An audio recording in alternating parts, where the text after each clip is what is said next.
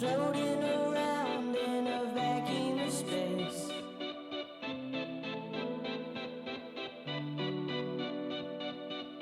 Everything here, it all looks the same.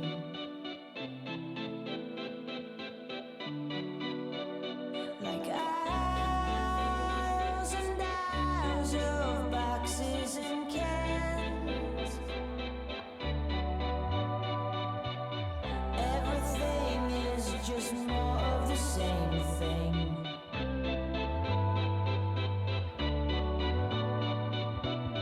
I go to a friend of a friend's party.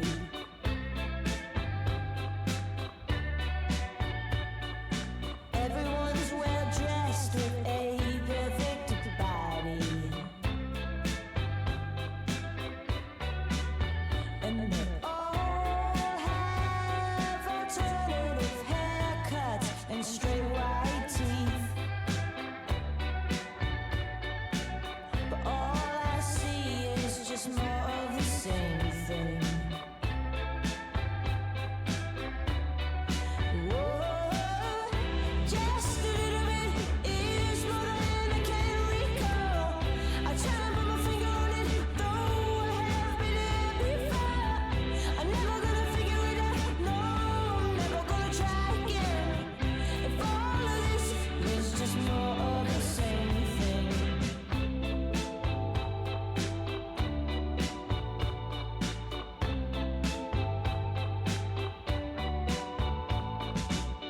In the classroom, trying to believe in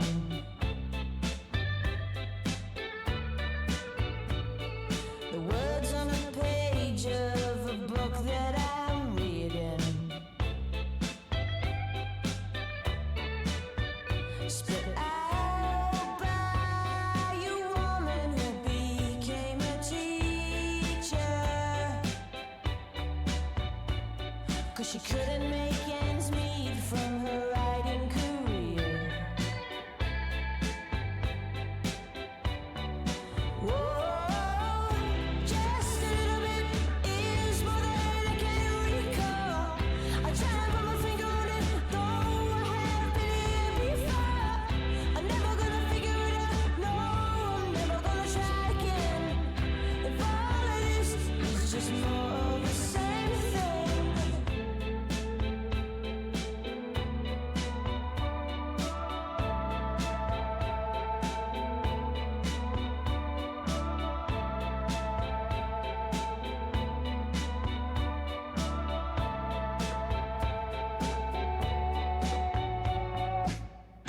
Just a little bit is more than I can recall. I try to put my finger on it, though I have been here before. I'm never gonna figure it out, no, I'm never gonna try again. If all of this is just more of the same thing.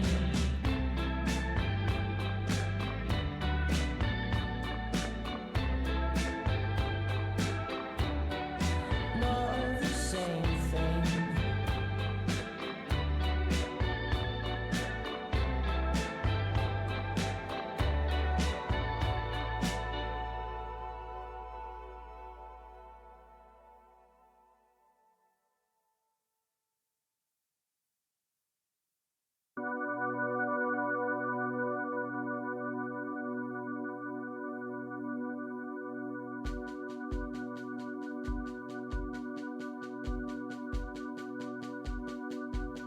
Today's no friend of mine.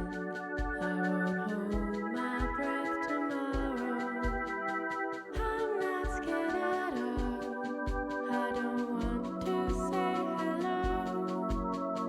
I can't say goodbye to the clouds on a rainy night. Sweet snow, summer was a lie.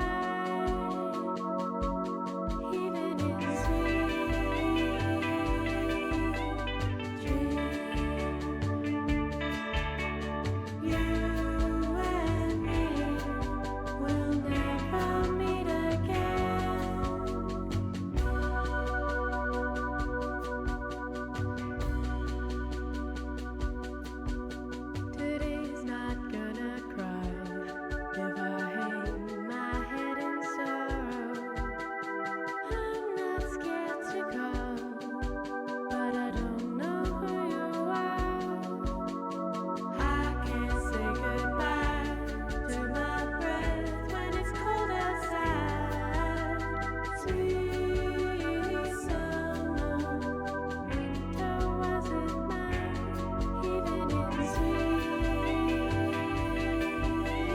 dreams. You and me will never meet again. Sweet dreams. You and me will never meet again.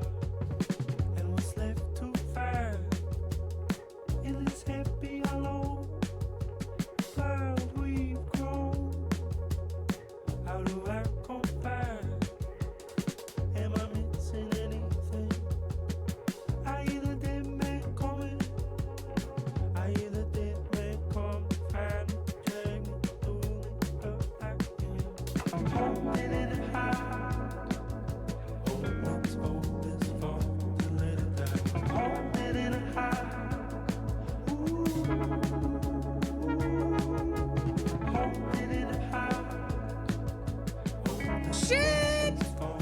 Oh my God, I am so sorry. I was literally just sitting here. I was just sitting here. All right. Okay. Nope. Wow. Hi, everyone. Actually, I was not just sitting here. I was doing some things. I was just astral projecting to EDC. Woo! I will say I feel better today. I went to the gym. She went to the gym. She lifted some weights. Who is she? Jimalan. But I am still in recovery mode. There are many moments in the last day that I have found myself just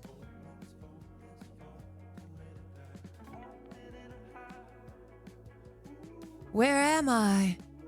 What am I doing? What's happening? What's going on? How many drugs did you do? I just lived off vibes. What are you talking about? Subsisting off vibes, baby. Ace, thank you for the 7 months. Def Not Russian Bot, thank you for the 9 months. Beeves, thank you for the 9 months. Paparoni, thank you for the 32. Art Love Peace, thank you for the 2 months. Am I missing the stream schedule? No, I don't think I have posted my stream schedule this week because it's been a little bit of an off week. But basically, I will be live except for Saturday night because I was doing a thing right now. As I said, I was not just zoned out, but Noah Sampson messaged me. Hold on a second.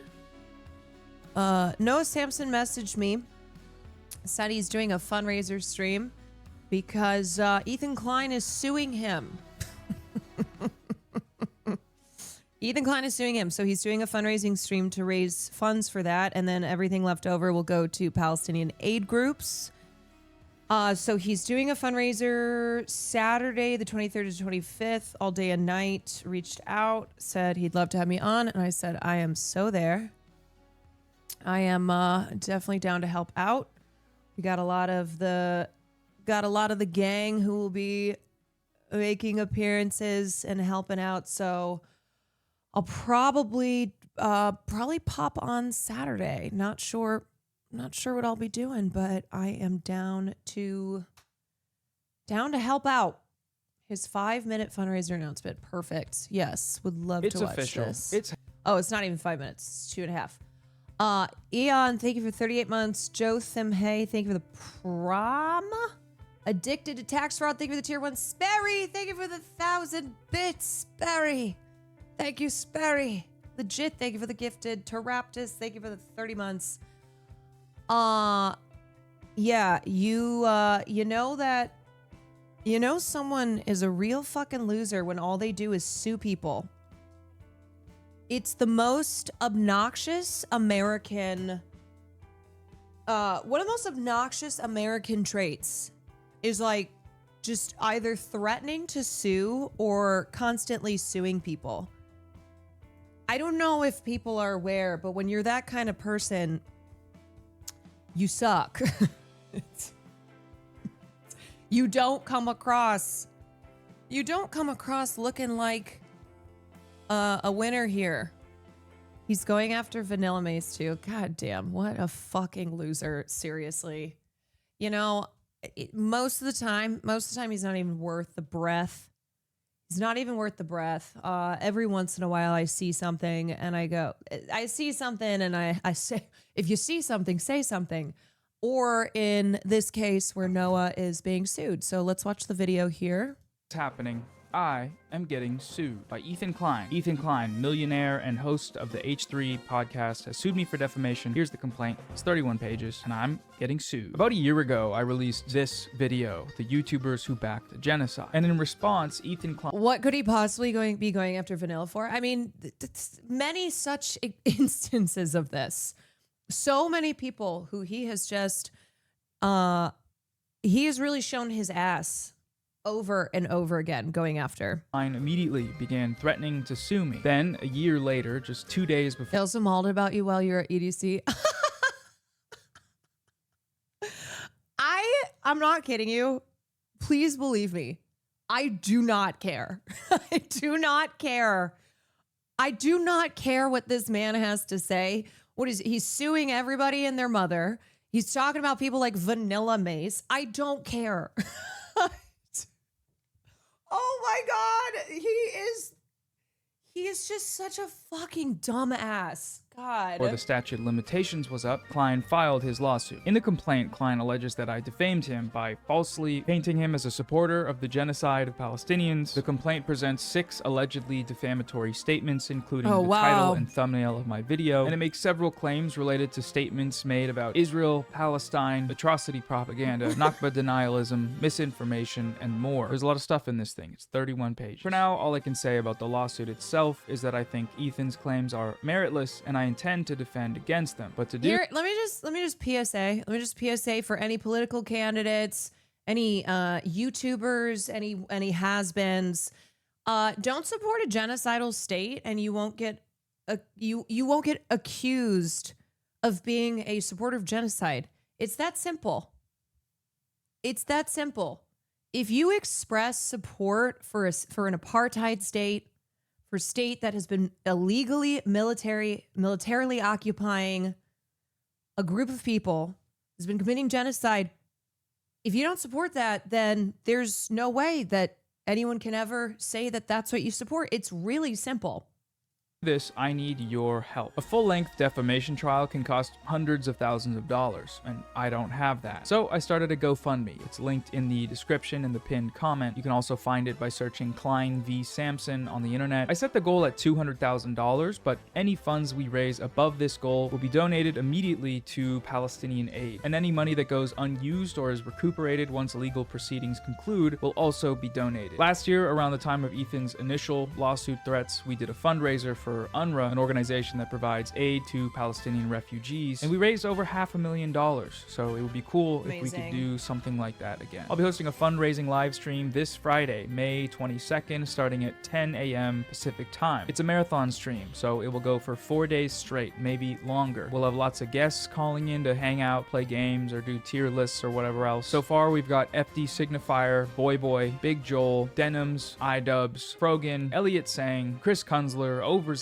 Spooky Scary Socialist, Ahmed Sarsour, Colormind, Holy Sun Via, Cavernacle, and more. We'll have lots of fun donation goals. That's me. I'm and more. You may get to see me chug a gallon of milk, take a pie to the face, I missed the message wax when my I was in legs, EDC. cosplay your favorite influencer, do Just the saw hot it. chip challenge, run a marathon, and more. We'll have the wheel going as well, like we did during the last fundraiser. And for the grand finale, if we hit $500,000, I will ride a bike 120 miles from San Diego to Hassan Piker's house to beg him for more money. Klein v. Samson, GoFundMe, link in bio. Donate to help defend free speech on YouTube, and send money to Palestinian aid as well while we do it. Thanks for watching. See you on Friday.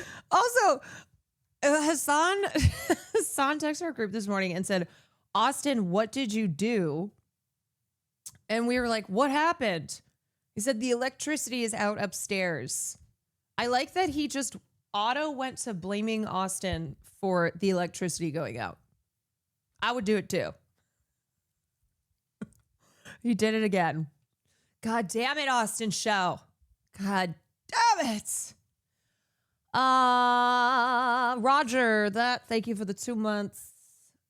Thank you, legit. Thank you for another sub. Addicted, thank you so much.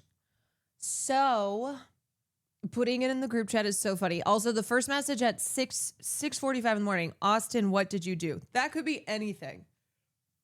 It could be anything. Like, did Hassan wake up with a bunch of gays in his house, passed out? sparkles everywhere.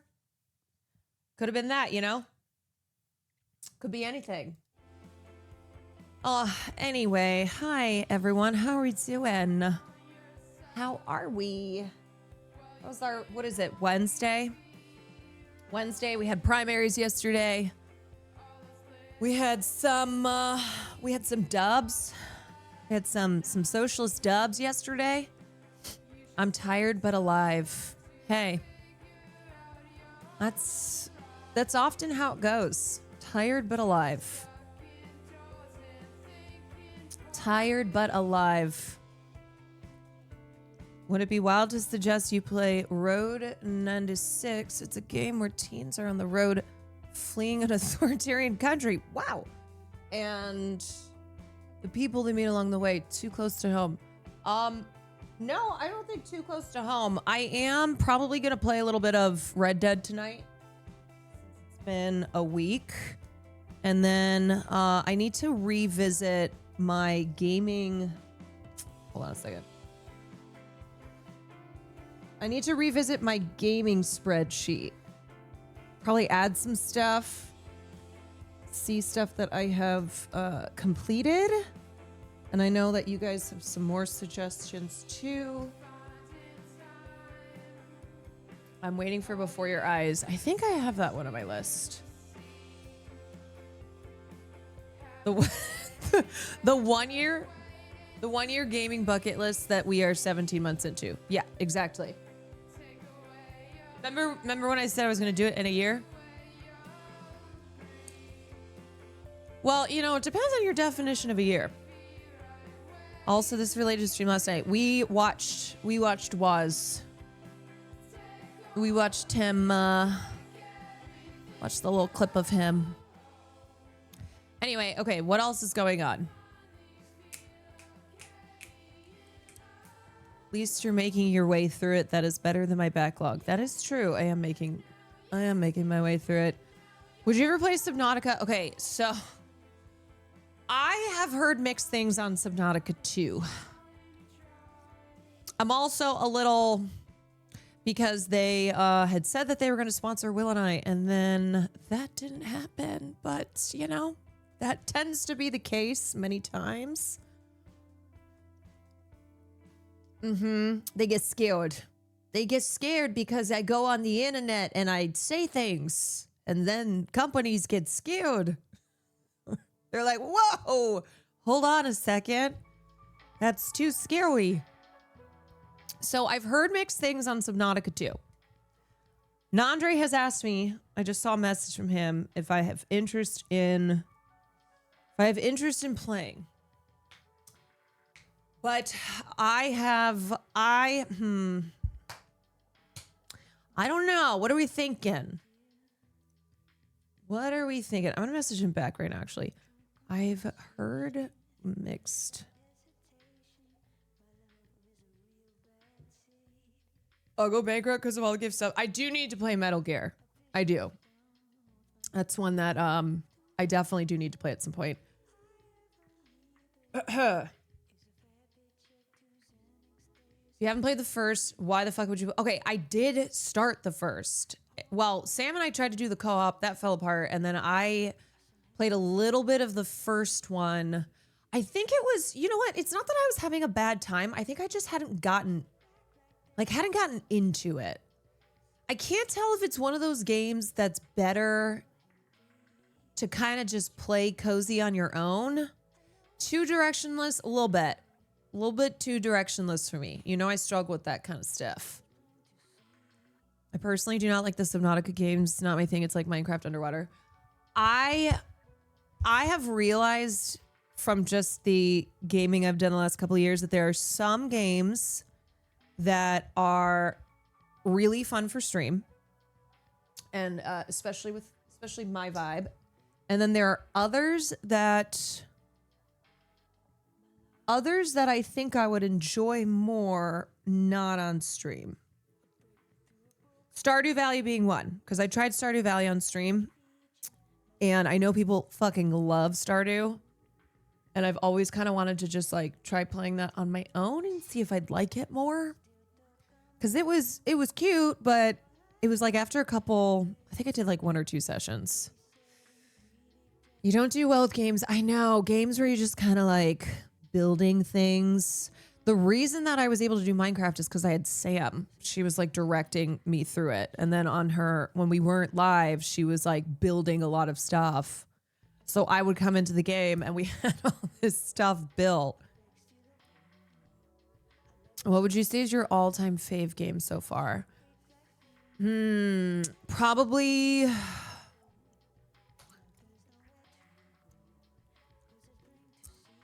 Probably something in like the Resident Evil or oh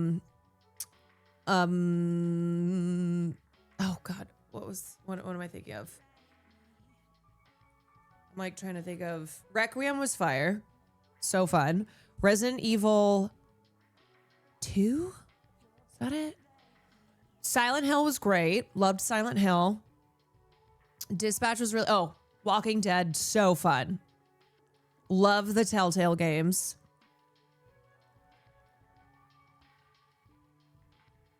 I mean, I'm pretty consistent with liking story games and usually stuff in the horror genre. I mean, Detroit Become Human was fucking hilarious because of how disastrous my run was on that game, but that was really fun too. Yeah, QTE games are good for me. Story games. Dispatch was really, really great. We have gaming VOD somewhere. We actually have a whole gaming YouTube. Caroline Cohen Gaming.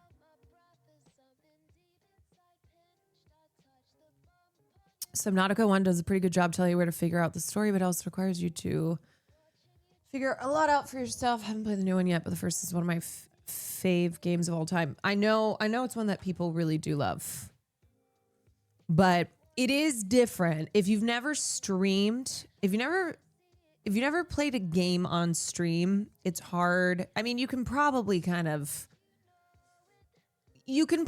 see how some games are great for streaming and then some are just not as good. It'd be fun seeing a BioShock. Well, I played BioShock. I played one of them. Alien was fun. Yeah, I had a really good time playing Quarry and Until Dawn. Control is on my list. Would you ever do this one? As expensive as GTA 6 and you can create a female character. What's this one? Squadron 42. Oh my god, there are so many games. There are so many games. I do solemnly pledge, mind and body, I will defend the Empire with my life. Your application to the Flight Academy. I mean, look, if you ask me, would I play this? The answer is always... It's not like I'm going to say no, because most of these I haven't even heard of. Been reconsidered.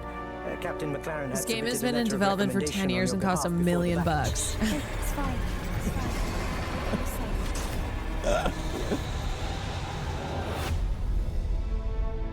We may be a small crew, but the work we do matters. I don't know. Welcome to the Stanton. I'm Eugene Morrow. I think I might die before they release this. This will be your new home. We got you flying. Why does this game cost like $1 billion? Lieutenant Commander Colton. He's one of our best. Sir, Who the hell are you? I'm your new wingman, sir. The name's... You want me to learn your name? Live long enough for me to care.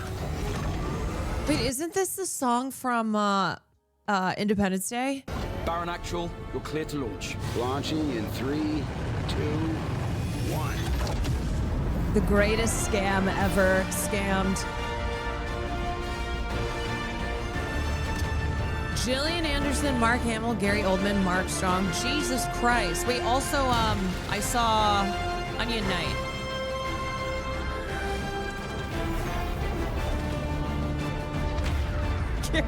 Gary Oldman probably recorded these lines 12 years ago. If you were to bring this up to Gary Oldman, he would have no idea what you're talking about. He'd be like, Sure.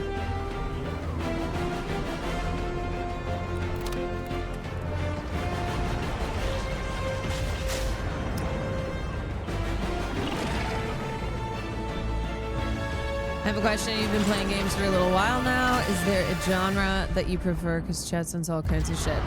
Horror. I love horror games.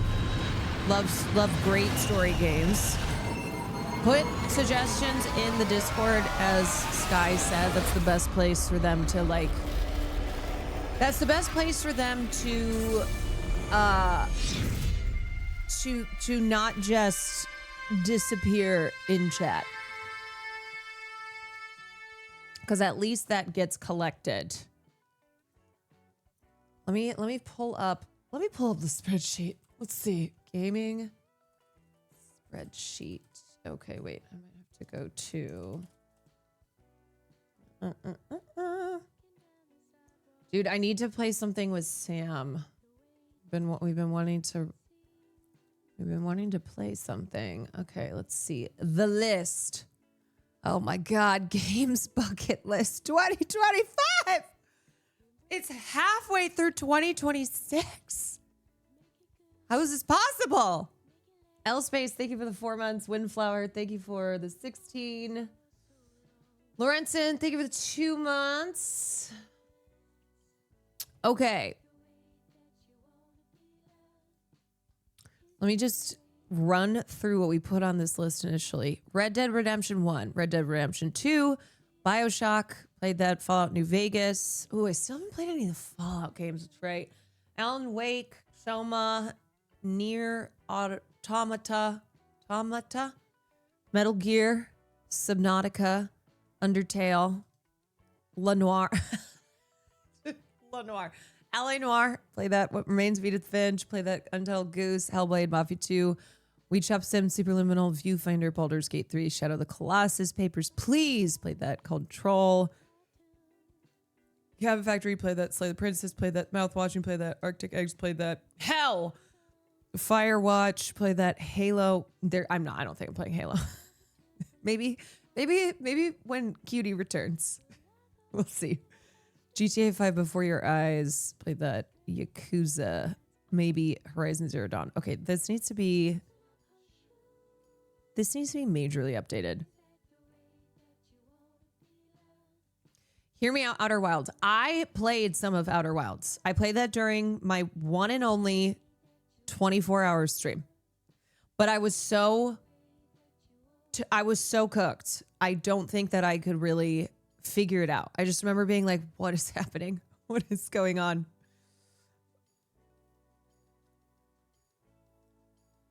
What is it? I could not figure that out at all.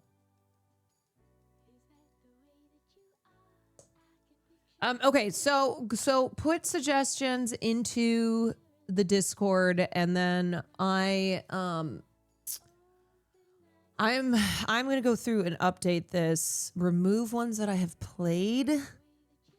Remove ones that I probably just won't play in the next year. Let's be real.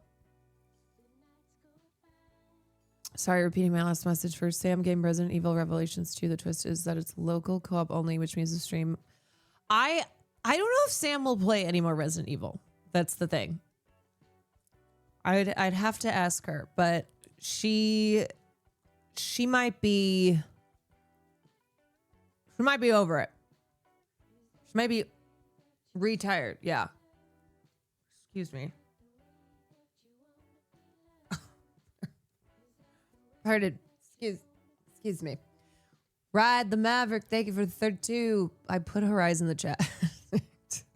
Ignored. I put Horizon in the Discord. Ignored. I mean, Horizon is kind of on this list. Little Girly Swag, thank you for the 2 months. Respectfully, please include Delta Rune. It will change your life. Creepier, thank you for the 30 months. Look, I know that everybody also has their own individual games. There are 10 billion games out there, which is why, okay. I was thinking this last night too, because I saw a tweet about how Barnes & Noble is going to start displaying AI books. Okay. All right. There are so many books that you couldn't quite possibly read all the books if you tried to. So why the fuck do we need AI books? In the same way I feel about gaming, in the same way I feel about everything. Honestly, everything. It's like movies, books, games. There are so many. There's so many, but I think this is such a perfect encapsulation of the capitalist mindset where it's all about producing more, but never actually enjoying what is already what has already been created, what continues to be created by human hands. It's about, cutting out the actual human labor. That's what it's about. But it's just so fucking absurd. It's so absurd. It's like people don't even read. People don't even read human written books. So now Barnes and Noble is going to have AI written books when you ain't even got people reading human written books. There are so many books out there. This is not like the early days where the Bible was the only book when they started using the printing press, where you had like 5 books. He also says he'll publish as long as it doesn't steal anything, which is like, hello? Do you understand how this works? Yeah. Hello? Hello? CEO of Barnes & Noble's defending the sale of AI written books. That is not a sentence that should exist. It feels like if you're reading an AI written book, it's because you purposefully would want to read something that's AI generated. Because otherwise, what is the point? James Daunt, the chief executive officer of the popular book chain, said he finds no issue with selling books generated by artificial intelligence, so long as the book doesn't masquerade as human-made. Oh, okay. Yeah, because that's the problem. That's the problem. Speaking with Jenna Bush Hager on Today, Daunt explained his stance, which is being viewed online as controversial. I have actually no problem selling any book as long as it doesn't masquerade or pretend to be something that it isn't and that it has an essential quality to it. What's the quality, James? What essential quality does it have? He added, so long as an AI written book says it's an AI written book and doesn't pretend to be something else and isn't ripping off somebody else. Sir, do you understand the concept of an AI written book? Do you get that it doesn't just come out of nowhere? Like, one of the major reasons people are mad is because it is doing exactly this, ripping off somebody else, ripping off something else. And as long as that's clearly stated and the customer wants to buy it, then we will stock them.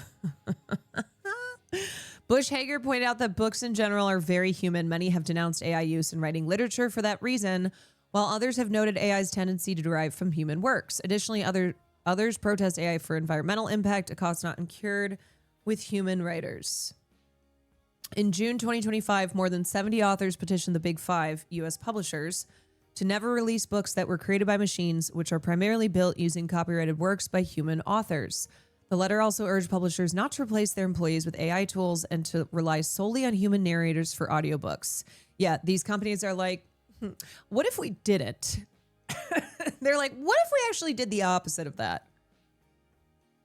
Nearly a year later in March, Hachette Books halted production on the horror novel Shy Girl after, I don't know if y'all remember this drama, this controversy, but this author, Mia Ballard, released her first novel, and then it was quickly surmised that AI had been used. And then she was like, well, wait, I think it's an editor that I hired. It wasn't me. It was an editor. Nevertheless, when Hachette concluded its review of the text, the book was scrapped. Despite opposition from readers, authors, and publishers, AI has already worked its way back into books.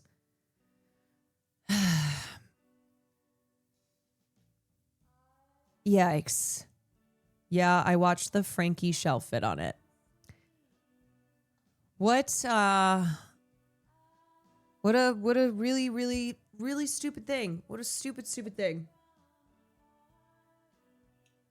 The saga. There is always so much drama happening in book world. Not just specifically book talk, but the literature world at large. There's always something happening. Shout out to my fave local bookstore in St. Louis, U City Subterranean Books. Shout out.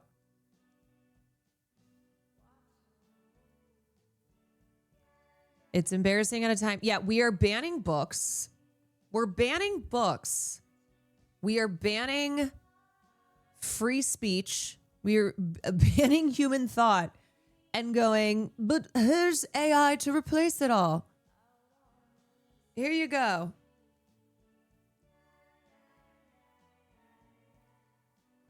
We should be going in the opposite direction here and really fighting for all this stuff a lot harder. Did you see this AI book news drop? A prize-winning story. Yes, I did see this.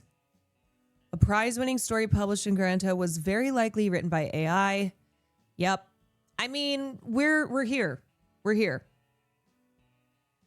We are here. It's another grim day at the Human Factory. There's strong evidence to suggest that a prize-winning short story published this week in celebrated literary magazine Granta was entirely generated by AI. Do you remember when like the biggest drama in book world would be things like James, what was his name? A Million Little Pieces. James Frey. When like the big drama in book world was authors like James Frey making shit up and pretending like it was real. And Oprah promoting the book on her show. And then it turned out that James Frey had fabricated / highly exaggerated a lot of parts of the book. But I'm like, at least it was human written. Oh, I long for the days. Oh, I long for the days when the great drama in book world is that an author made shit up. Simpler times. Such a privilege and a curse to have a true appreciation for what art means, like what the concept even is. I mean, we've talked about this, but I am now so much more appreciative of stuff, even if it's crap, as long as it was made by a human being. It's like I am going to, there's different, I've changed the kind of grading scales that I've used in the past because of the value placed on something that is made by a human being. It's like a child's macaroni necklace. At least a child made that. Did you see Elon Musk complain about the new Odyssey movies? Yeah, we can talk about that because that happened when I was gone. It's Soupy out here. Thank you for the 3 months. Timmy, thank you for the 18. Okay, so Serpent in the Grove is the AI work. It was published in Granta in partnership with the Commonwealth Foundation's Short Story Prize. Nazir's story, which follows a rum-drinking farmer who comes across an enchanted grove, was the recognized entry from the Caribbean region. A set of judges chaired by award-winning novelist Louise Doughty appreciated the story's precise yet richly evocative language. Oh my God, this is so embarrassing. And selected the piece as a regional finalist from a whopping class of 7,806 entries across the board. But Literary Sleuth smelled a rat. How do you have regular people online calling this shit out? Because I saw people calling this out before it was confirmed. And this is why we need education. Okay? This is why we need to educate people. When we're talking about learning about AI, I don't mean in the Reese Witherspoon way, where it's like, hey ladies, let's go girls, let's all get on board, let's all use AI. Let's all use AI. Excuse me. No, it's like we need literacy, media literacy, AI literacy. Yeah, are they judging the entries with AI? Is that what's happening? Ethan Mollick, a Wharton professor who studies AI's effects on education in the workplace, broke down this Turing test of sorts in a helpful Blue Sky thread. Okay, in a Turing test of sorts, it looks like 100% AI-generated story just won the Commonwealth Prize for the Caribbean region. Pangram flags at 100%, but also, come on, if you know, you know.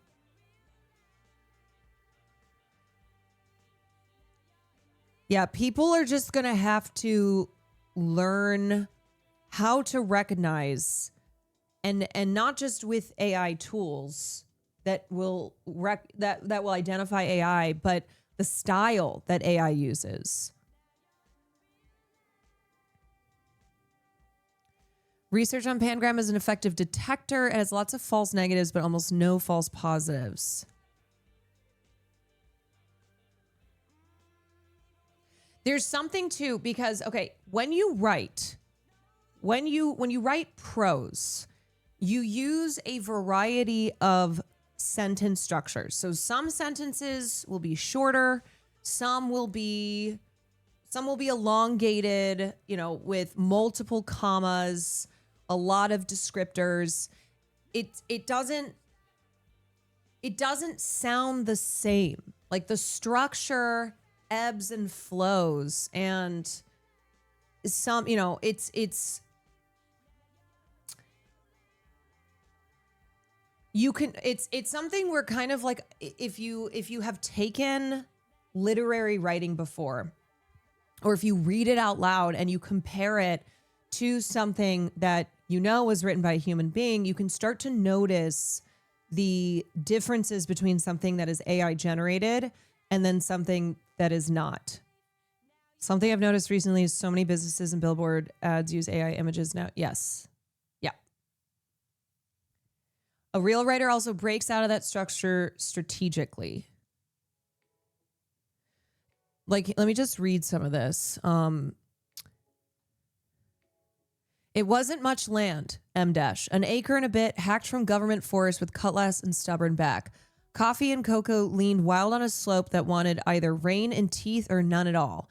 He knew every root that tripped a foot, the snake curve of runoff, the brittle crumble after drought.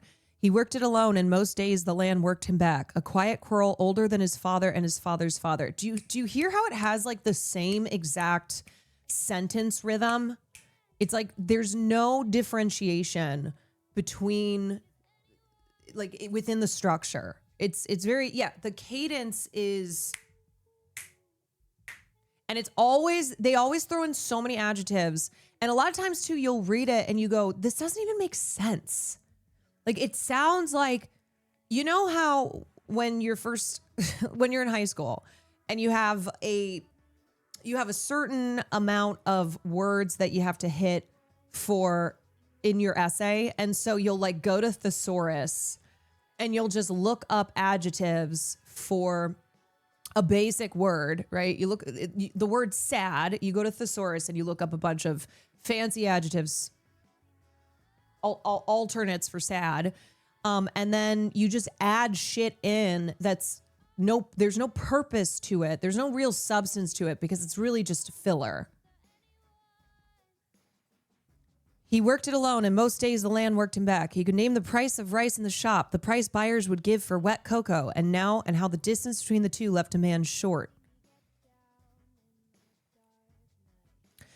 So this professor ran the story through a program that detects AI writing with 99% accuracy. And because this is a slippery, evolving science, Mollick also cited independent research, RE, the tool's efficacy. Pangram has an extremely low false positive rate, and the Serpent and the Grove came back with 100% red flags. Excuse me, wet cocoa? Like, it just doesn't sound right, It doesn't sound right. And it's not the same thing as like somebody who's a really great writer. Sometimes you have to read a couple times to really understand the substance of what they're saying. Like, it's not the same thing as what the fuck is this even saying versus I have to really break this paragraph down in order to understand all the meaning here.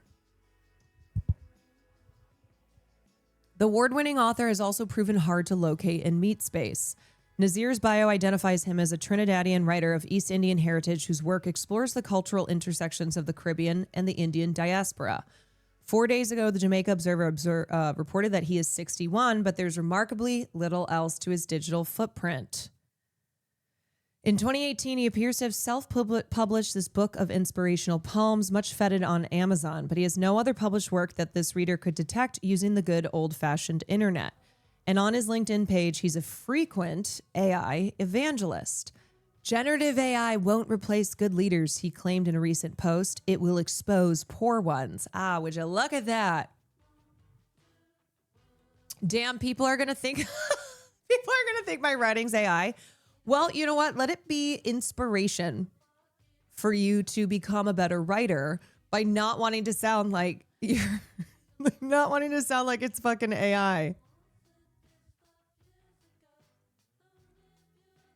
On close read, the winning story does have a few tells. Style-wise, Nazir favors parallelism, epistrophe, and lists of three. That's another major indicator of AI. Lists of three. I actually don't know why that is, but I do know that that is something that should start to clue you in to it being AI generated. And it's not just like one sentence that has a list of three. It's multiple. It's like, as I said, the same sentence structure. Can you give us an example? Okay, so here's a stupid example. She loved to go to the park, lay out on the grass, and stare up at the clouds while eating a strawberry shortcake, listening to her favorite music, and pondering her future. Tomorrow, today, and yesterday. List of three is used in writing classes and pretty common. AI just overemphasizes it. He reaches often for the poetic metaphor. These are all rhetorical devices that are associated with large language models. He reaches often for the poetic metaphor. Consider the passage below. Wilford's rum shop leaned into the road like a rotten tooth. Inside, boards blackened by smoke and sweat, the air sweet with cane and forgetting. Coins meant for rice or kerosene slid across the counter and came back white rum hot as apology. One drink opened the chest, two turned fear into courage's cheap cousin, three steadied the hand enough to write the future in invisible ink. Of course, style mileage should vary, and in this case, Nazir's melodic voice is what endeared him to the judges. But one could still make the case that this graph has flaws a flesh and blood writer would be less likely to make. Strained similes, etc. We might spin the sting as damning, mostly to Granta. As the human author, Tony... Oh God, I love how now we have to differentiate. Human author.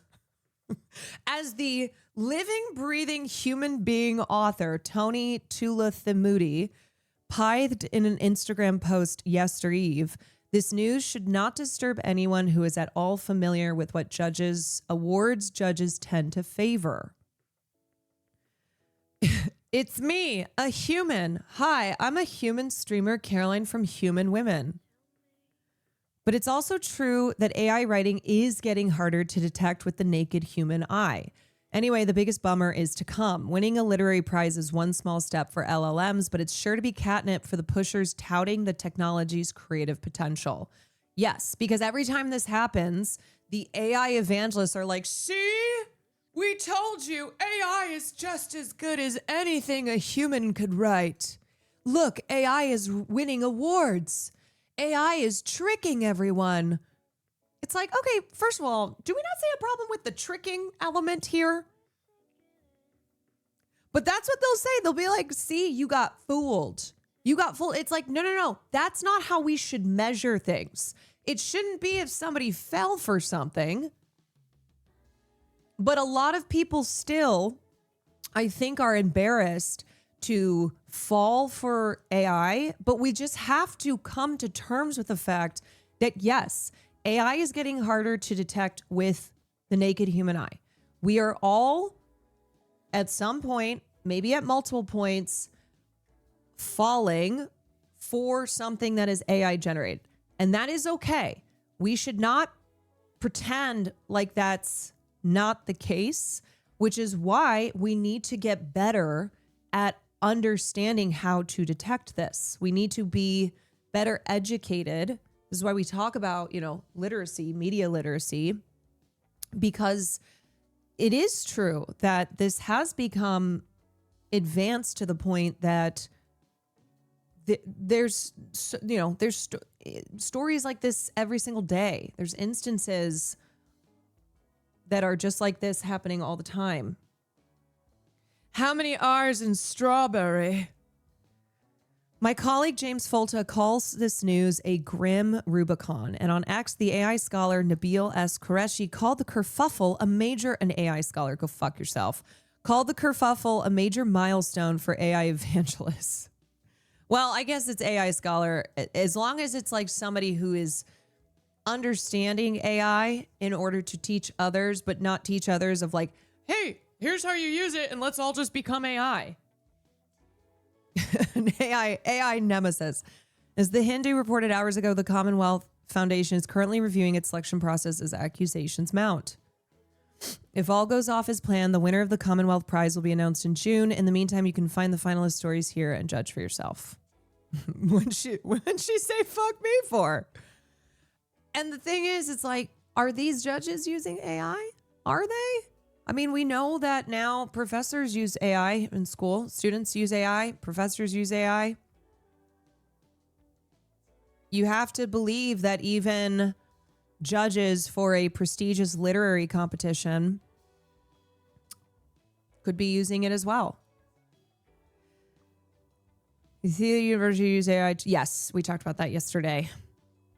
How's this? I'm practicing. Her eyes were like two circles with smaller black circles in the center of them.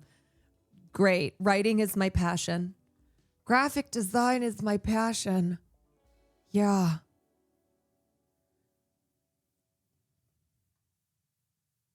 Just bots talking to bots. People aren't supposed to inherently question everything they read to see if it was even written by a human. I know, but that's where we're at. Have you seen the Bolsonaro trailer for the Bolsonaro movie? My name is Jair Bolsonaro. Father. Oh, okay. Hold on. Husband, and now I'm running for president. But underneath all that, what are you? What people say about you. He's a racist. Dangerous populist. They say you're going to reinstate dictatorship. They. Who they? You? It scares me. Brazil above everything, God above all. The nation is at stake. My associates, they want him dead. Oh my God, no. Fire a gun. It draws attention. You need to be silent. I'm sorry. I'm sorry. This is starring Jim Caviezel. Jim Caviezel, my favorite actor. Love him and everything he's done, especially movies like Sound of Freedom. And especially when he talks about adrenochrome and QAnon. God. Caviezel's a piece of shit. He's the worst. Did he produce this? I bet he produced this. Is this one of these Mormon production companies? How about this crowd, eh? Will you have a speech? To foreigners, to environmentalists, to Hollywood pedophiles. This country isn't theirs, it's ours. Our nation, Brazil, is a... God, I want to hear Wagner Mora just rip this the fuck apart. Okay.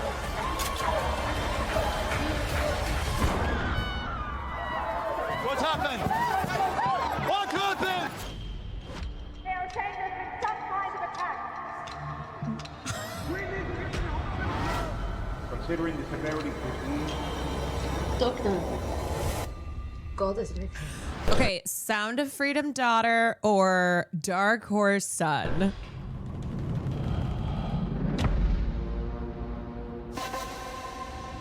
The system that failed to silence him. I can't get near. Won't you try? Do it.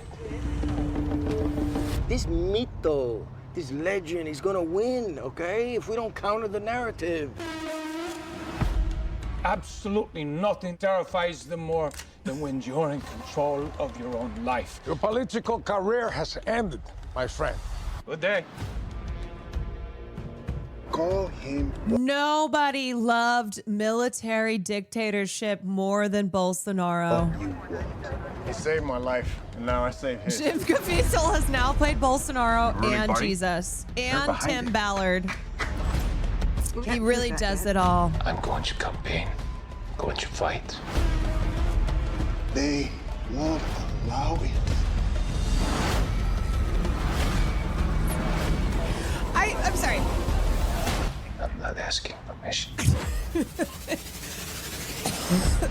I'm afraid it's not over yet. Okay. Love to have a film about a horrendously racist, far-right, religiously conservative nationalist nut, Bolsonaro, and have the tagline be, "The system tried to silence him." First of all, this motherfucker got, wasn't he sentenced to almost 30 years? 30 years? 30 years, he's in fucking jail, okay? So I do think the system got him.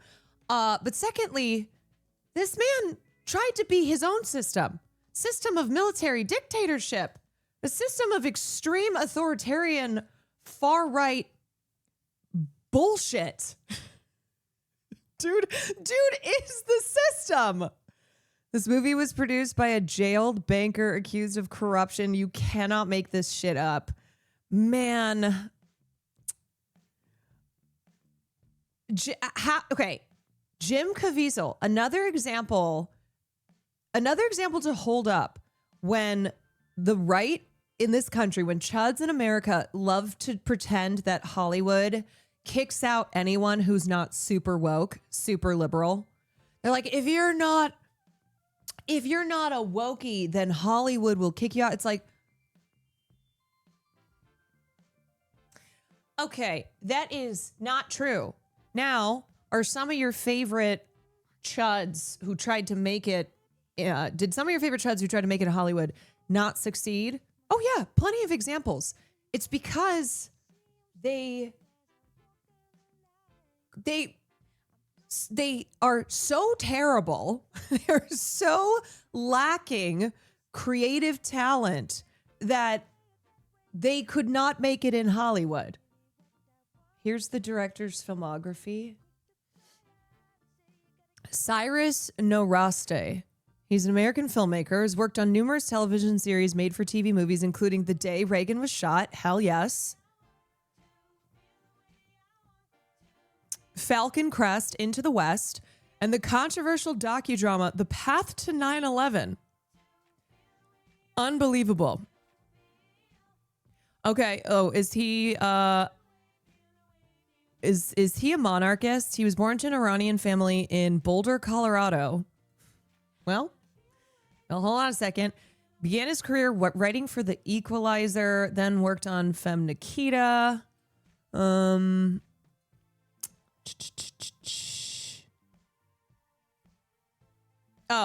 Day Reagan Was Shot, which starred Richard Dreyfuss. Another chud in Hollywood. Upcoming projects. Sarah's Oil. Wait, I saw this. Will and I were perusing Amazon Prime Video one day. We saw Sarah's Oil. We went, wow, that looks like a real winner. His political orientation.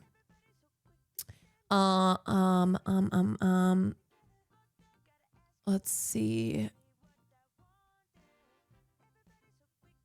He's giving libertarian. Michael Bay is apparently making a movie about the U.S. soldier that needed to be saved in Iran.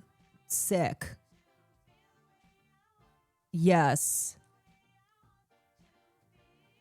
Everyone needs to listen to the QAnon Anonymous episode on Jim Caviezel called Into the Cavortex. Jim Caviezel is whack-a-doodle-doo. He is nutso. Michael Bay is set to direct a feature film about the 2 pilots who were rescued from Iran during Operation Epic Fury earlier this year. Wait, we don't even get 20 years anymore? Really? Now we're just doing things like a year later? Less than 365 days later? We don't even know what happened. Bay will reteam with 13 Hours writer Scott Gardenauer and producer Erwin Stoff. Awesome. I'm so glad that one thing that remains consistent in Hollywood, no matter what, even when production declines, even when it moves international, even when things are really bad, don't worry, we will always get military propaganda. We will there is always, even as the industry is on fire, as the hand of Hollywood is barely above water, we will still get military propaganda. Just make shit up. Who cares about the rescue? Also, even if I were into military propaganda, I'd be like, I'm over this rescue stuff. Can we get something new? It's like, how many times are we going to have movies about epic rescue missions?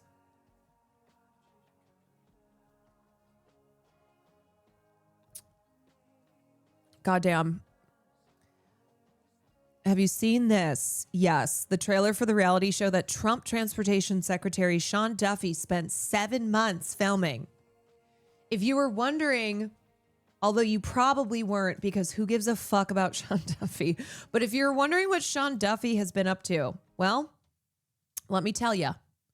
He's been filming a reality show because that is the United States of America. We are just one reality show after another. What a beautiful family. Hi, can I say hi to Mr. President? Can I say hi to President Trump? Taking a little trip. Yes. A little trip all over. So the motto is to love America is to see America. It's more than a road trip. It's a civic experience.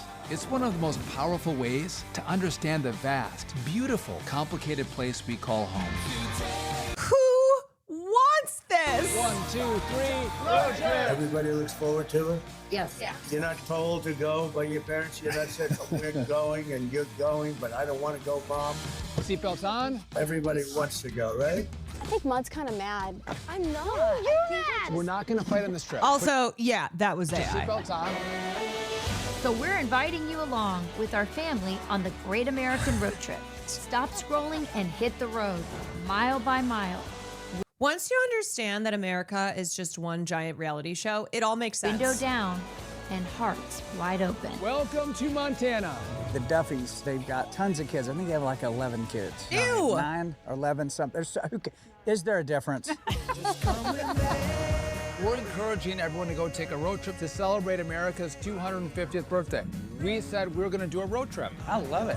It's fun, family. They're going to hit all the high marks in the U.S. We're going to actually see it in person. They lived in Boston for 6 months. How did you live in Boston, but you don't know any fun things to do in Boston? To love America, you gotta see America and meet her people. We appreciate. Here's my question. Who paid for this? Who funded this? Who funded this fuck-ass reality show with the Duffy family? Guess what? We did.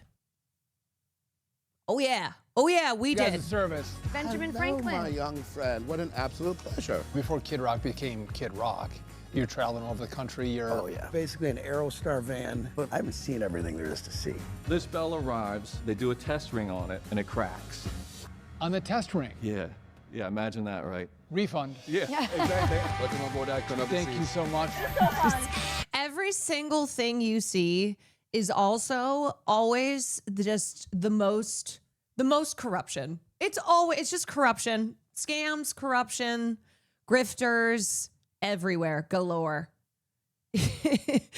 Like Sean Duffy is currently the transportation secretary, mind you. This is not like he's the previous transportation secretary. So These are like companies funding him that he is in charge of regulating. You got this. Go, Val. Go, Val.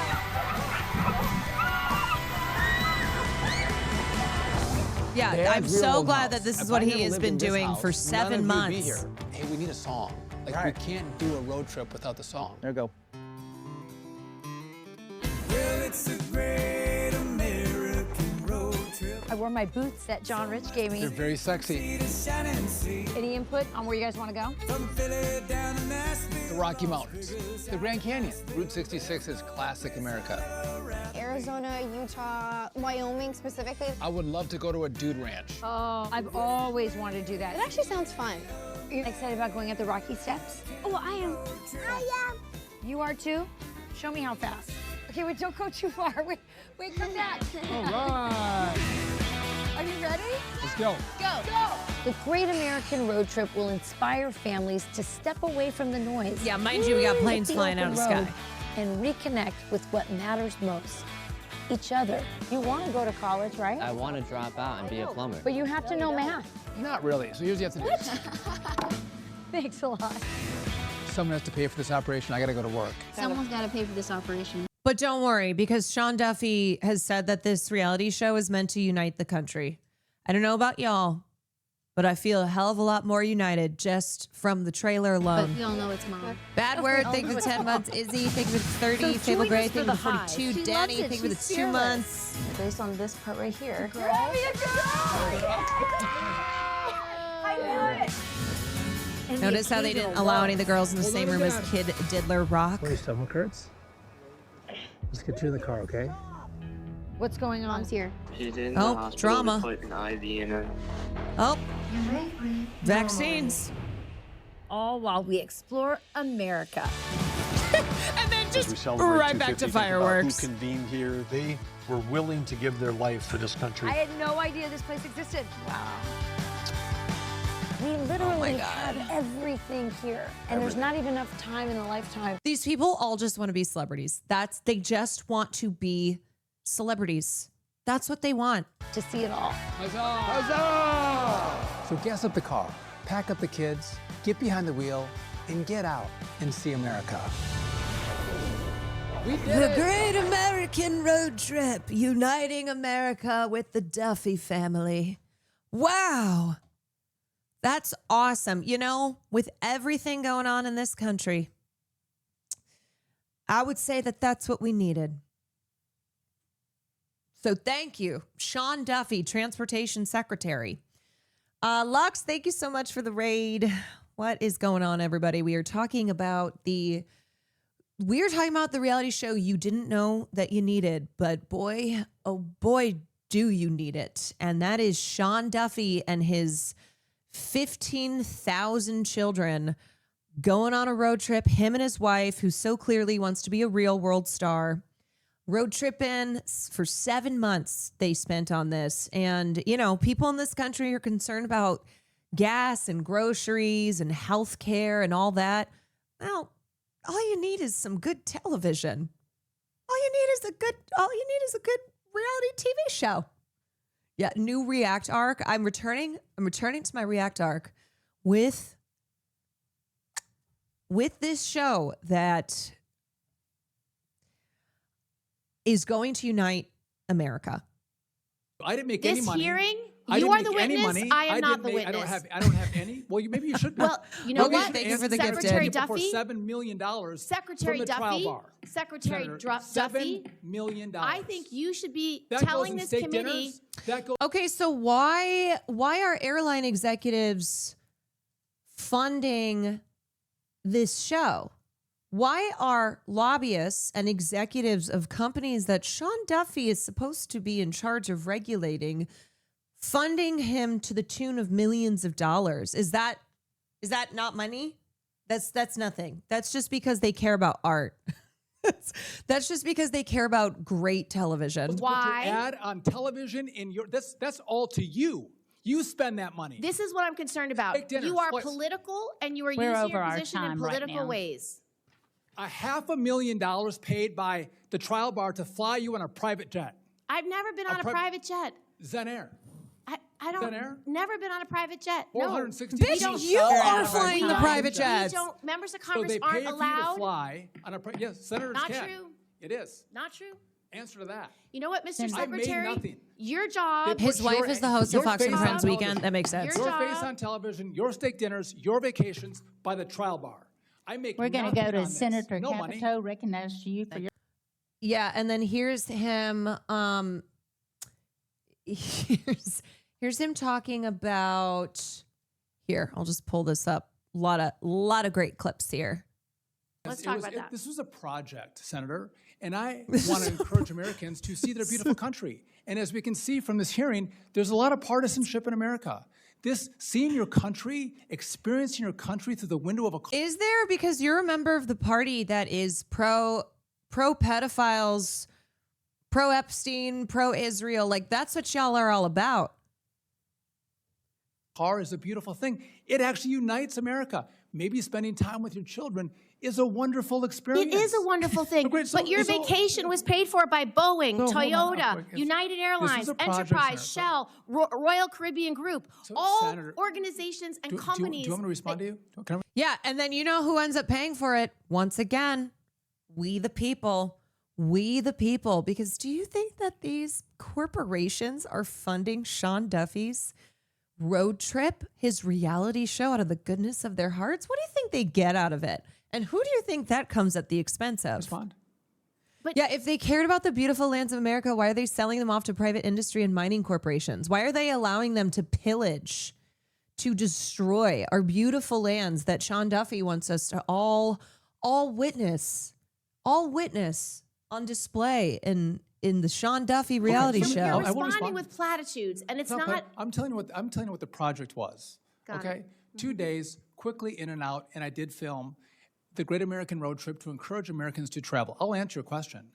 So this was officially part of America. But how the fuck do you think Americans have the money to be traveling? Do you think that travel is at the top of people's priority lists right now? With what money, bro? With what time? Oh, yeah, just encourage people to travel. Oh, great. Okay. At $250. And you all Yeah, sanctioned travel with America these 250. fucking gas This is prices? an official partner. No, it's an official partner of America 250. Also, this body told me that I'm supposed to promote tourism and travel, and that's what it does as well. Now, hold on a second. No, you're Then making it shouldn't be paid for by people that you have oversee. That you oversee. Can I respond to that? Oh, sorry, I didn't realize. Yup. Not even going to acknowledge that this is a No one bad gets look anything. in America. If I'm an airline executive and I paid $1 million for this Great American Road Trip, what would I get out of that? Just from me, nothing. Vibes. Well, the deck that is out there says that if you So- give $1 million, so- you get 6 VIP invitations to receptions, you get to go to roundtables, you get to networking events. If someone Look, from let me someone just- from the healthcare industry gives you $2 million, what do they get for it? The question. Friendship. What do you I give do them? not oversee. Friendship. I do not What do you regulate. you have jurisdiction? I do not regulate. You have I jurisdiction, do not $2 regulate million the FDA. to Let put me your just face say on this. TV, to You buy need steak dinners, Mr. Secretary, to go on vacations. Listen to my That's point what you here. do. Mr. Welcome to Mr. MAGA. Mr. Welcome to Drill Baby Mr. Drill. Secretary. Are you going to Sorry, what did he just say? your Just face say on this. TV, to You buy need steak dinners, Mr. Secretary, to listen, go on vacations? Listen to my That's point what you here. do. Mr. Welcome Mr. to S- MAGA. Welcome to MAGA. Why is he saying that like it's some resort in Mexico that white Americans love to frequent? MAGA. Welcome to MAGA. Goo goo gaga. Yeah. MAGA. MAGA gaga goo goo gaga. MAGA gaga. Welcome to Drill Baby Mr. Drill. Secretary, Are you going to drill? please. Do you Welcome want to to support lower gas prices? Madam I welcome Chair, that. I ask my Let's time drill. back, please, so Let's I can ask the refine. question. Let's Mr. pipe fuels Mr. across the Secretary, country. You obviously You have came not been here supportive with of a that. book of every You one haven't of us. supported So that. Look, there's only one type of pipe that should be being laid down, and it is certainly not for oil. Okay? This is not the drilling that I am about. This is not the Drill Baby Drill that I am throwing my support Instead behind. of answering our questions, I'm you could answering your attack. question. You're asking you me are about a- gas prices. I- You have done everything you Madam Chair, can can I to have my increase time gas back? prices for Americans. and MAGA, make us I less can't expensive. get over Secretary, this MAGA. is my Donald time. Trump is lowering the cost of energy. You are and wasting you know my that. time. You're wasting my time. responding with a book of claims that you have come at us. Do you deny that you got $2 million from healthcare? I can go down the list here. Mr. Secretary, that is Amgen not... gave you $140,000. Mr. Secretary, it is my time. Pfizer gave you Madam Chair, $102,000. I am asking to be able to ask a... My favorite thing is when politicians will do the Spider-Man. They'll do the Spider-Man pointing meme where it's like, oh yeah, well, you got millions from lobbyists too. Oh yeah, well, and it's like, yeah, fuck all of you. Fuck all of you. None of you should be getting money from lobbyists. None of you should be getting money from corporations because that means that you are bought and sold, baby. That means that you do not work on behalf of the American people. You work on behalf of corporations, of the healthcare industry, of big oil. That is not democracy. Here. I do I'm not just pointing need out your an record. attack by My a God. Secretary who is the witness at this table. That is out of order. What did Big Secretary, Pharma I give work you? for The MAGA. $1.5 million that Big Pharma gave you, what did they get for it? Mr. Secretary, What did they get? Seriously. Seriously. Seriously. I want to know. I think Corporations are I not find it people. I got nothing from anybody. I find it astonishing I do too. that you are so angry at a question that I asked. I'm surprised that No. you are, Senator. I am not. I'm sitting here trying to ask a question. I'm being interrupted rudely by a About Big secretary Pharma? who's here. So what happens when the Dems are controlled by corpos? Nothing gets done because they get rolled by corrupt Republicans by being called out for their own corruption. Yeah, they just do the Spider-Man pointing. No. Mr. Healthcare. Secretary, let me just say this. Toyota, United Airlines, Shell, Boeing, Royal Caribbean, and Enterprise all sponsored your show. It is literally your job to make sure each of those companies are playing by the rule. So Can I answer the Toyota question? is sponsoring a show starring you, and it is your department, Mr. Secretary, You that hate decides... America? Don't you want to celebrate America? Mr. Secretary, it is your department Let's that celebrate decides this whether country. Oh my God, Toyota's they're next so- recall is voluntary. They're also just so juvenile. Do you hate America? You're not MAGA. I'm MAGA. You're not Or MAGA. mandatory. No one gets anything from Certainly, me. You can understand. You're not even going to Nothing. acknowledge that this is I just read the most horrifically American headline. 81-year-old grandma streaming Minecraft to pay for grandson's cancer treatment gets swatted. I know. Yep. Whoever did that, kill yourself. Whoever swatted this 81-year-old grandma who streams in order to pay for her grandson's cancer treatment, kill yourself. Fuck it. I'm saying it. Kill yourself. MAGA. is a No one bad gets look anything. in America. It's a bad Madam look that you Secretary, take I have millions gone of over dollars. my time. I I know, find so your answers what out I- of what I touch find is- and irresponsible. You know what? I don't care. I'm going to say that because Asmongold is out here saying black people are genetically inferior. Asmongold says the most heinous fucking shit on this platform. So yeah, I'm going to tell whoever it was that swatted that 81-year-old grandma to kill yourself. And there are other people that I would like to specifically say that to, but I'm just going to say that in general. I don't care. Because if Twitch is going to allow the biggest political streamer, don't let him say he's not, because he fucking is, to say this type of evil shit, then I'm going to say what I just said. And I don't care. Fucking ban me. So then the headline can be Caroline Kwan banned for saying in general to whoever swatted an 81-year-old grandma who streams in order to make money for her grandson's cancer treatment because only in the United States of America. And Caroline Kwan said, whoever that was, KYS.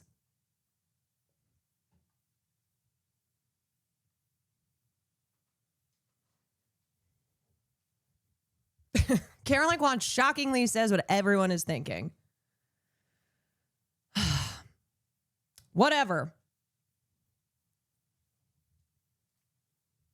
Drashir, thank you for the 5 gifteds. Yeah, this is where I'm at post EDC. Post EDC. This is I am fucking saying it.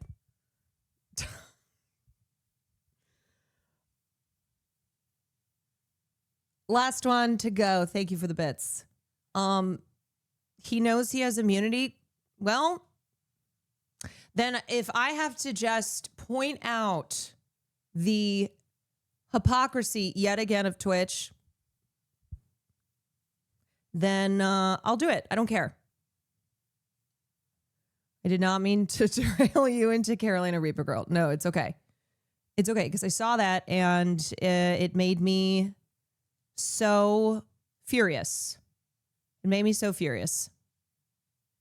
20 police cars, 5 SWAT officers, and drones.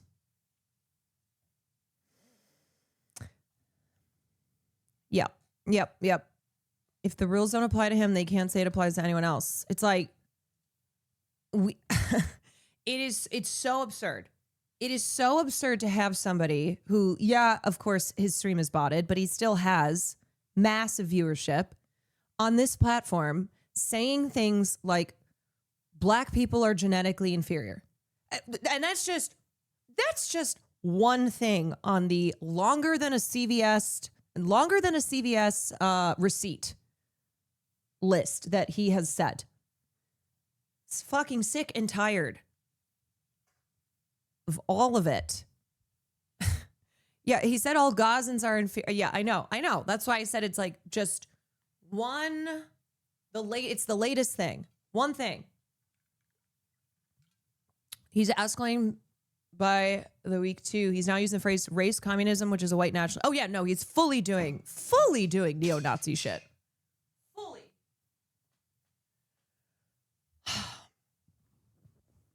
Fully. What he said about women, I mean, everything is despicable. Every single fucking thing that comes out of that creepy ass mouth. Rotted teeth, creepy ass mouth. If only the trash in his room would just swallow him up.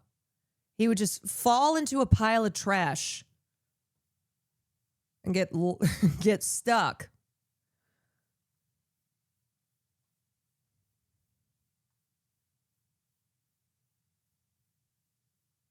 Dude, straight up said Palestinians deserve to be genocided. As someone who's Palestinian, I and many others take that as a direct threat, yet Twitch treats it like it's nothing. Yeah.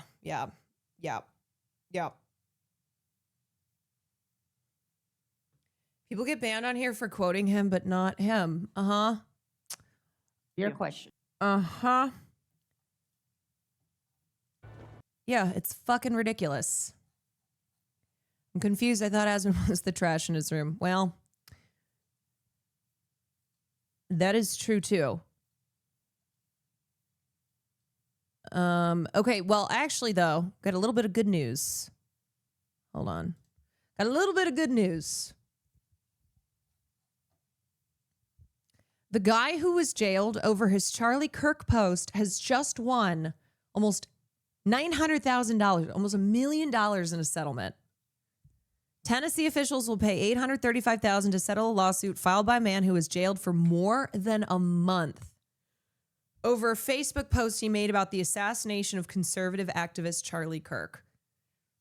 While many people across the U.S. lost their jobs over social media comments about Kirk's death, Larry Bushart's case stood out as a rare instance in which such online speech led to criminal prosecution. The 61-year-old retired police officer spent 37 days behind bars before authorities dropped the felony charge against him in October. Remember this psychosis period that we were all having to experience, that we were all having to deal with? And then cut to Pete Davidson making jokes about Charlie Kirk being shot in the neck at the roast of Kevin Hart. And he was a cop. Yeah, that's what's crazy. He was a retired cop. But they were going after everyone. They were going after the people that they say are the most American. A retired police officer who spent over a month behind bars. He lost his post-retirement job, missed his wedding anniversary and the birth of his granddaughter. He filed a lawsuit in December against Perry County, its sheriff, and the investigator who obtained the arrest warrant. I am pleased my First Amendment rights have been vindicated. The people's freedom to participate in civil discourse is crucial to a healthy democracy. I am looking forward to moving on and spending time with my family.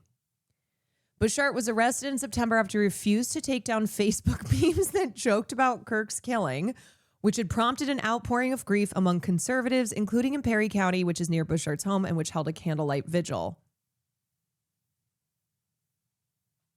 The meme that Bushart posted that prompted his arrest read, "This seems relevant today," and featured President Donald Trump and the words, "We have to get over it." That quote, the meme explained, was said by Trump in 2024 after a school shooting at Iowa's Perry High School. So this guy posted Donald Trump's words. Donald Trump, who said we have to get over it after a school shooting, because here in America, that's just another Tuesday. It's like, are we still pretending to care about that? Oh, there are so many of these politicians who don't even pretend to care anymore. Yeah, he was just posting quotes. But remember, if you posted Charlie Kirk's own words, you were getting fired as well. You were getting fired. You were getting put on FBI lists. You were getting in all sorts of trouble. Have you had the chance to watch the absolute embarrassment of a debate with Sam Cedar that Jillian Michaels so confidently posted today? So confused how she thought this was good for her. I don't understand these people. Maybe it's just all attention. Maybe they live in such delusion that they truly believe they are brilliant debaters, that they are like the premier intellectuals in this country. And so they will post stuff that is incredibly embarrassing. You know who also did that? Wasn't it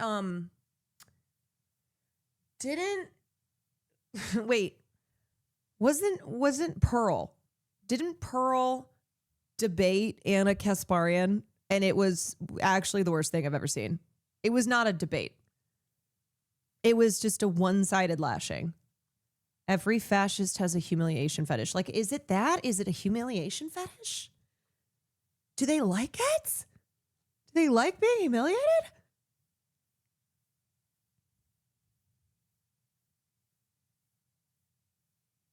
$2 million bail, by the way, for this guy. $2 million bail. That is so fucking absurd. $2 million bail for posting Donald Trump's own words. It's in times of turmoil and heightened tensions that our national commitment to free speech is tested the most. When government officials fail that test, the Constitution exists to hold them accountable.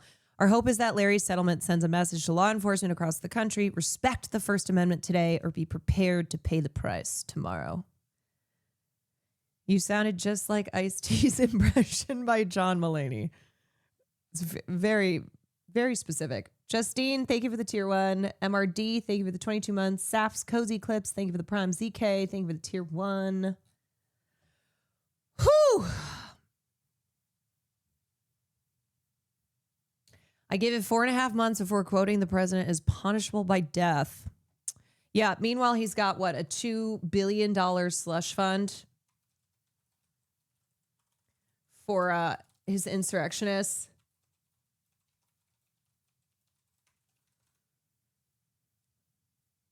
Yeah, anti-weaponization to compensate his allies.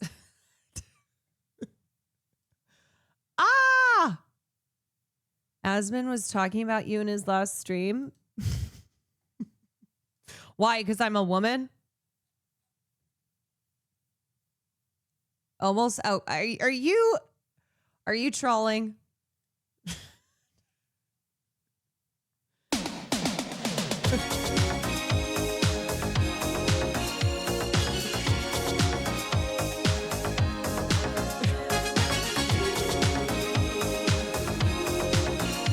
You know what I will say?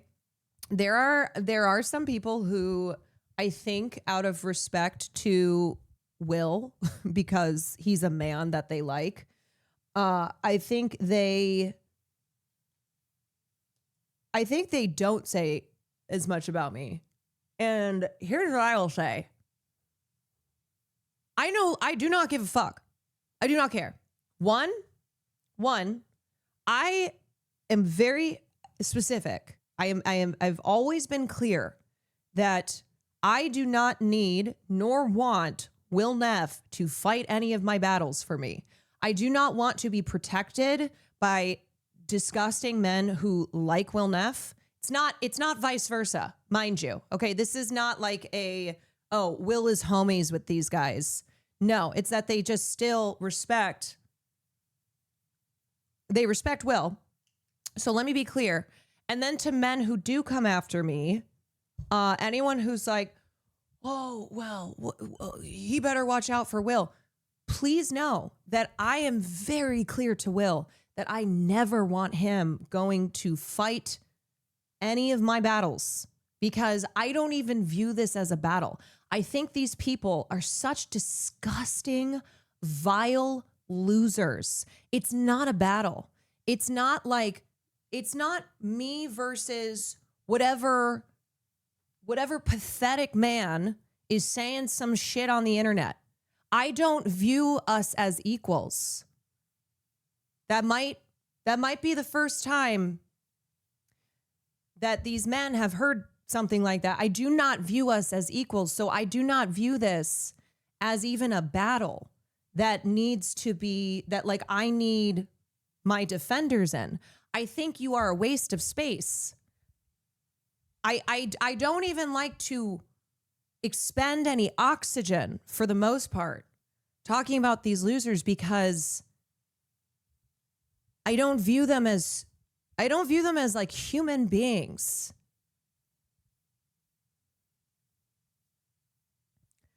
A waste of good oxygen. Yeah. So just to set the record straight, one, I never need nor want a man to have to, quote unquote, fight any battles for me. And two, these men, when I decide to waste any oxygen talking about them, these men do not scare me. They do not scare me. I do not see them as like an opponent because they're not human beings to me. They have lost that. They have lost that by being so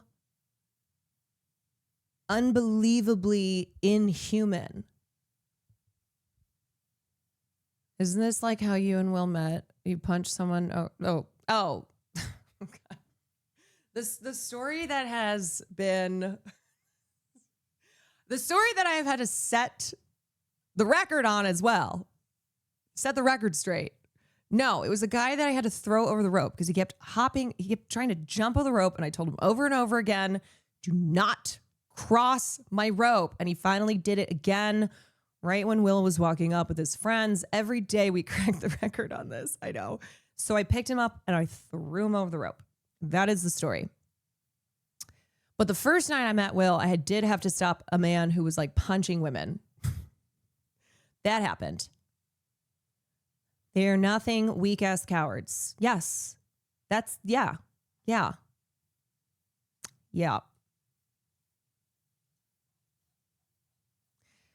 And the thing is that these are the type of men, whether it's Ethan Klein or whoever else, that it drives them even crazier when a woman, which I am, a woman expresses, I do not care about you. I don't think you're worthy of engaging in a battle with.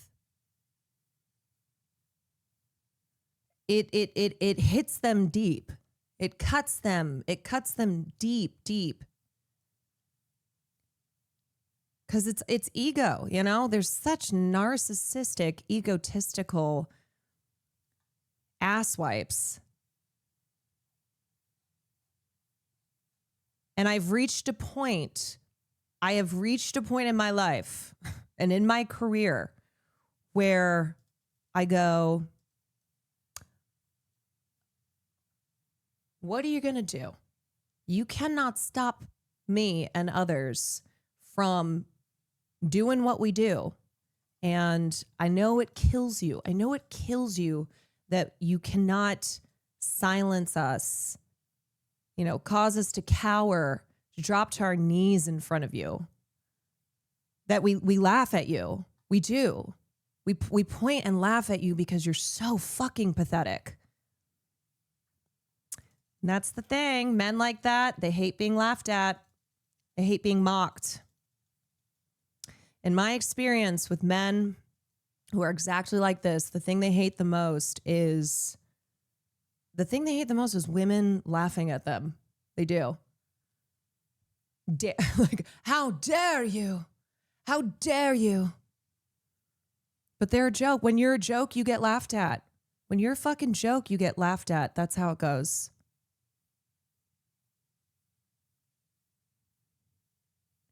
They're reduced to having to make content fighting with women on the internet. I would say they've reached the depths of embarrassing. Yeah. When you are a joke, the only thing you get is people pointing and laughing at you. It's not even a good joke. I know. It's not even a good joke. All right. Anyway, let's take a look here at Whew. All right, come on. Come on, Carol. Okay, some good news from yesterday.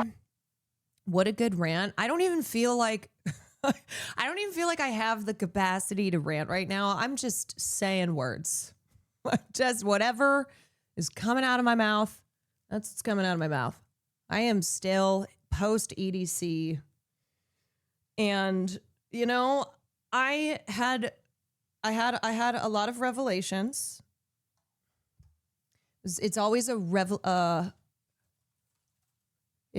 a revelatory weekend for me, and it helps me to reground myself, helps me to remember what's important, and I always feel like I come back and I feel so much lighter. Now, granted, it's because I have no brain cells right now. The brain is in recovery, but I think it's also because I just look with new, fresh eyes at the internet and everything that's going on here, and it helps me to not get as weighed down. Yeah, you kind of wipe the slate clean. Yeah. And that's why it's good to take little breaks and to surround myself with great human beings, with real people, and take stock of everything I have in my life. And I have so much. I am so grateful for everything I have. And I have so much more than these losers will ever have. I have so much more, and I am so profoundly grateful for that. I'm grateful for this community. I'm grateful for my friends, for my family. My sister's getting married this year. You know, I reconnected at EDC with folks I haven't seen since last year, met new friends, new people who we welcomed into our rave fam. And I just remember how much I have, how many great people I've surrounded myself with. You can literally just get off the internet for a bit and avoid watching this season of Euphoria. And you will prosper. Live long and prosper. Old Thrill House, thank you for the 7 months. On Obtainium, thank you for the 7 months. Yeah. Not EDC, but I went camping with friends this weekend. I feel the same. Whatever it is for you.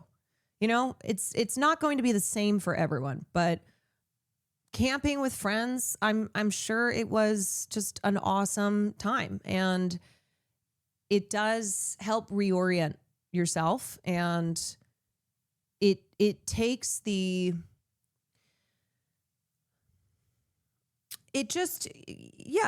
helps you to reprioritize and kind of just have more balance, have a little bit of an infusion of peace and calm, which is certainly in short supply when you are spending so much time online, which I do, you know.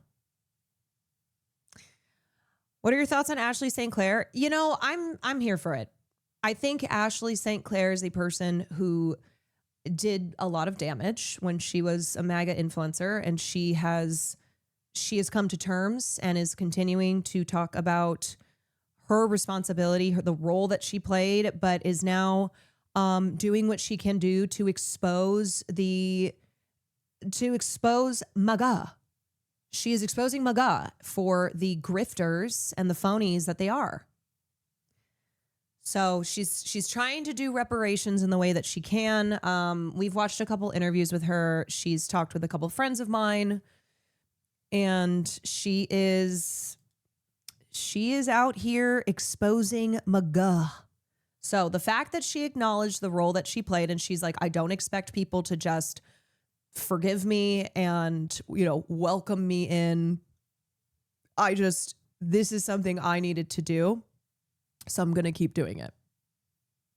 And I think that's the best that you can do, is you do not expect people to forget everything and immediately forgive. You just go, hey, I'm going to be doing what I can to try and prove that I am in the pursuit of being a better person and of contributing to the collective good.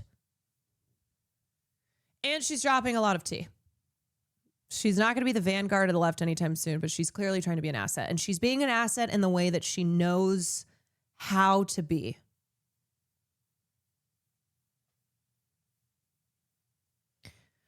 Okay, anyway, let's watch this vid on Chris Rabb, who says his day one priority will be to de-Trumpify the government. So this was a really, really big moment last night. Chris, who is unflinchingly progressive, he is the first socialist to be elected to Pennsylvania's House of Reps. And this was a proxy battle, a real proxy battle over the direction of the Democratic Party. And establishment Dems lost. Progressives won. I'm a broccoli for Rob. The rabble rousers. I did not win tonight. We won. We won. I have been critiqued along this campaign for being too radical, being too bold. How about that? They ain't seen nothing yet. Welcome back. That was Pennsylvania State Representative Chris Rabb last night after he won his primary to be the Democratic nominee in the state's 3rd congressional district. It is a major win for progressives in what is considered the nation's bluest House district. Joining me now is Pennsylvania State Representative Chris Rabb. Thank you so much for joining me. Great to see you. Likewise. And we should say we, of course, know each other. I'm from Philly, so we have a lot of contacts in common. Really appreciate your being on the program. I want to ask you about this victory last night. It's being viewed as a major win for progressives, and I wonder, what message do you hope it sends to the Democratic establishment and, quite frankly, the rest of the country? Well, I think even beyond the progressive label, what it suggests and what it actually affirms is grassroots organizing and people-powered campaigns. He also demolished. Is something that resonates with not just the base of the Democratic Party, but those folks who do not feel seen or heard by the party. So new folks, young folks. Certainly progressives, but other folks who are just tired of entrenched politics and establishment politics. They want to see themselves in their leaders and in the platforms of those people who are running. And if they don't feel particularly compelled to come out to vote. Well, let me ask you, because Governor Josh Shapiro, as you know, weighed in on several Pennsylvania primaries. Notably, he did not weigh in on yours. There was a report that the governor was trying to block your path to victory. Do you think you see him doing capoeira on the grass? Can be replicated in the swing districts in Pennsylvania, where the governor I don't even know what that is. Martial arts are hoping to win and to take back the House.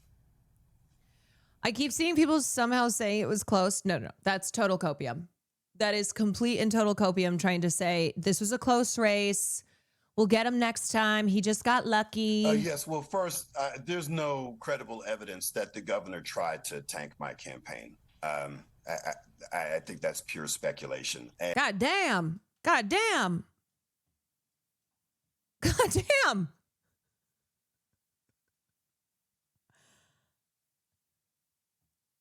How do I get me some of that?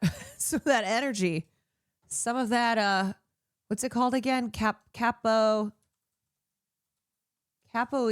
It is an Afro-Brazilian martial art. Acrobatics, dance, music, rhythm. And if he wanted to Drugs. have his thumb on the Not for scale, me. he could have endorsed any of my three opponents, and he didn't do it. I think he respected politics. The martial art disguised as of dance. the race in Capoeira. Philadelphia, and he is prepared to work with the new Democratic nominee. He called me. I graciously accepted his congratulations. But the real work is, how do we make sure that the priorities of the Democratic Party resonate, and more importantly, are attuned to what the people closest to the pain want? And what we have is an intermediation of a donor class that is not reflective. And I think this shows that there is no such thing as too radical and too bold, because that is what people want. You run on universal health care, universal basic income, publicly owned grocery stores, ending complete and total military aid to Israel. That is not too radical, not too bold for people. That is where they're at. Of the constituency and the electorate. The race is so close. They only won by 15 points. Need to come out the most to have Democratic wins are the ones who feel least seen in the priorities of the current Democratic Party, which is why I believe I was able to get a plurality of the Never votes. compromise. I was able to get a plurality of Black voters, young voters, progressive voters. And so it was truly the broad diversity of one of the most diverse districts in the nation, one of the youngest. And I think it shows that when people see themselves in a campaign and understand that it's bigger than the candidate themselves, that anything is possible, and that's going to create a lot of enthusiasm. And again, just to press on this point, I mean, Democrats are trying. Look, it is so simple, okay? It is so simple. Voters want somebody who is going to challenge corporate influence. They want someone who's going to tell corporations to get fucked. They want somebody who is challenging party orthodoxy. They do not want more of the same. They do not want a return to the past. No go back, but for real. They want somebody who is showing every single day that they are going to fight for their community. Yeah, someone with a fucking spine, someone who is morally consistent, who is not afraid to be principled, to stand on those principles, even in the face of the corporate establishment machine. That's it. Fighting against billionaires, against CEOs, against extremists, against corporate interests. Being morally clear. And saying, every single day, that going to Congress means going to Congress as a representative of the people. And the people are not corporations. Someone who can be held accountable will hold themselves accountable because they know it's not about them as an individual. They have been elected to represent. You know the word representative? You know how that word does not mean me as an individual. It means I am representing. I am an individual, but I am here to represent the people, not to represent myself or the moneyed interests who put me here. trying to win back the House. Obviously, all politics is local, so every candidate has to refine their own messaging based on who their constituents are. But do you think that your The kind of brave, consistent, clear vision Mallory McMorrow shows in her promise to provide universal iron domes. Who the fuck does she think she is? Oprah? You get a universal iron dome. Like, you get an iron dome. What is that? Now, the solution is just to give everyone an iron dome? Aggressive message can be effective, can be a winning message when you step outside of a district that is reliably check under blue, your that is seat a to see if swing you have won an area, for iron example, dome. and win over independents and win over people who you need to win in order to win back the House. I don't think that regular working people and working families in suburbs and rural areas are in love with the Epstein class. I don't think they're in love with greedy corporations. I don't think they're in love with money infecting politics. All of the things that make their lives so much harder. Those are the things I'm fighting against. So I believe that this message will resonate far beyond ethnically diverse, very blue districts, and I am prepared to go anywhere and everywhere to lift up those messages of folks who want to be on the right side of history. And as a current state lawmaker First WP, in the largest full-time state legislature in the country, I have had the benefit of going to places around our Commonwealth, and those messages do in fact resonate with folks. It may not resonate with the donor class, but my interest is connecting with the people who decide. You see Cory Booker's who takes stump for us to Sharif Washington, Street. DC. Let me ask you, because you got the endorsement of Mr. Congresswoman I don't get Alexandria involved with races Ocasio-Cortez. outside of New As Jersey. you know, there is a lot of buzz about her political future. Do you see? Is there a progressive candidate in Kentucky that could go? Kentucky's tough because they have just redrawn their lines to the old Republican lines, which a couple of southern states have done in the wake of the Supreme Court in Louisiana. So it's tough because Kentucky is a red state, but has become even more difficult because of all the redistricting. But never say never. Kentucky did. I thought Kentucky redrew their lines. Maybe I was wrong. No, that was in 20. Or wait, hold on a sec. No. Sorry, that was a couple years ago. They overrode Governor Andy Beshear's veto to on the line. That was not the bundle of states that just did it. This was back in 2022 when they did the lines. Her and her brand of progressive politics as the future of the Democratic Party.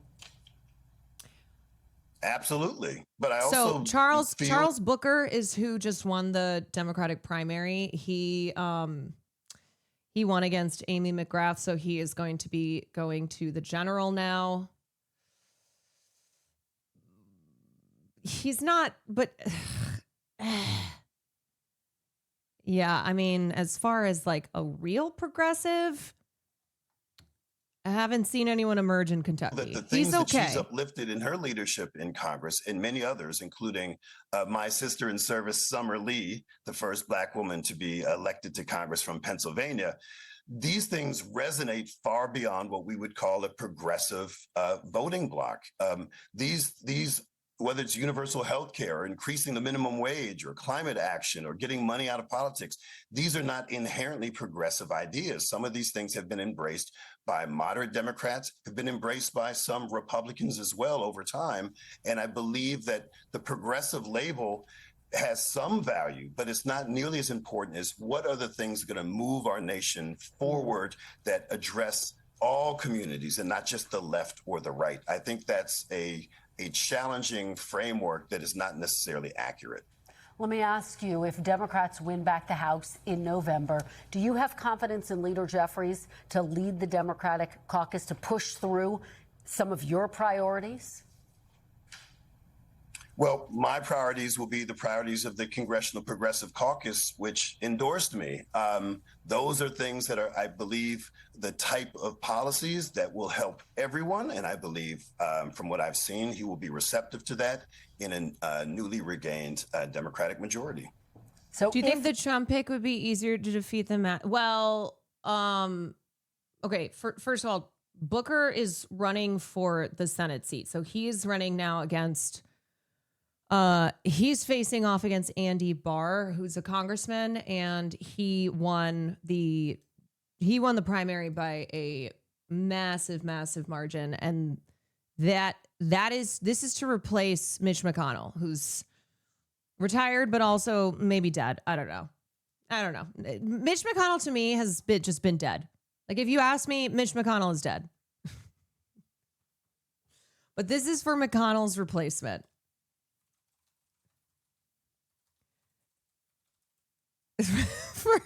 for a few years now. And then Ed Galrine, who defeated Thomas Massey. He is Trump's pick.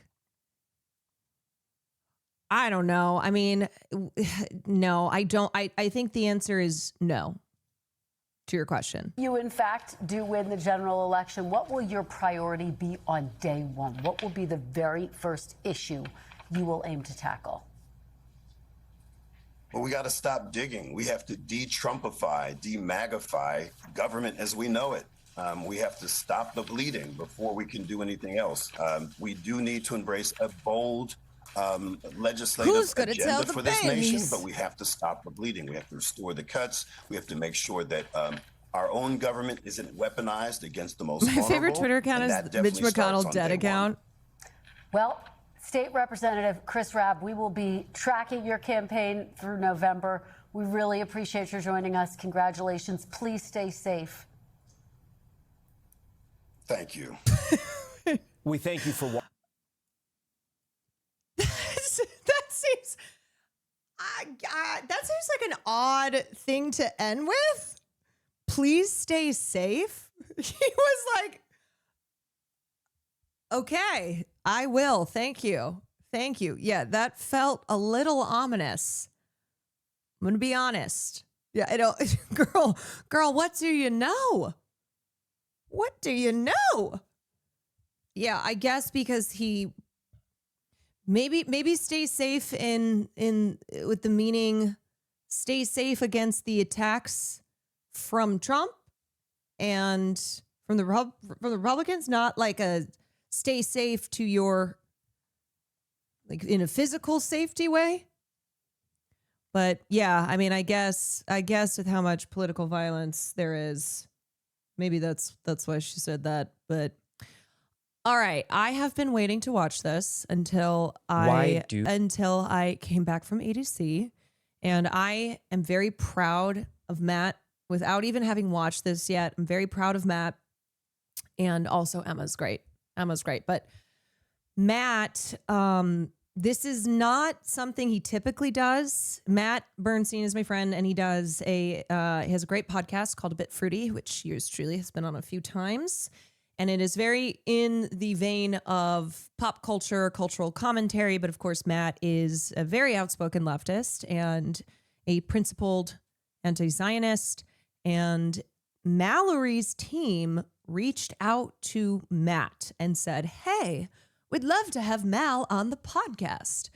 And we think that maybe she thought it would be an easy layup. It would be like softball style questions.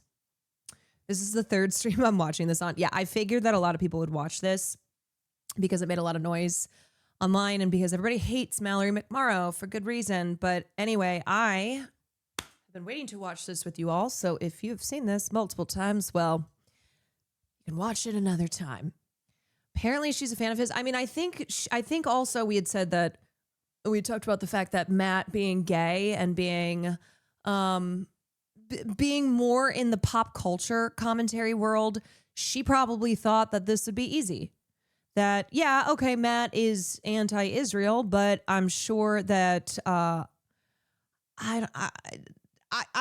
don't know. I can't say for sure what the thinking was here, but let's take a look. Do you support funding to Israel's defense infrastructure?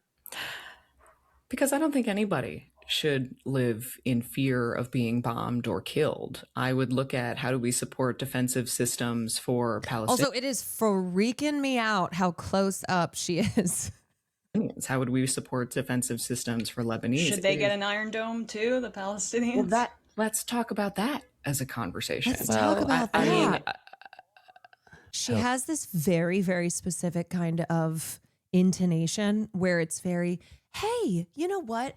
Thank you for that question. Amazing question. Wow, thank you so much. Where it's very soulless. It's giving soulless politician. She's really nailing it.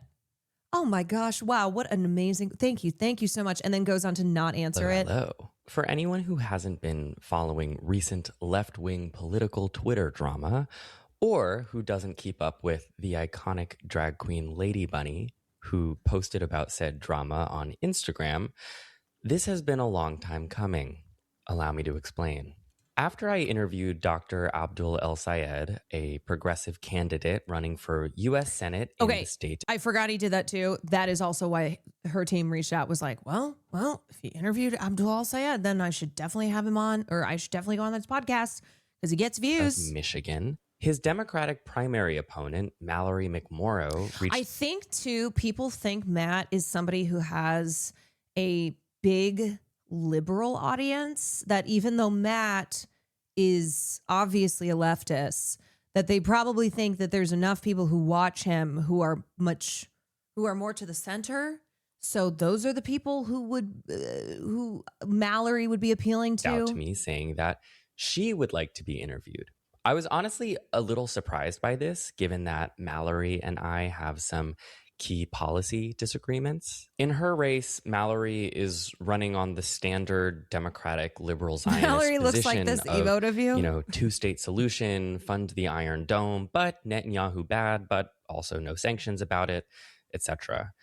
She's also not running on Medicare for all. But I wanted to do the interview we don't need so it, I could ask her about those positions. Her team and I set a date and a time for the interview, and after I submitted a topic list, which included healthcare and foreign policy, they canceled and offered no time to reschedule.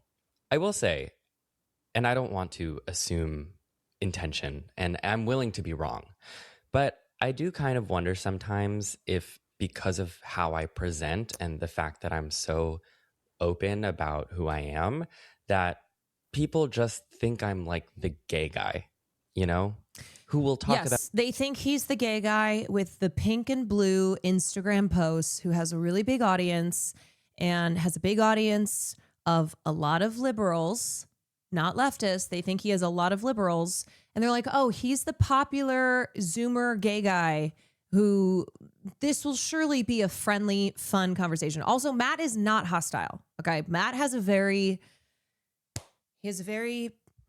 nice, calm way about him.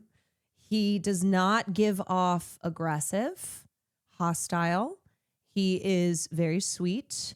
He will respond to people who are saying crazy shit online and say, with all due respect, what are you talking about? He's very, I think how he, as he said, presents himself makes people like Mallory McMorrow believe that she can manipulate him, that she can kind of snake her way around him.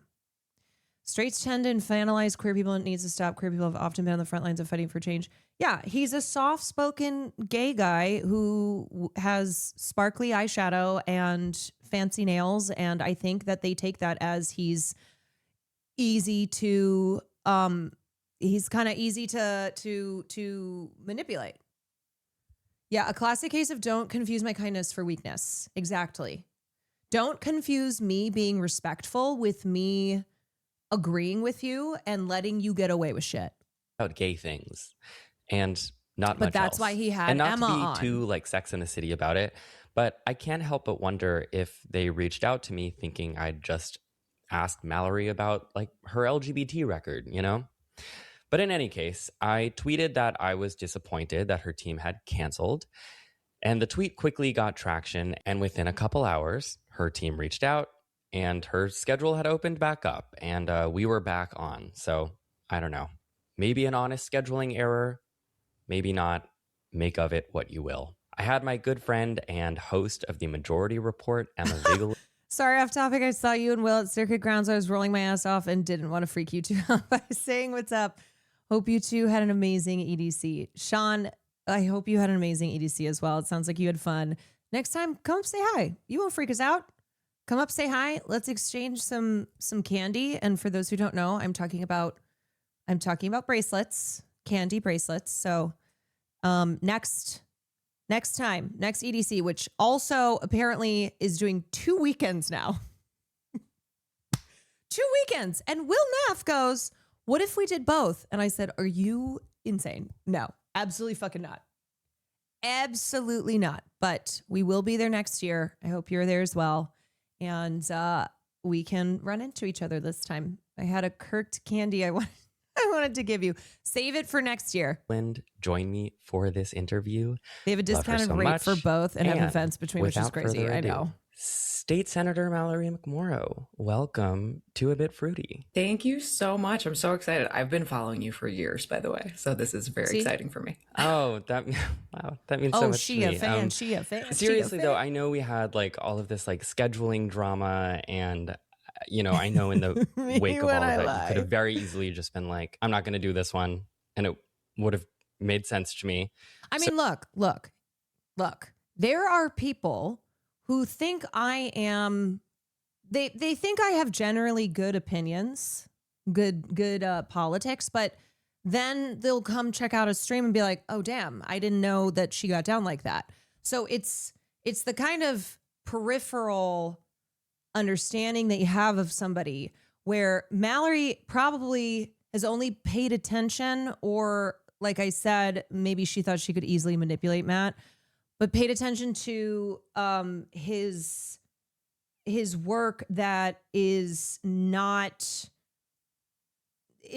like hard-hitting interviews with political guests, because Matt doesn't typically do this. He does he does a lot of, we do a lot of similar commentary, the stuff that we cover. She thinks she's a celebrity because of those speeches. Yeah, she does.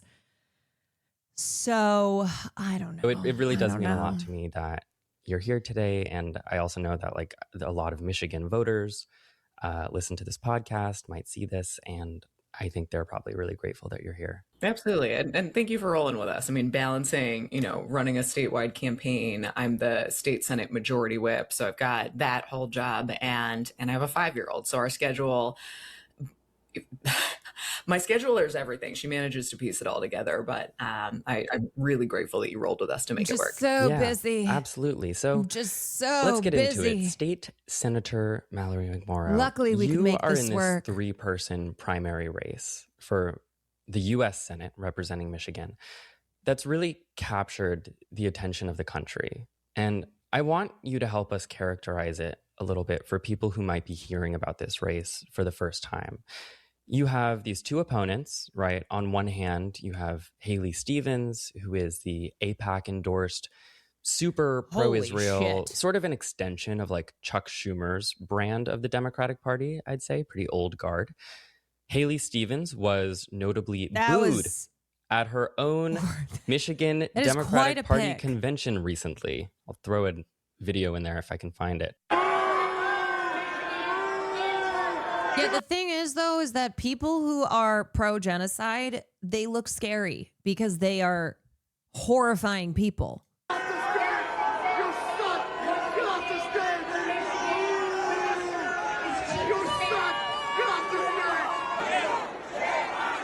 Soulless. Which was pretty Gives amazing. off a real And then on the other soulless side, vibe. you have Dr. Abdul El Sayed, who we interviewed on the show a few weeks ago. Dr. El Sayed is a very progressive candidate, wrote a book on Medicare for All. Who's that other guy? And I think, and please feel free to dispute this characterization, that most people view you as like someone in the middle. So I was wondering if you could first just like define yourself in the context of this race. For sure. So to put the race into perspective, Michigan has an open U.S. Senate seat. Gary Peters is not seeking re-election. We have Mike Rogers, in all likelihood, the nominee on the Republican side, who ran against Alyssa Slotkin in 2024, lost by only 19,000 votes. The Republicans and Trump view this as their best chance to block Democrats from having a path at taking the U.S. Senate. They're spending the Senate leadership PAC announced $45 million that they're going to be spending in Michigan, which is more than they will spend in Georgia, Maine, Iowa, Alaska, New Hampshire. So this is it. So it makes sense that this has sort of captured the attention of the country, and we have a fiercely competitive Democratic primary. You do. I should add, so people know, don't mean to cut you off. Yeah. But it's like, depending on what poll you look at, which are coming out like relentlessly, it's like neck and neck with the three of you. Yeah, and I think that's a good thing. But your characterization is right. You know, what I firmly believe is that your characterization is right in that I stand squarely in the middle, which is a go girl, give us no real change. The Democratic Party needs a reckoning. That the how can you say I stand in the middle and then right after that say the Democratic Party needs a reckoning? Do you understand what a reckoning means? Do you get what the definition of a reckoning is? You cannot stand in the middle here, especially when we are talking about issues like healthcare, which is the leading cause of bankruptcy in the United States of America, that we have trillions of dollars of debt, that we spend more on healthcare per capita than anywhere else in the world. We are the richest nation in the world, and people are dying because they don't have access to healthcare. And then the support of Israel, the United States support and facilitation of a genocide. You cannot stand in the middle of that. That is one of the clearest, if not the clearest, moral issues. There is no in between, Mallory. Guard establishment of the party has really let us down. The first question I was asked when I got in a year ago was, would you support Chuck Schumer for leader? And I said, no. Apparently I was the first candidate in the country to say so. And what I know is that in Michigan, we have built a very different blueprint. So for me, I know that people want to put us into neat little lane boxes, and I just don't think that's how Michiganders think. We have people in our state who voted for both Rick Snyder, a Republican governor, and Gretchen Whitmer. We have people who voted for Bernie Sanders and Donald Trump. This is a state where you don't have to register by party, and people tend to vote for the person that they like. But of the field, I am the establishment outsider, but with a track record of actually getting real shit done. I'm the only candidate to have beaten a Republican incumbent to get into office. I took on an entrenched family legacy in my first campaign for state Senate. And I swung a district 20 points in a single cycle and broke the Republican supermajority. Okay, why does she keep saying I get shit done, but her getting shit done is I beat a Republican? What else? What other shit have you gotten done aside from like you keep talking about Republicans? I then helped leverage an outsider who's a viral speech that I gave back in 2022 after I was smeared as a groomer and a pedophile by a colleague of mine. I opened a PAC. We raised millions of dollars. I supported a dozen other candidates and flipped the entire state Senate for the first time in 40 years. Been there with the groomer and pedophile. Oh, same here, actually. Yeah. And can I tell you, like, all of your Instagram stories were truly so helpful for us. Like, you may not know this, but a lot of us in the state Senate, we've been following you for a while, kind of hitting back on a lot of the culture war bullshit. Thank you so much. I really appreciate that. And really appreciate everyone who like stood their ground amidst what I think was hopefully like the height of the culture war bullshit. I'm of the belief that like so much has happened since, especially to like wreck Americans' lives economically, that even the most sort of ardent like anti-drag brunch people are now kind of like, I don't got time for that. You know, I will never forget there was a press conference Tudor Dixon tried to hold in the middle of the 22 cycle, and she had all these people, and it was under the guise of protecting girls in sports, and she made this radical claims about what was happening in the state. And there was this incredible local news broadcast that talked about her press conference, and then the reporter pressed her, can you provide a single example Oh, yeah. of somebody being hurt in sports in Michigan? And she said no. And then they cut away to a protester who was like, I just need affordable housing. Like I can't afford anywhere to live. And I think that's why, the speech that I gave then blew up the way that it did, because I made a point of saying people who are different. She really does she gives like neo-lib girl boss badass grown in a lab. That's the vibe. And it is very Pete Buttigieg. Like it's very, I may be a neo-lib, but I'm a cool badass neo-lib and I get shit done. Are not the reason your healthcare costs are too high. And we can't let people who are hateful people distract from the fact that they're not actually doing anything to help you. Yeah, and I want to talk about some of those economic issues, namely healthcare. I know going into this, we said we want to talk about foreign policy and healthcare, because especially, if you're representing Michigan on the national stage, then, these are things that people really care about. So Senator McMorrow, with regard to healthcare, you support a single payer option, which is different from something like Medicare for all or universal healthcare. I wanted to play a clip for you that's gotten some traction of you speaking about what you see as the risks of universal healthcare and just ask you more about that. Sure. Also, you're new to the pod and learning that I don't have a producer. So when I say I'm going to throw something up on the screen, what I mean is I'm going to play the video from my phone into the microphone. Oh, that's incredible. So, okay, perfect. Sorry, you're welcome. Some people conflate Medicare for all with universal health care. But Medicare for all, when it's actually defined, is one singular government-run healthcare system that we are all on. Now, I want you to imagine what that would look like with Donald Trump and RFK Jr. at the head of it. Emma, do you want to take this? Hold on. So, Mao, the line of thinking here is that we can't have Medicare for all. We can't have a single payer healthcare system, aka universal healthcare, because of Trump? Because of imagine Donald Trump and RFK Jr.? Yeah, sure. So State Senator McMorrow, it feels like the implication of your framing there is that government healthcare programs shouldn't be trusted because Trump and RFK Jr. are leading them. Are there other programs, specifically healthcare programs or social programs, you think should be cut because Trump and RFK Jr. are currently in charge of them? No, that's not at all what I intended. And, I fundamentally and firmly believe that we need access to universal health care, and we need to get there as quickly as possible. In the state Senate, I have led on efforts to codify the Affordable Care What is her definition of universal health care? Act on the state level, so you can't lose your health care with a pre-existing condition.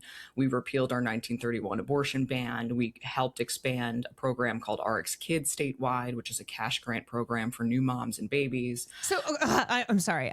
So basically she's saying the goal of universal healthcare is so great, so awesome. So love it.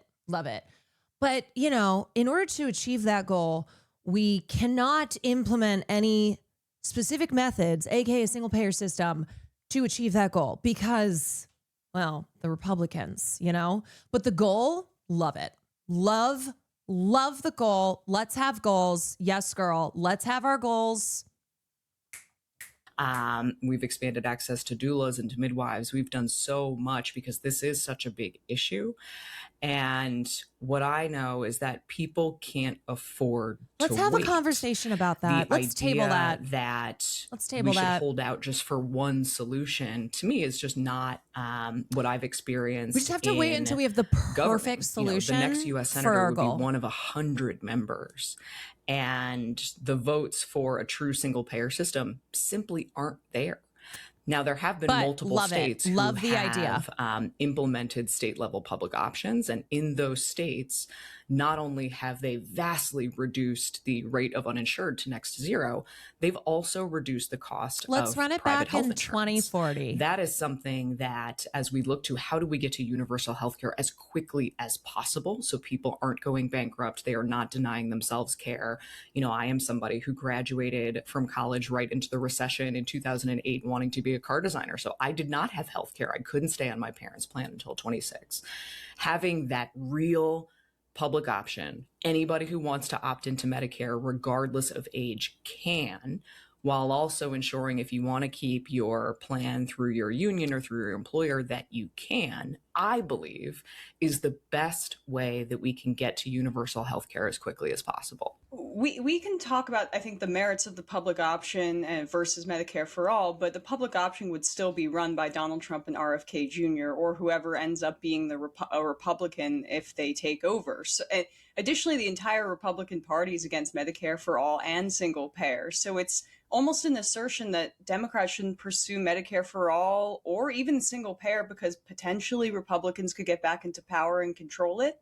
I mean, that is the implication of what you said. Also, I'm sorry, I'm not over her saying that she wanted to be a car designer. I don't think that it is. I think that's a mischaracterization. How would you characterize it then?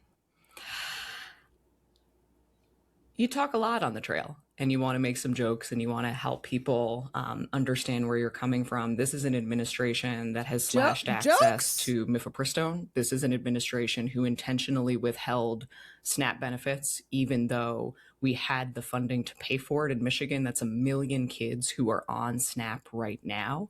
I don't think we should shy away from the incredible damage that this administration is inflicting. Wait, does she understand that she's naming other federal programs?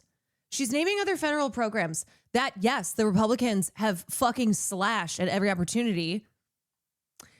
She is naming other programs while also being like, well, we just can't have a single payer program because the Republicans, right? RFK Jr., Donald Trump. I mean, you know what? Love the idea of universal health care, but we're just going to have to table this one and we're going to have to come up with something that is absolutely perfect that these Republicans are not going to be able to touch when they're in power. On government. Yeah, they have slashed the programs through legislation. And programs here in the state. I'm on the Appropriations Committee in the state Senate. We are having to backfill state Medicaid because they vastly slashed access to funding for us. We know. So what is your fucking plan? See, this is why I'm not on this interview, though, because I would be like, what is your fucking plan? What are your policies? What are your policies? You just have jokes. You just have jokes, girl. You just got jokes in the campaign trail. Truly, she keeps being like, well, Republicans did this, Republicans did that. Yeah, we know. We know. That's why we're so fucking infuriated with the Democrats, do-nothing Democrats like you. Big, awful bill. This means that Michigan stands to lose 13 rural hospitals. We've already seen a birthing center close in the Upper Peninsula. Now women have to drive more than 50 miles to give birth. I don't believe that it's out of line to highlight, hopefully with some humor, we're allowed to laugh sometimes, some of the incredibly damaging things that this administration has done while we are also... Also, girl, what are the jokes? Mallory, why do you keep saying, I got jokes, we got to laugh? What are we laughing at? What are the jokes? Clue us in. Advocating for what we would do if we get back into power, what we're going to propose, and how what we're is the point of electing her? She's too scared to do anything because of the Republicans. That restores health care for people as quickly as possible. I think the rub there is just that the framing kind of undercuts the idea of universal programs because the bad party can take over at a certain point. And so what's the point of doing anything then? I want Democrats to be talking about how government can provide social services for people. I think that needs to be a core part of the brand proposition. And, another part of your assertion was that Medicare for all is, I wrote the quote down, one singular government-run healthcare system that we're all on. Can you elaborate on that? Because Medicare for all is a replacement for private insurance with a single government payer, like Medicare is currently. It's not government-run healthcare. Sure, you're right. And I have taken that feedback to heart. We campaign a lot. And I do talk about this differently now so that it doesn't come across as callous.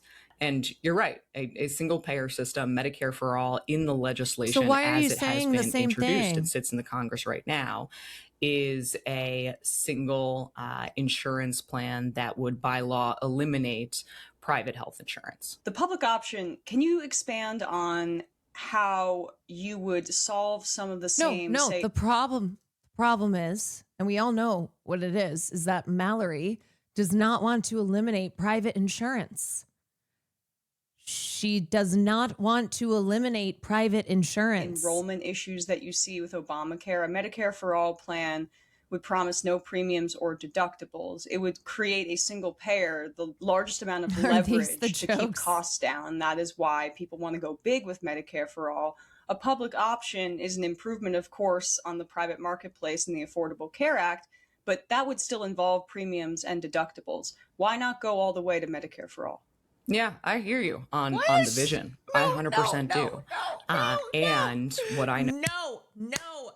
This is literally the character that I did for Debate Lords. You know what? I hear you. And that is music to my ears. Music to my ears. Girls get it done. Isn't that right? We're both girls and we are getting it done, Queen. I hear you and I see you. And you know what? That is exactly what I'm talking about. That is it. That is it. Can I get a hallelujah, sister? Hallelujah. I am so digging this vision because we are on the same vision. We are on the same vision, sister. Yes. Absolutely. God, this has just been amazing to talk with you all about this. After Love almost a it. decade as experience in a legislator, is that you need to push as far as you possibly can while building the Yes. coalition of votes to actually get it across the line. And the support for a true single payer system isn't there yet. It just isn't. So for me, what I know, I have constituents today who have canceled their ACA plans because they see their premiums have gone through the roof and they're just praying that they don't get sick and don't go to the hospital. Allowing for anybody who wants to opt into Medicare regardless of age helps us get on the path to universal health I care. wonder if that has to do with the problems of the ACA. And I'm also somebody who fundamentally believes states are the laboratories of democracy. This is where we try things out. This is how our country was established. I wonder if There it's has because only the been one ACA state is not who's a ever true single-payer attempted a healthcare true system. single-payer system, and it was Vermont. And they abandoned that 15 years ago when they couldn't figure out how to pay for it and they couldn't figure out the implementation. Where we now have 3 states who are running public option systems within their states that have gotten us much closer to the goal of universal health care. So that's how I approach policy: is what's our goal and how can we actually ensure that we get there as quickly as possible. Moving on, Mallory, an issue that's extremely close to my heart as a Jewish person, as a tax-paying American, as a human being. I love her. I love Mallory's the type of person to bring up. She basically, her whole thing is look at this one example. Look at this one example. In this case, it's Vermont, single payer in Vermont, where they could not. They abandoned it because of what was needed for the tax increases. And she's like, and this is why, honestly, we just cannot do this. We can't. Yeah, it didn't work perfectly once, so we can never even think about it, girl. You know, we have got to be trying other things. We have got to go to the whiteboard, okay, and be cooking up a new vision, new plan here. Okay, because one time someone tried that. I mean, it's like one time I wore gaucho pants and I thought it was a sleigh and it wasn't one time. And so I'm just never wearing pants ever again because it just did not work. Is that of Palestine. I was actually just the other night at a UN commemoration of the anniversary. Worked in the hair and makeup department on a good amount of Hallmark movies. She's been crafting that image perfectly down to the lighting. As I said, she is a neoliberal, girl boss, badass, yes, queen, made in a lab. Of the Nakba in 1948, when Israel displaced more than 750,000 Palestinians who still don't have the right to return home. So when considering people who are running You know for what, Gaucho federal Pants? office, We're comfy people as who fuck. could determine the future of the U.S. relationship to Israel and the effect that that will have on Palestinians, now the Lebanese people and Iranians. I know this issue is one people who listen to the show, for one, care a lot about. And of course, you are. Oh, no, she's not listening. She has the script. She has the script and she's looking at whatever it is that's been prepared for her too. The talking points, that's what's running through her brain. Also running in Michigan, which has a large Arab population, which, you know, that was Days very Omad, they give consequential 7 in the months. 2024 Veronica, they give election, it 43. when many of them withheld Matthew, their they give votes 7 months. from Kamala Harris and as part of the uncommitted movement. So I want to make sure people have a really clear understanding of your position. Also, for context, your opponent on one side, Abdul El Sayed, he opposes all funding to Israel. And your opponent on the other side, Haley Stevens, is endorsed by AIPAC. Enough said there. So I wanted to highlight your approach and ask you about it. On your website, you write, quote, "The path to lasting peace between Israelis and Palestinians lies in a two-state solution, with a democratic Jewish state of Israel existing safely along a democratic Palestinian state." You write that the flow of aid to Gaza, quote, "needs to be restored," that Israel's Boo. expansion into the West Bank, quote, That's impossible. You want to know how I know it's impossible? Because that's been attempted in the past. And Israel makes it impossible for Palestinians to have democracy, to have democratic rights. Israel's made it very clear that they don't want any Palestinians. They don't want Palestinians. They don't want Palestinians having rights. They want them out. They want them gone. The state of Israel was founded on apartheid, was founded on ethnic cleansing, was founded on the subjugation and oppression, which has continued for 80 fucking years. And it remains just as strong today. And you add in genocide. must stop. But what about everybody and that getting an Hamas Iron Dome? must, quote, "disarm and demonstrate a commitment to a peaceful and democratic Palestinian state." Like, it's getting you also worse. support funding for Israel's defensive weapons infrastructure, you know, things like the Iron Dome. Is that all correct? Increasingly, that's changed. Okay. And you even see Netanyahu now vocally saying that he himself wants to cut off relying on aid from other countries. So I would support Israel continuing to be able to purchase systems like the Iron Dome, defensive systems. But I think it's in the best interest of the United States in reducing that aid and allowing Israel to do that on their own. But I mean, as of now, though, your policy that you're running on, just so voters are like clear, is that you support sort of the defensive infrastructure. So we wanted to ask you a couple questions about your stance here. First, regarding what a two-state solution means to you and how that could affect your policymaking. The two-state solution debate is something where I really do think that a lot of Democrats are kind of behind the reality on this issue. So I just want to talk in terms of practicalities.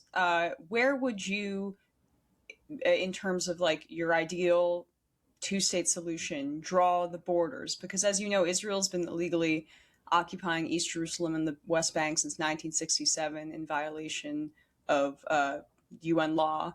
And since then, 700,000 Israeli settlers have moved into the Palestinian territories in East Jerusalem and the West Bank and have stolen Palestinian land. So my question about the practicality of a two-state solution is, how would that happen? Would your scenario require removing the 700,000 illegal settlers living on Palestinian land? So, Emma, what you're asking is, I don't believe the role of a U.S. senator. I believe that a senator should have a role in allowing the United States to facilitate the negotiation between the Palestinians and the Israelis that gets to a place where there's long-term peace, security, and self-determination for Palestinians and long-term peace and security and self-determination for Israelis. Do we understand that only one of these groups does not have peace and security and self-determination? I love that Democrats always love to group them together.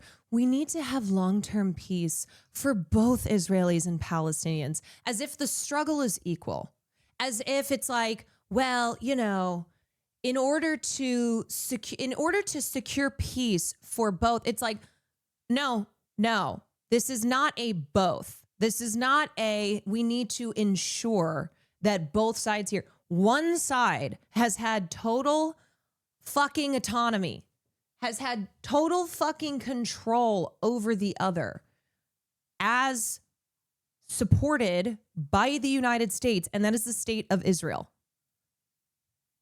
It is the Palestinian people who do not have rights, who do not have liberties, who do not have long-term peace, security, and self-determination, who had their fucking homes stolen, who had their lands ripped from them, who were cast out, many of whom have never been able to return. Who all live in the region and have to figure out a way to coexist where they're not killing each other. I don't believe that it's the role of a legislator to determine where those borders are or how it coexists, but it should be our role to de-escalate the conflict. I do not support the Netanyahu government. I think that they have continued hitting to those push points. well beyond what is Netanyahu proportionate, what is government. rational in response to the October 7th attacks, in a way that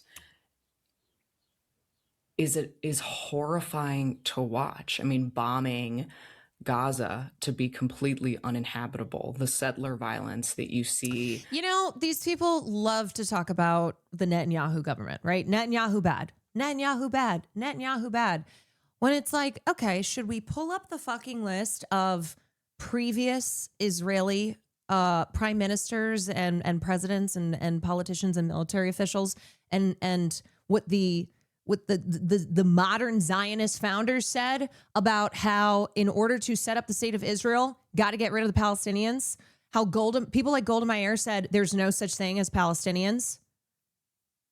Does that matter? Does that have anything to do with the current government today that happens to be run by Netanyahu, who is the spawn of Satan? He is fucking evil, but he is simply the next in a long line of vile leaders who have explicitly stated and then acted on those statements with the intent being to subjugate and kick out Palestinians in any means possible. Through any means While it is possible. technically illegal, they are certainly doing nothing to stop it and continue to encourage it. And Matt, you brought this up particularly related to our state. We have a very large Lebanese population. 1 million people in Lebanon have been displaced. And I know a friend of mine who's running for state senate mentioned to me that his grandmother's home in Lebanon has been bombed 3 times, and that somehow she's still in good spirits about the fact that she is alive when many of her neighbors are not. So for me, I'm somebody, you know, I bring a background in industrial design into Cars. how I pursue policy, which is starting with the outcome and then backing into how do you help facilitate making that happen. What I believe is that there is broad shared beliefs across our constituents in both the Jewish community, the Arab community, and frankly, for people who are not directly impacted by this, who are horrified beyond belief at the ongoing violence, suffering, chaos, who simply want the violence to stop and see the United States has played a role in continuing the violence when we need to play a role in ending it. And I hear what you're saying about you don't want to draw specific boundaries. I understand that. But I think it's important to dissect what a two-state solution would actually entail. Do you believe that should involve some sort of reparations for Palestinian land that has been stolen? Because increasingly, if you look at the map of the West Bank, it's being taken over by Israel. So there would have to be either a forcible removal or Palestinians would have to be crammed into even smaller and smaller territory. Yeah, and again, I go back to the United States role, a legislator's role, should be in helping to facilitate between the negotiators and something that allows for that peace and security for Palestinians alongside Israelis. I don't believe that that is my role to dictate, to put on to the people who do live there. She keeps me like above my pay grade, sister. We all have our roles, and some roles are not ours. And you know what? We're all looking for the guy who's going to do it, but it is not me, sister. That is not, not my circus, not my monkeys, girl. I stay in my lane. What they should be fighting for their own lives. I want to push back, though, a little bit on, your role as a senator. Sort of, you're presenting it as like a little bit detached from the peace process there. Whereas, like, we know that this Israel's is so sort of violent and ongoing practiced. expansion now into Lebanon, as you mentioned, it's only possible because of ongoing bipartisan U.S. support. And so I wonder if you continue to support defensive weapons infrastructure to Israel, how you see yourself as utilizing any of the leverage you could have as a U.S. senator in this situation. Workplace boundaries. And I guess exactly. how you think, because like this two-state solution line, right? It's the party line for a long time. Since the 90s. And it just hasn't borne out. I think probably everyone on all sides of this issue could agree with that. And so I wonder how you are breaking from the establishment in a way that would... Like, truly, every specific question asked her, she's like, you know what? Great question. And someone whose job it is will definitely be answering that one. Benefit the people who, frankly, like my tax dollars are killing. Yeah, and I'm glad that you framed it that way, because I think there's a difference, Matt, in how you asked your question versus Emma. One is the specific framework of the borders of the nation.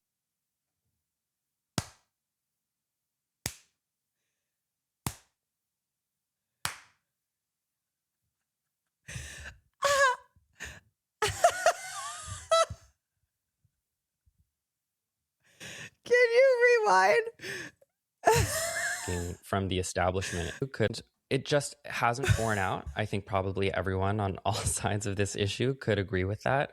And so I wonder how you are breaking from the establishment in a way that would materially benefit the people who, frankly, like my tax dollars are killing. Yeah, and I'm glad that you framed it that way, because I think there's a difference, Matt, in how you asked your question versus Emma. One is the specific framework of the borders of the nations. The other is, what leverage does the Congress have to help facilitate this negotiation? I would have voted along. No, they're asking the same thing. The 40 out of 47 senators who voted in the past Sanders resolution blocking arms sales. He said, what are you going to do to materially benefit? How are you going to break from the establishment to materially benefit the people who my tax dollars are killing? And let's acknowledge how stunning it is that a year ago, that number was significantly smaller than it is today. My views on this have evolved because the reality on the ground has evolved. It has been horrifying to watch how Benjamin Netanyahu... The reality on the ground is that Israel is just attacking even more areas of the Middle East. Like, they are still committing, they're still blocking aid. It's still genocide. And then plus everything that they're doing in Lebanon and Iran and the surrounding areas. The far-right government have prosecuted this ongoing war against Palestinians, against Lebanese, against Yemenis, in a way that the United States cannot support. Simply put, the Congress holds the power of the purse, holds the power of so what are you gonna do about it? And that is where I would view my role in coming in, is keeping an open door to everybody within our community. Michigan. Also, it's so funny to pretend like Emma was asking aggressively. that Emma was being rude and aggressive. Emma has been so chill. So chill. She has not interrupted her. She has not, like, her tone has stayed the same. She's not yelling. Emma is so chill. And is a very diverse state where we have the largest Arab American population living side by side with a very significant Jewish population. The only person who's been screaming here is me. Did she say Emma's been rude? She insinuated that by saying, thank you so much for the framing of that question, the way that you framed that versus how Emma did. Because Emma's a real fucking bitch, okay? Emma's a real bitch. And frankly, can't even believe I'm still on this call with what a fucking bitch she's been. But you, Matt, thank you so much. That is impeccable framing. Love it. Love it, live it, laugh it. And Matt, your question is the universal truth. I was in an Uber a couple of weeks ago, and the driver said almost exactly what you said, which is, how can our country afford to continue bombing other countries when we can't pay for our own kids? That is where we need to step in and say enough is enough. And we need to bring this to it. Hi, third person on the podcast here. Yeah, let me reframe the question my own way. So what the fuck are you going to do? Why should anybody support you who cares about Palestine? What the fuck are you going to do in Congress? How about that for framing? Because I keep hearing you say a whole lot, but not say anything of any real substance. You keep talking about how we can't support this and how, you know, we need to end violence. So what are you, a person who is running for Senate? You're not just some regular gal that we pulled onto the podcast here. You are running for U.S. Senate. So what's this this universal truth you're talking about? How are you going to implement it? What are you going to do to fight on behalf of the people who have put you there because you care so much about ending the violence? Her response, I get shit done. We get shit done. Yeah, girl. Yes, girl. Getting shit done. Yeah, I mean, you mentioned that how in Michigan you have people of different faiths, Muslim, Jewish people, Arab people living side by side. I think it's very American to believe in multiculturalism as an ethic, in that it engenders understanding, and when you can live alongside people who maybe have different views than you, it reduces the capacity for hatred. It's why we don't believe in things like segregation and apartheid, but Israel is an apartheid state. And, you know, when we're talking about who has the right to have land and to live in peace, I mean, we're recording this right now on the anniversary of the Nakba, and the Palestinians have been ethnically cleansed since, you know, you could say 1948, but prior to that, from the land that is now Israel. Do you not believe in multiculturalism as an ethic for Israel and Palestine? Because a shared land would be, in my view, American, and also the solution that we saw in South Africa that could provide fairness for everybody involved. Yeah, and it may very well be. You know, there are people who have worked on this issue for... Nakba. What a gorgeous word. Just, you know what? If I were to have another daughter, I would consider that as a name. It's just really stunning. Far longer than I have. And I always try to check my own bias at the door. I can't possibly understand really multicultural. I'm all it is about like it. To live I am all about it. The middle of the Middle East. I can't imagine what it is like to have my home stolen from me, to have my family killed. And I want to leave the door open. I think it's important for anybody who holds the role of a senator as a legislator to check their own bias at the door, be open and objective. And if there is, and I've heard from both the Jewish community and the Arab community that you're right, Emma, a two-state solution has been something that has been attempted for a very long time. We have failed to accomplish that so far. Perhaps a multicultural solution where people are living side by side is a better solution, but I want that to come from the people who live there. It shouldn't be the role of me to assert my views on. You know what? Enough about me getting shit done. Palestinians, they gotta get shit done.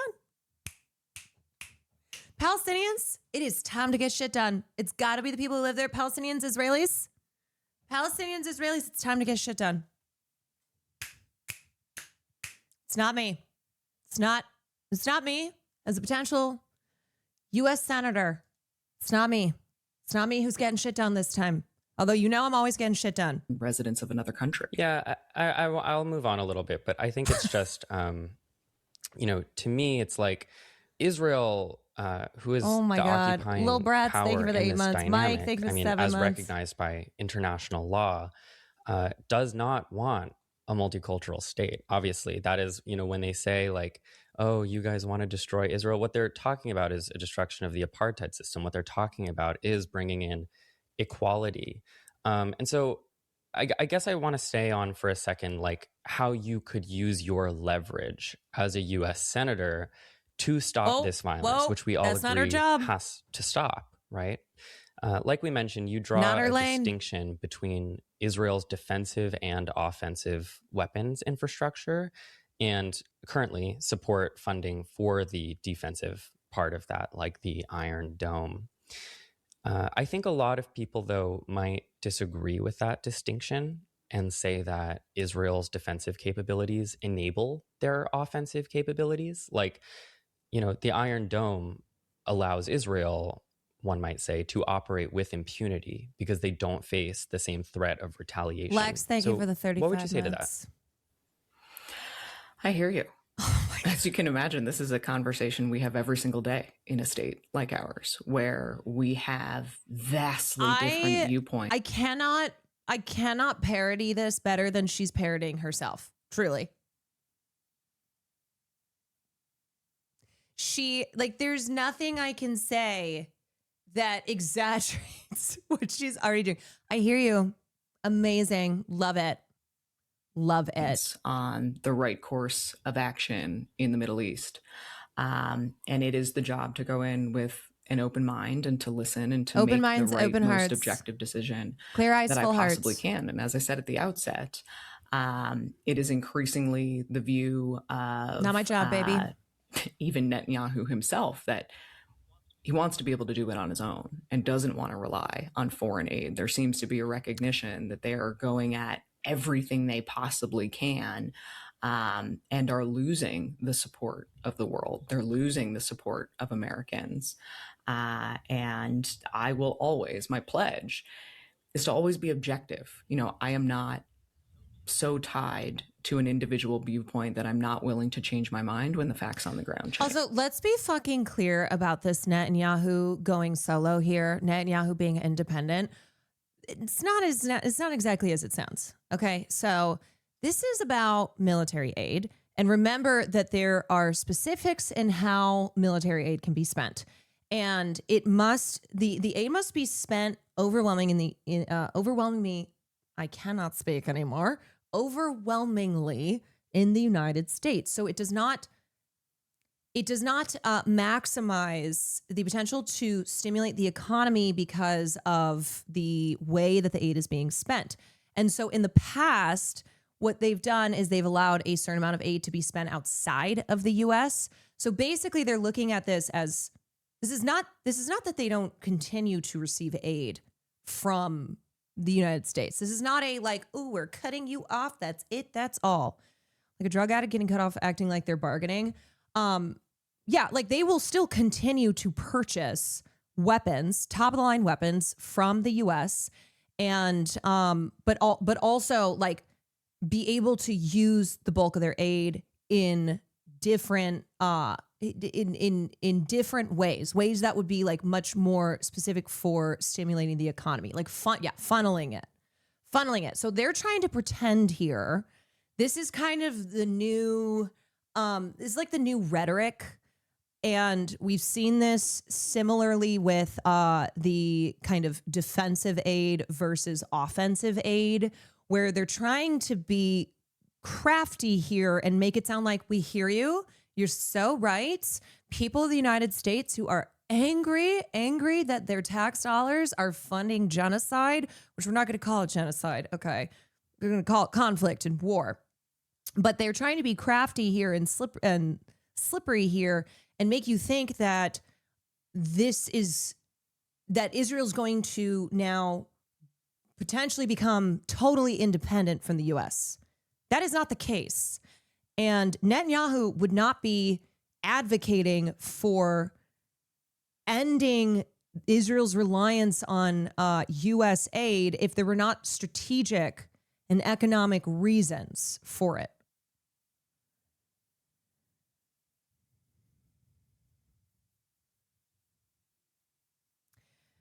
She has a point about how it's completely unacceptable for a country like the U.S. to dictate or sanction how other countries operate. Yes, it would be a great point if it weren't for the fact the U.S. was already complicit in the destruction of Palestine. Therefore, it would be fair for the U.S. to take responsibility for the reconstruction and reparations for the Palestinians for the crimes the U.S. and Israel have committed. Yeah, if you're coming from hey, let's not intervene.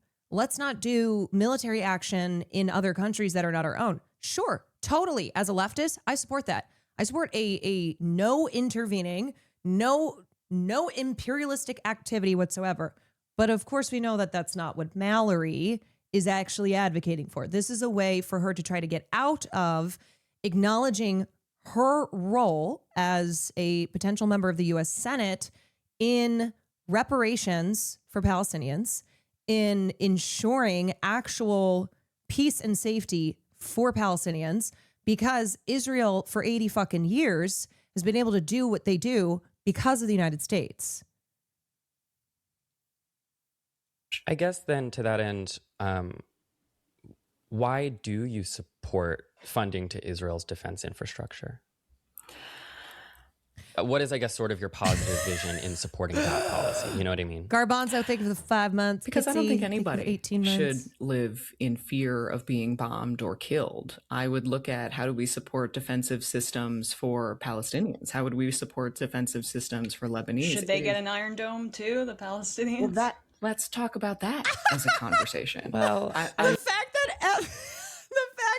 The fact that Emma said that as a joke. Emma said that as a joke, and she's like, you know what, Queen, let's talk about it. Love that. Love what you've brought to the table here. Let's talk about it. The horror of living in fear of being bombed constantly. Let's work with the outcome of how do we end the violence period. But I mean, but then backing away from that, how do we protect people? I think then, though, that sort of probes at like maybe we're coming from different worldviews here a little bit, because my worldview, and I think one that Emma has been talking about as well, is like multiculturalism, where we live amongst each other and where multiculturalism and a respect for one another keeps us safe. And so like, I don't want to talk about like everyone getting their Iron Dome and everyone arming up and everyone getting more and more defensive and offensive and everyone getting more violent and everyone, I mean, I just did an episode that actually comes out today, which I'm very excited about, with Naomi Klein, about Tucker Carlson's worldview that he has been espousing as of late. And he does view the world that way, where, in America, we should bunker down and have our white Christian nation, and everyone else is bunkered down in their own very racialized nations as well, with like tons of weapons, and we're all segregated. And like, I just find that to be such a grim reality, Yeah. And so I think like, I'm wondering if your politics could come from a different place philosophically, where it's not like, what about funding also the Palestinian Iron Dome, where it's about taking away the Iron Dome from Israel, this thing that, in my opinion, allows them to continue operating as a genocidal apartheid state unchecked. Well, and I think where you and I find agreement here is exactly that idea. Yeah, I mean, the metaphor of giving bulletproof bulletproof clothing to a school shooter is always used in the Iron Dome conversation. And so extending that, you would then also give bulletproof bulletproof vests, bulletproof clothing to Palestinians, which does not remove Israel's ability to commit insane acts of violence because they have the protections to do so.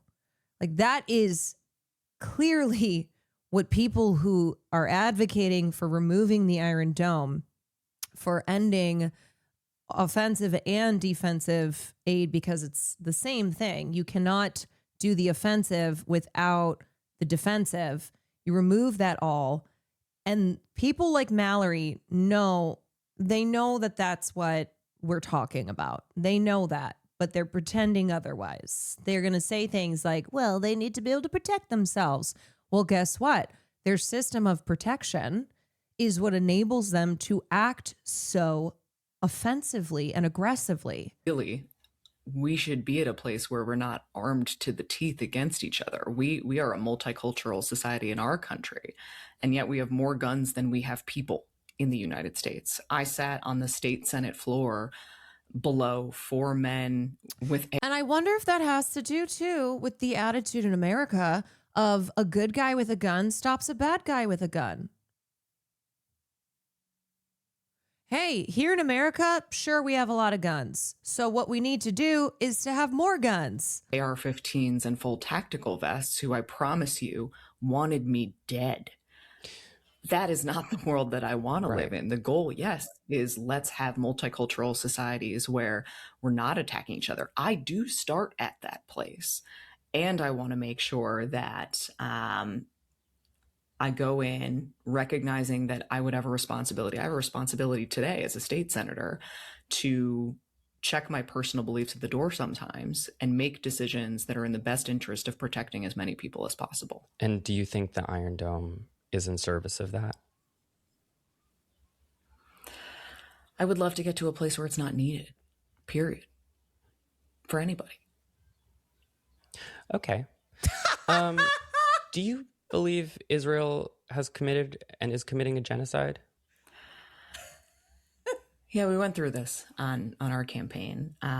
Based on the legal definition, I've said this, I do believe that it meets the definition. Also, I'm sure you can tell, but that is Matt speak for you are so fucking full of shit. You are so fucking full of shit. Definition. What I also heard in response from many of my constituents who had family that they lost in the Holocaust is there is such a personal, visceral reaction to that word that moves us apart from each other. And when I believe that most people in both the Jewish community and the... Yes, we can't use the word genocide to describe a genocide because of past genocides that have happened. You know how we study past genocides, like the genocide of Jewish people by Nazi Germany, in order to try and understand how this happens and to hopefully prevent it from happening again. But sorry, people are too sensitive because of a genocide that their families experienced to acknowledge another genocide as a genocide. Arab community and people who are not impacted want the same outcome. And I wonder if it has to do with the fact that this current genocide is being committed in the Jewish name because of the state of Israel, because of Zionism conflating the two of them. And so therefore they are committing a genocide in the name of Judaism. I wonder if that's what's producing sensitivities, if that's why we're not allowed to talk about this being a genocide. When they said never again, it was about saying the word genocide. Also, Holocaust survivors signed a letter calling it a genocide. Yeah, don't ask about Holocaust survivors. Don't ask about their state of living in Israel. Why would we spend our time debating whether or not you agree with the definition of a word and recognizing we have the coalition who wants the same thing? How do we keep them together? I think that I love this lib thing where they'll go, why are we debating the definition of genocide when we should be doing something about it? But also we're not going to do anything about it. So we're not going to call it a genocide. And we're also not going to do anything about it, although we're saying we should spend more time doing something about it rather than debating over the word genocide.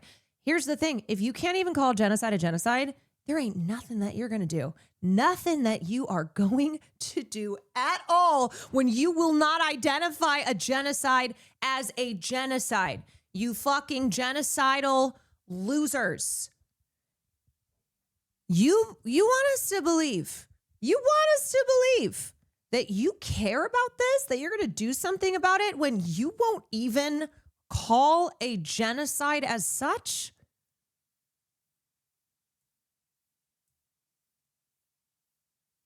Definition is important because of international law, and we're seeing right now the Trump administration and frankly the Biden administration was also a part of the degradation of international law and the rules-based international order. And there was a Quinnipiac poll from August 2025. This has probably increased since then, that 77% of Democrats, over half of independents, believe that Israel is committing genocide. Don't you think that it's important to articulate that just to support international law at a time when the foreign policy of the United States and by extension Israel is might makes great point right? by Emma. Great point by Emma, where she points out why it is actually vital to call a genocide as such. It's vital under international law because of the legal obligations that accompany the identification of a genocide. It's not just using words, okay? It's not just like, oh, well, let's call this thing today. No, there are legal obligations. The international community is obligated under law to stop it. She called it genocide. You can't justify sending them weapons. I think it is important to listen to everybody that I would be asking for faith and trust to represent. I need to listen and to build the coalition that we literally need every to hit the same person. goals. There is no doubt that war crimes have been committed. There is no Me, when I ask a question in chat and every single person responds, I'm like, I need to listen to every single person in chat. And until I have read every single chat and processed it all, I simply cannot speak on doubt this. that the pain and suffering at the vast expense of our taxpayer dollars, Matt, to your point, that we continue to pay for this, needs to end. And I want to keep my people together at a moment when so much of the emphasis is on how to tear them apart. Yeah, I don't mean to be pedantic. I really, really don't with like the genocide label. But I think to me, identifying it as a genocide is important to, like Emma said, give an internationally understood and legal label to what is currently happening. Zachariah, thank you for the tier people. 1. And to me, like anyone's feelings about that word, I think are not as important as like recognizing what is still happening to people right now, which is a genocide under international law, you know? How does your family feel about it? How are those conversations going? Well, it depends on the family depends member. on the family member, and it's tense. But ultimately, I assume you're asking that because I'm Jewish, and you'd be right for that because it's especially intergenerationally, it's a tense conversation because people have different levels of Zionist indoctrination and also differing sort of proximities to the Holocaust and the timeline. But I think, though, the difficult conversation. Her asking that question.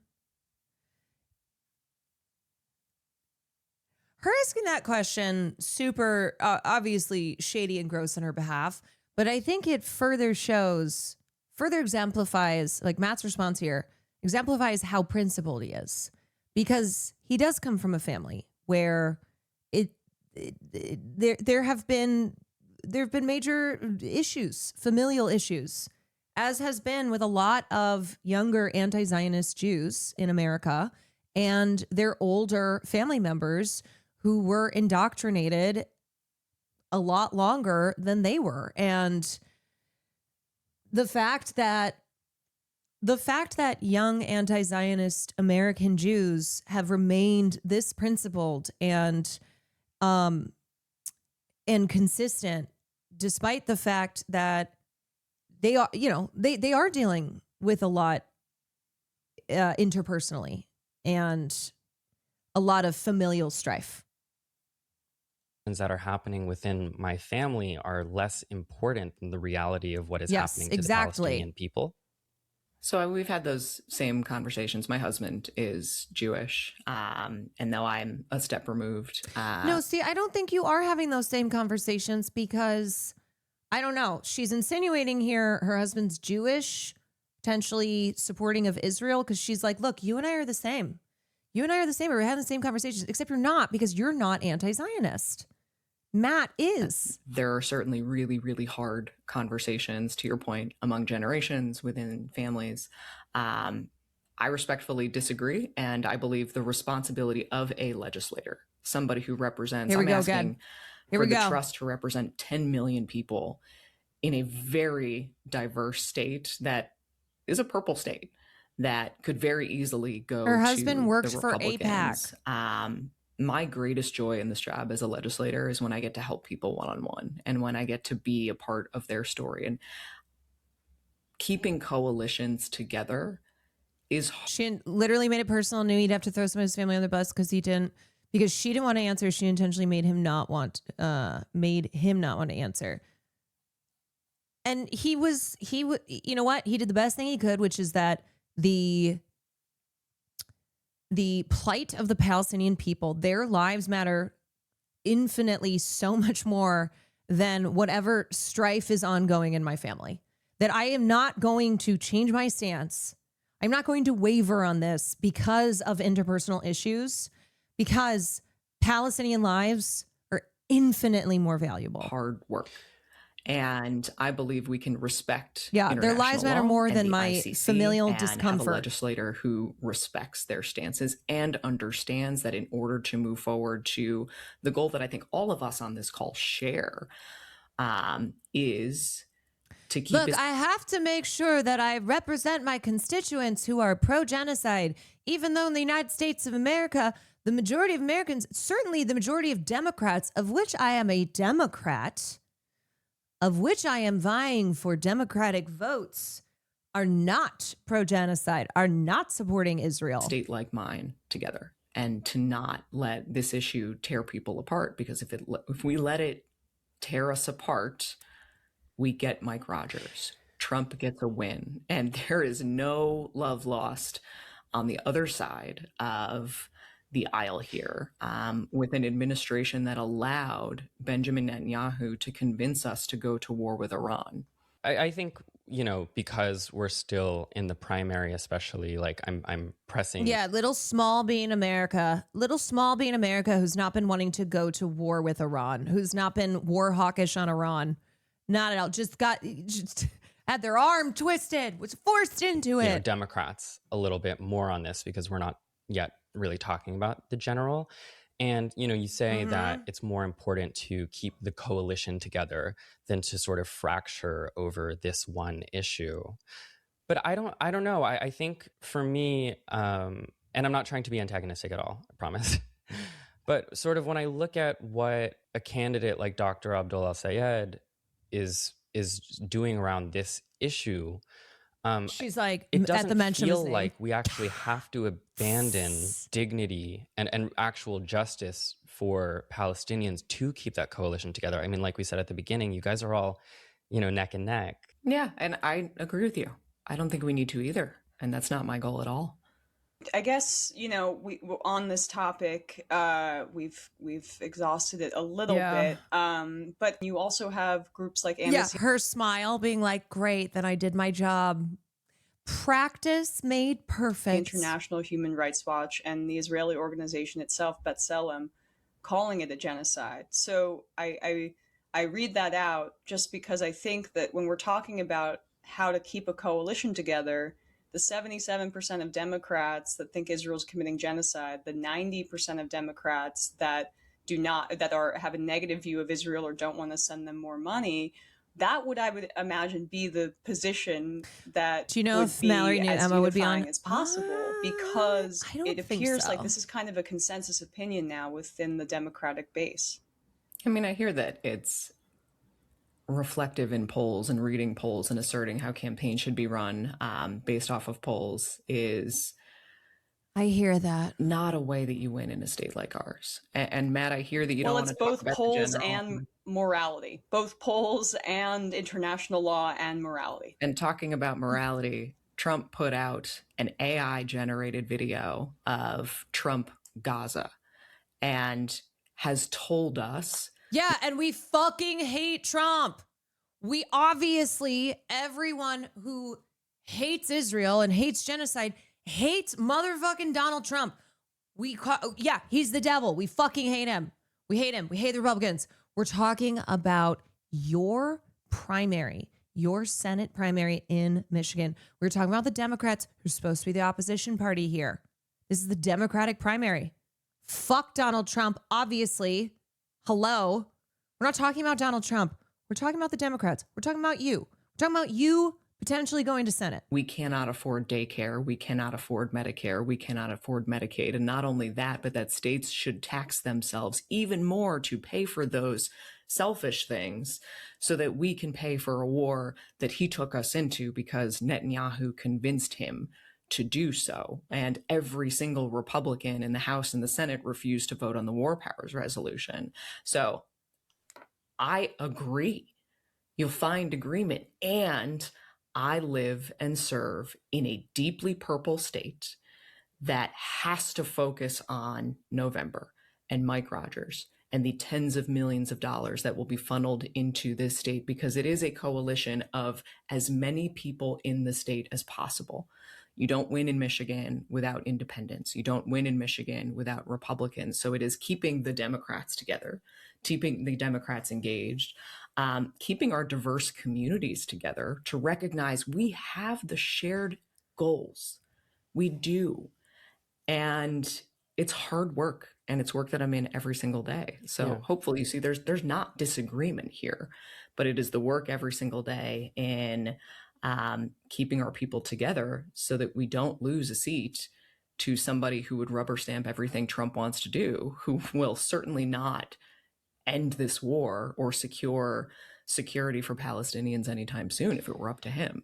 Yeah, and I'll wrap up. I know you probably have to run. Busy day running a campaign. I think neither of us would argue that like every Republican is doing all of this and worse, much worse. And none of us would argue, in favor of anything Trump is doing. I just think especially, during a primary season when we are, being given the chance to put our, what we think is our best Democrat forward, that we're, pushing you on some of these issues.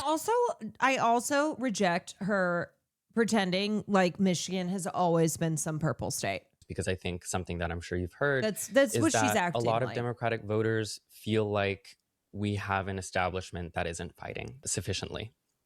And I 100% agree with you. Yeah. This is a party that's not meeting this moment, not only on this issue, but on voting rights, on civil rights, on childcare and healthcare and housing. There is so much at stake here, which is why I'm doing what I can. I believe truly that we built a blueprint in Michigan, in the legislature, when we flipped control of the legislature for the first time in my entire lifetime, that we can take with us to Washington and build a party that knows how to fight and knows how to win and knows how to actually get things done for people. Totally. And I just want to mention, like, as a New Yorker, I got to rep my city and, push back on the idea that we have to make these sort of like middle of the road concessions on some of these issues, especially like a humanitarian issue. We had Mayor Zoran Mamdani, who just won in my city. And, 1 in 10 Mamdani voters also voted for Trump. There was a small but mighty MAGA for Mamdani coalition. And you know what? It's confounding, but that's, I guess, amazing. It's amazing. It's how the world works. And, he's someone who really didn't concede on his beliefs on any of these issues. So of course I would be remiss if I did not encourage you to do the same. Mallory, thank you so much for joining today. I really mean it. It's a pleasure to be able to talk to you. Thanks so much. Yeah, likewise. Thank you to you both. Cool. And that is our interview. I've been really enjoying talking to candidates, honestly, more than I thought I would. And making these sort of like auxiliary episodes has just been a sort of nice creative outlet for me, in addition to like the conceptual episodes we make over here. I want to thank Mallory again for coming on and giving us her time, especially given that she probably knew we'd disagree on some things. She was gracious for that, truly. And I owe it to you, the listener, to say that I struggle to make sense of some of what Mallory McMorrow put forth here, particularly as it pertains to the funding of Israel's defense infrastructure. She initially defended that policy by saying it's what keeps people safe. But I don't know. Does it? I think it keeps one group of people safe while enabling the ongoing violent oppression of another group of people. But toward the end of the conversation, she backed away from defending that policy on its merits, instead saying, sometimes we as politicians must put our personal beliefs aside for the sake of building a larger coalition. And okay, but as Emma said, there's tons of emerging data that shows continued aid to Israel is no longer a popular position in the Democratic Party. To which Mallory said that she isn't running a campaign on polling data. Fair enough. But if you're not running on polling data and you're also not running off of your belief system, then I struggle to make sense of where exactly these policy positions are coming from. And to me, it's this opaqueness in decision making that is the frustrating thing about the Democratic establishment, which Mallory claims to be breaking from. Anyway, that's my show. Hope you liked it. Hope you enjoyed being here on an off week. I did. Let me know if you want more of these auxiliary episodes or if you never want to hear from politicians again on this podcast. I don't know. I think it's fun to probe. It's sort of like testing a new skill for me, and I'm enjoying it. Wow. Good job, Matt. Good job, Emma. I'm going to be so for real towards the end of that. That is how exhausting neolibs are, where you just sink deeper and deeper into your seat and you're like, just this made in a lab, cooked up BS, because they won't answer. They won't answer these questions, and certainly won't in a way that's satisfactory, because the policies are not there. The policies are not there. So how is the rhetoric going to be there? It's just but it does exhaust you. It does fucking exhaust you, because you just hear them repeat the same shit and try and run around in circles. You know, at one point when Matt had said we're kind of just going in circles here, and she was like, and I'm telling you, because that's the point. Just never answering the questions. It does take a lot of patience. So, you know, Matt, look, I will acknowledge there's a difference in sitting here on stream and like yelling and behaving the way that I did versus conducting an interview on on a podcast like this. Because what's important, what Emma and Matt needed to do was to let her drown herself. And she did. Of course she did. And show anybody in Michigan watching this that this is not a person who is going to fight for you. She's a fucking liar. She has nothing. She's go girl, give us the same neoliberal establishment ass bullshit. So they did a really, really good job at exactly that. Yeah. Definition of an NPC, where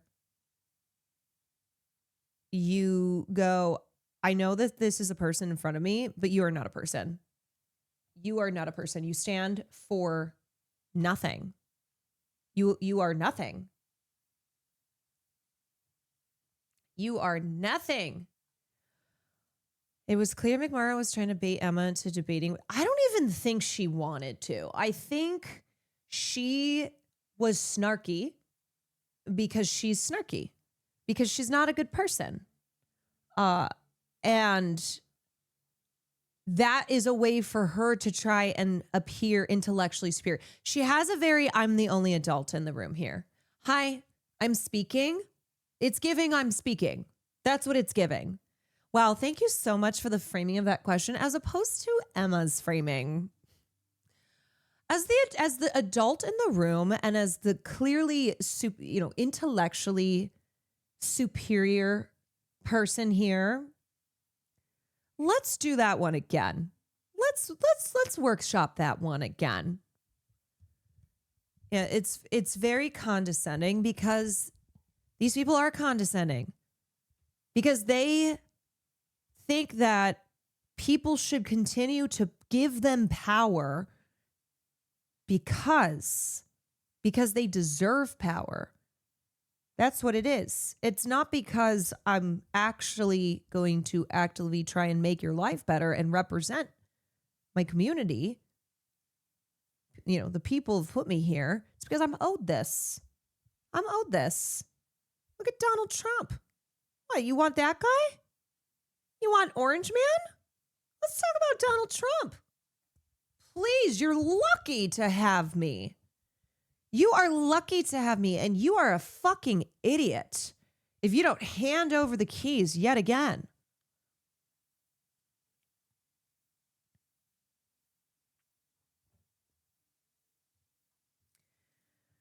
Reminder of who McMorrow is. It really is just reheating Kamala's 2024 nachos. I'm speaking being thank you for that framing, and not thank you for that framing. The embarrassing drumline dancing down the hallway. Reggie, thank you for the 6 months. Jenny, thank you for the 34 months. Oh my God. All right, I need a second. It was so bad in person, it shook the entire hallway. Yeah, that just fucking exhausted me. I'm gonna be so for real.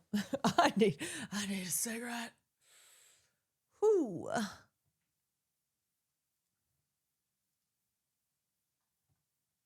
Infrastructure. Because I don't think anybody should live in fear of being bombed or killed. I would look at, how do we support defensive systems for Palestinians? How would we support defensive systems for Lebanese? Should they get an Iron Dome too, the Palestinians? Well, let's talk about that as a conversation. Well, I mean hello. Okay, so there you go. Honestly, one of the wildest moments, because that was Emma actually making a joke, being like, there's no way. She's, oh wow, she's saying Talk it. about that as a conversation. She's saying it. Yeah, she is. Okay. Sam's face here. I know. Hello. Okay, so there you go. Let's talk about that as a conversation. Let's talk about that as a conversation. Oh, man. Oh, my God. I just feel empty now. You want to know why I feel empty? And no, it's not just because I'm coming down from EDC. It's because that's what neoliberalism is. It's fucking hollow. It rots everything. It has no substance. It is not inspirational. It drains everything out of you. It sucks everything out of you. You feel the difference when you are listening to someone who makes you feel hopeful, who makes you feel like, yes, you are actually saying what the people are saying. You are representative of the people. And so when you get a candidate like Mallory, who's the opposite of inspirational, opposite of substance, opposite of like real populism, it just drains you. Energy vampire. That's why Cory Booker could yap for 12 hours. Cory Booker on the Senate floor. I think that was an honest answer from who she is. She's capable of selling weapons to anyone with a blank expression without taking responsibility for anything that happens, even if people she sells weapons to commit war crimes and genocide. Because she does not care. She does not care about people, about our lives. She cares about power. She cares about being a stooge for the establishment and being put into power for the sake of having power. You cannot trust someone like that because they don't represent you. They don't have your interests at heart. They tell us we live in fairy tale land and what we want isn't possible, but they're seriously more open to giving defensive weapons to both sides instead of not funding and arming an apartheid state. Yeah, and I'm sorry. Fucking Reagan. Reagan pulled the plug in the past. Ronald Reagan, to whom we can attribute all bad things, to whom when we talk about something bad happening in 2026, we go, thank you, Reagan. Goddamn Reagan picked up the phone and called Israel. Reagan.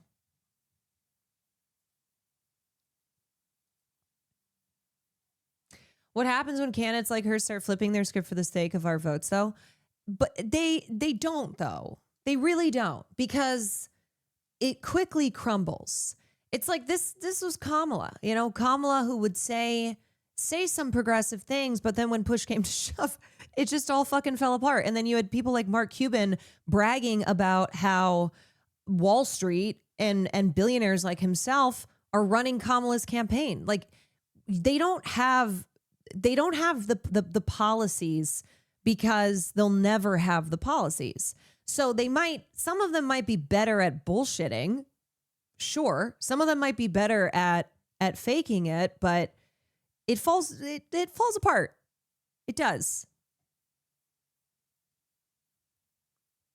And it's our job. It's our job to have alternatives to that. It's our job to have real progressives to show people and be like, how this person is fucking full of shit? You know how you get the sense that they're not actually going to be representing you in Congress? And then you point them somewhere else. You go, hey, there are other options. There is another way. There is another path.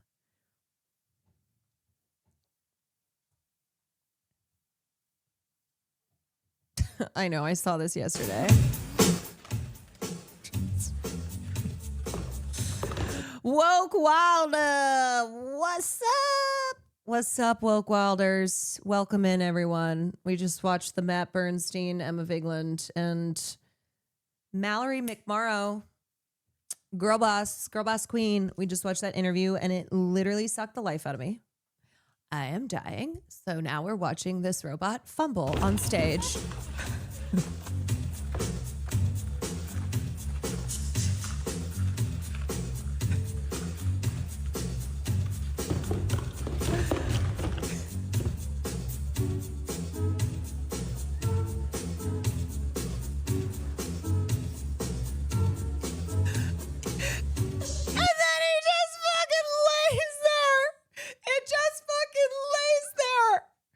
Can't help but falling and I can't get up.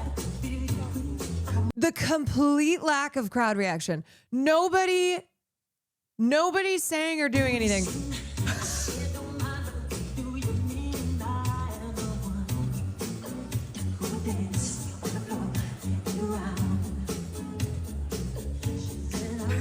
Oh my God.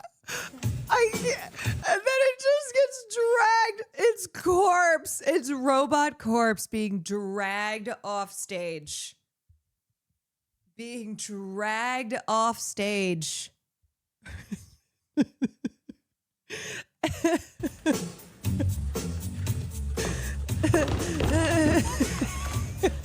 Me when I show up to the function and I had too much caffeine and I'm so socially awkward.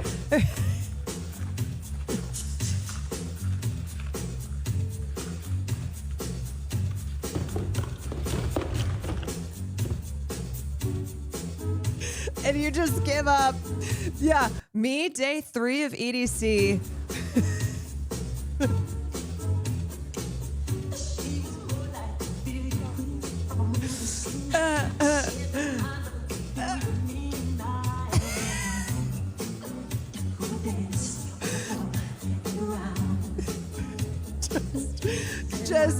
Just having to be dragged. You're like, my body no longer works. I no longer can use my body. So I simply can only be dragged. That is where did this take place?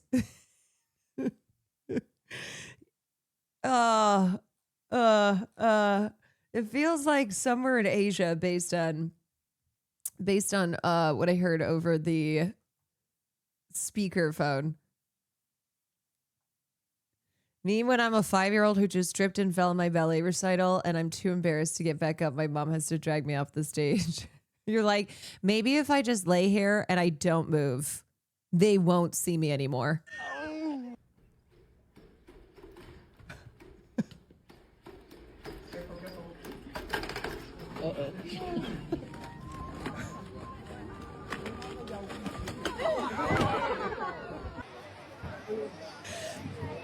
Me when I've had 10 beers and I think I'm Misty Copeland.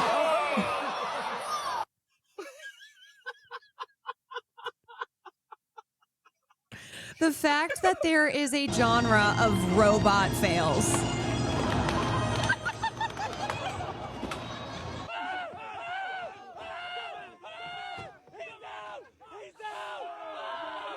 No, I'm totally fine. No, it doesn't hurt. No, I'm good. I'm totally fine. Okay, honestly, this is what I look like during a cooking stream. That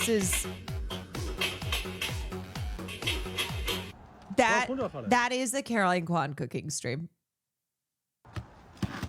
Skynet will remember everyone who laughed at these videos and they will get their revenge.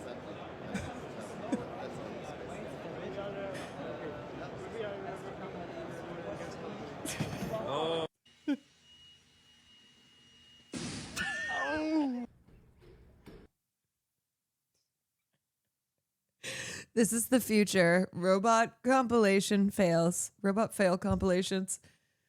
In the near future, these videos will be evidence in the crimes against our robot benefactors. Okay, I'm not gonna lie. The baby robot is cute as hell. You know what the baby robot reminds me of? The baby robot reminds me of Farley, of course, because everything small and tiny reminds me of Farley. Farley will do this thing where he comes flying in and it is an attempt to jump up onto the couch, but sometimes he doesn't make it all the way. So sometimes he jumps and he only makes it halfway and he hits the couch and he goes flying and I feel bad, but it is so funny. It is one of the funniest fucking things. You'll just be sitting there so casually, okay? I'm just sitting there on the couch, maybe on my phone, maybe reading a book, and suddenly he comes flying in and hits the couch and doesn't make it and then just walks away like nothing happened. Just totally walks away. Nothing to see here. Nothing went down. No one saw this. And I'm just like, oh my God. And then I'll offer, do you need help? Do you need help up? He does not want help up, though. Megan, thank you for the 18 months. Oh, man. The way that they brush it off kills me. Yeah. Yeah. Just love when you can tell a pet is embarrassed by a mistake they made. And he does it all the time. He's never not doing it.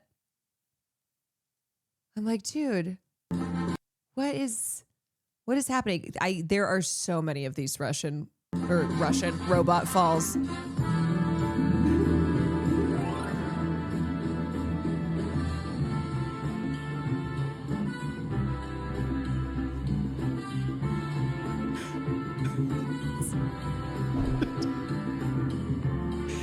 It's just drunk people.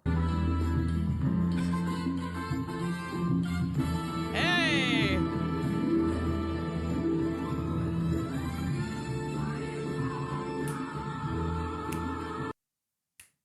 It's just drunk people. I'm good. Don't worry about me. It didn't even hurt. Face is just gushing blood. I feel like I could do that again.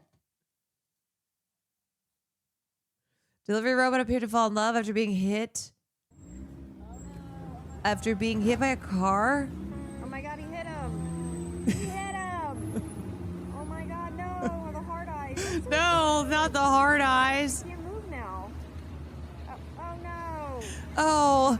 Oh no. We had a collision. Oh, he's still going though. He's still trucking along. No. Keep going, my friend. Oh no, a masochist.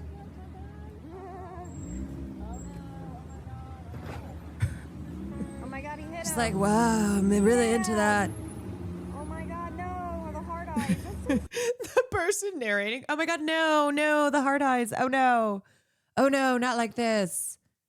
Oh no, it's in love.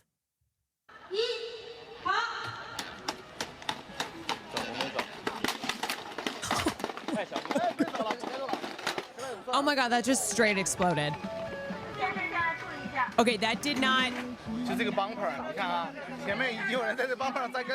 did not survive.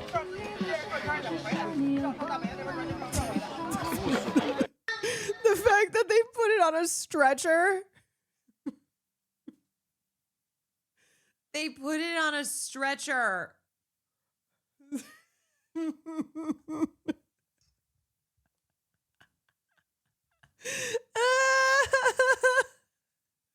Oh, it's so stupid.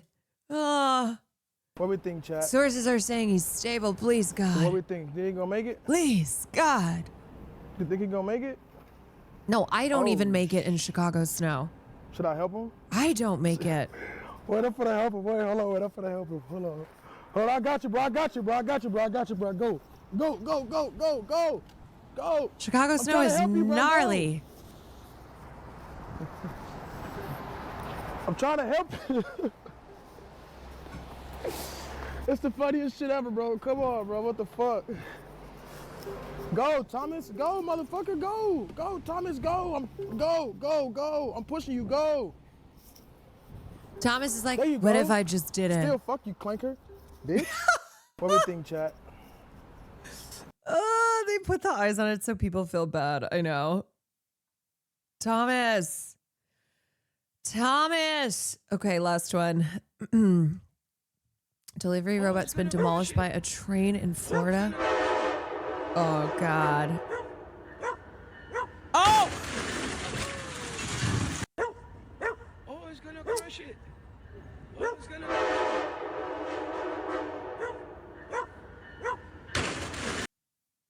Yeah.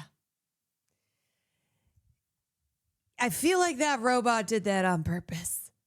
I feel like it purposely went into the middle tracks and went, you know what? Just take me. Just freaking take me. I'm done. I can no longer deliver food. You know what I need to dive into one of these days? Remind me. Not today, but RF Kang's whatever the hell's happening here.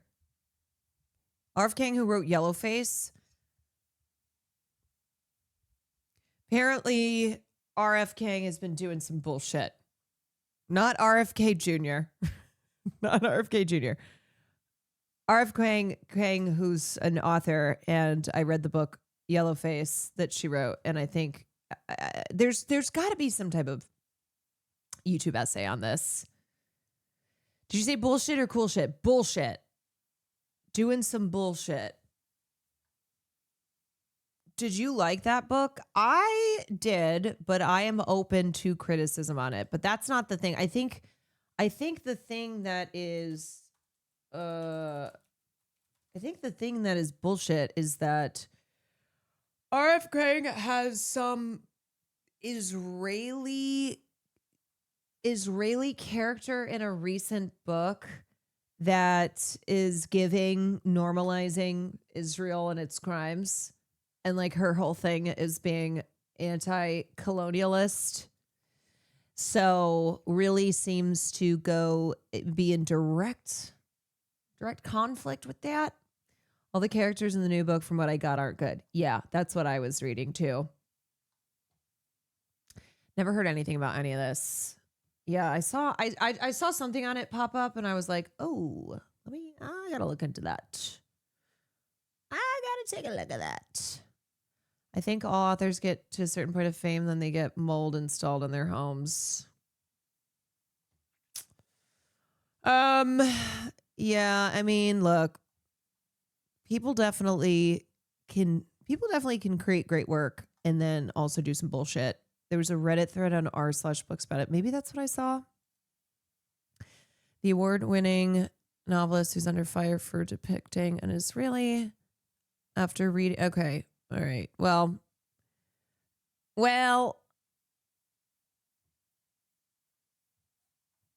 I will look into this, and if it's worth talking about, then I'll talk about. The last thing that I wanted to talk about here is Angelina Jolie's daughter, Zahara, drops dad Brad Pitt's last name as she walks across stage at her graduation.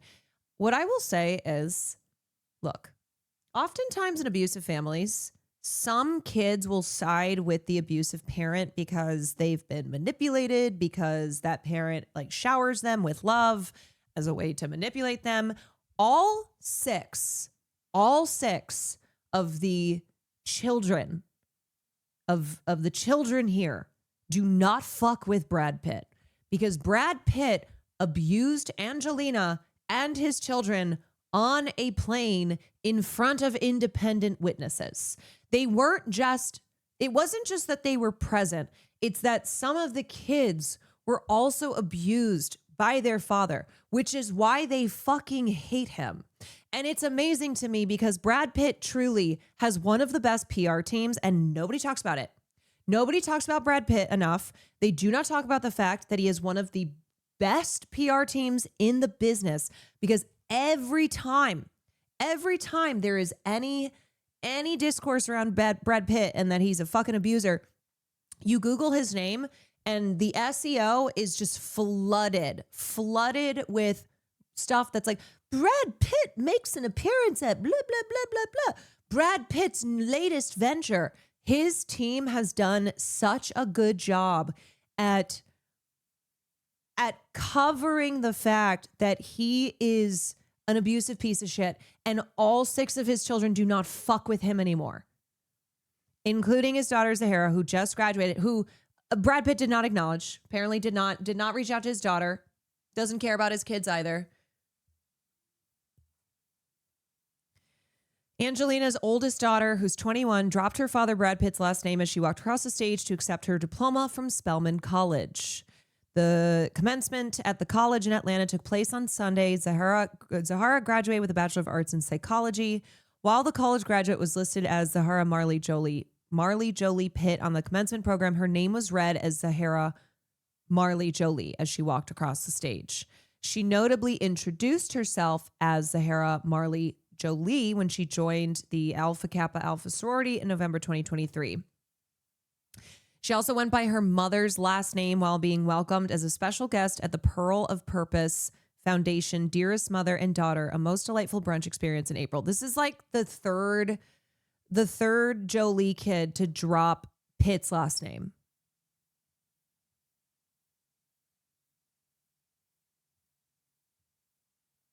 And remember, too, I think it was when their twins were born, Vivian and Knox. Remember Brad Pitt said some shit about finally knowing what it's like to have a daughter? And it's like, oh, you actually had a daughter. Your first child is Zahara. But you said now you know what it's like to be a father to a daughter when the twins dropped because they're your biological children. But they also don't fuck with him.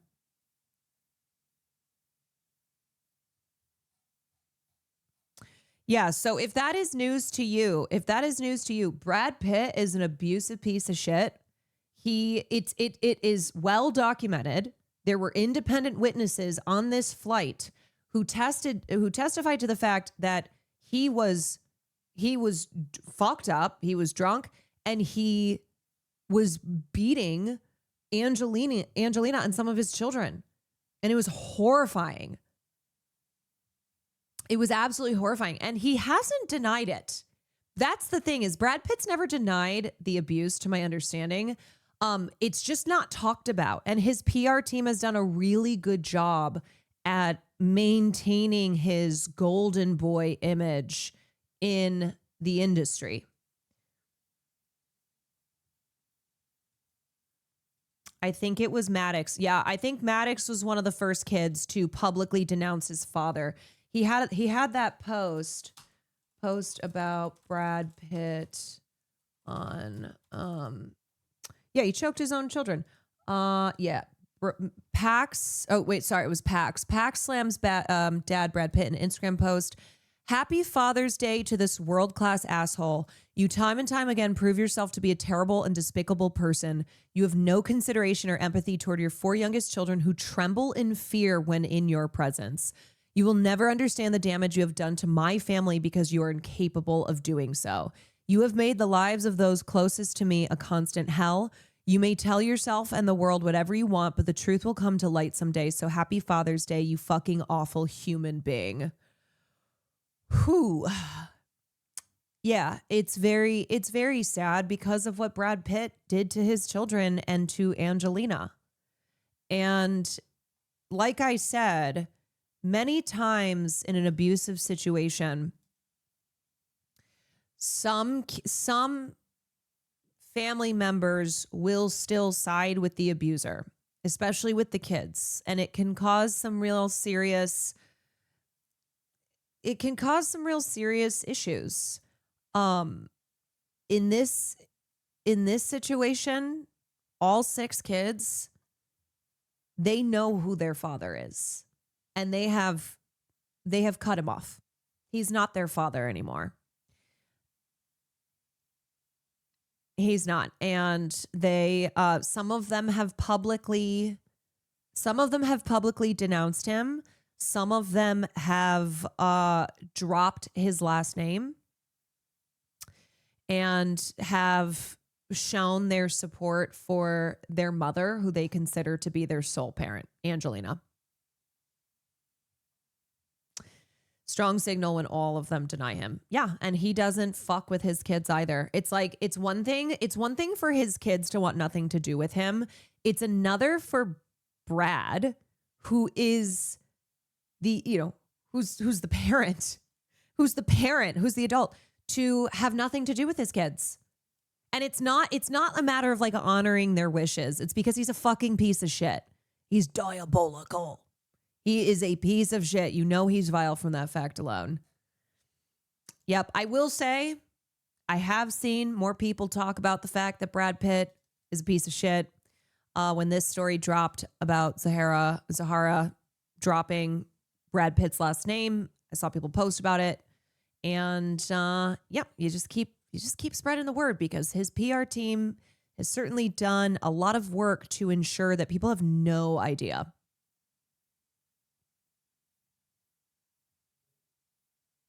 Kind of took an acting break as well while being a producer. Wouldn't be shocked if that was the PR team telling him to lay low. Yeah. Yep.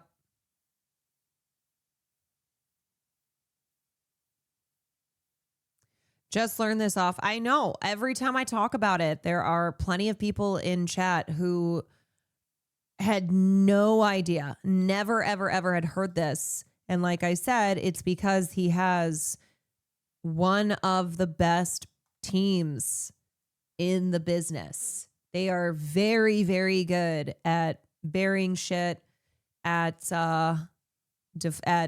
ensuring. Like, look at this.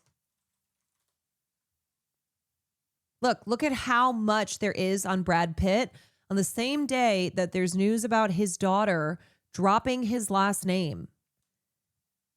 There's nothing. Brad Pitt has PDA packed date night with Ines de Ramon. Brad Pitt unveils striking new look alongside much younger girlfriend.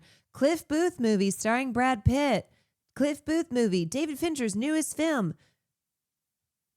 Angelina Jolie and Brad Pitt's son Knox looks just like his dad at his sister's college graduation. Angelina Jolie and Brad Pitt's son Knox looks just like his father. Fuck that. And then at least one TMZ article, Brad Pitt, no contact with estranged daughter Zahara about attending graduation. One thing about TMZ, they are always going to have a piece on it.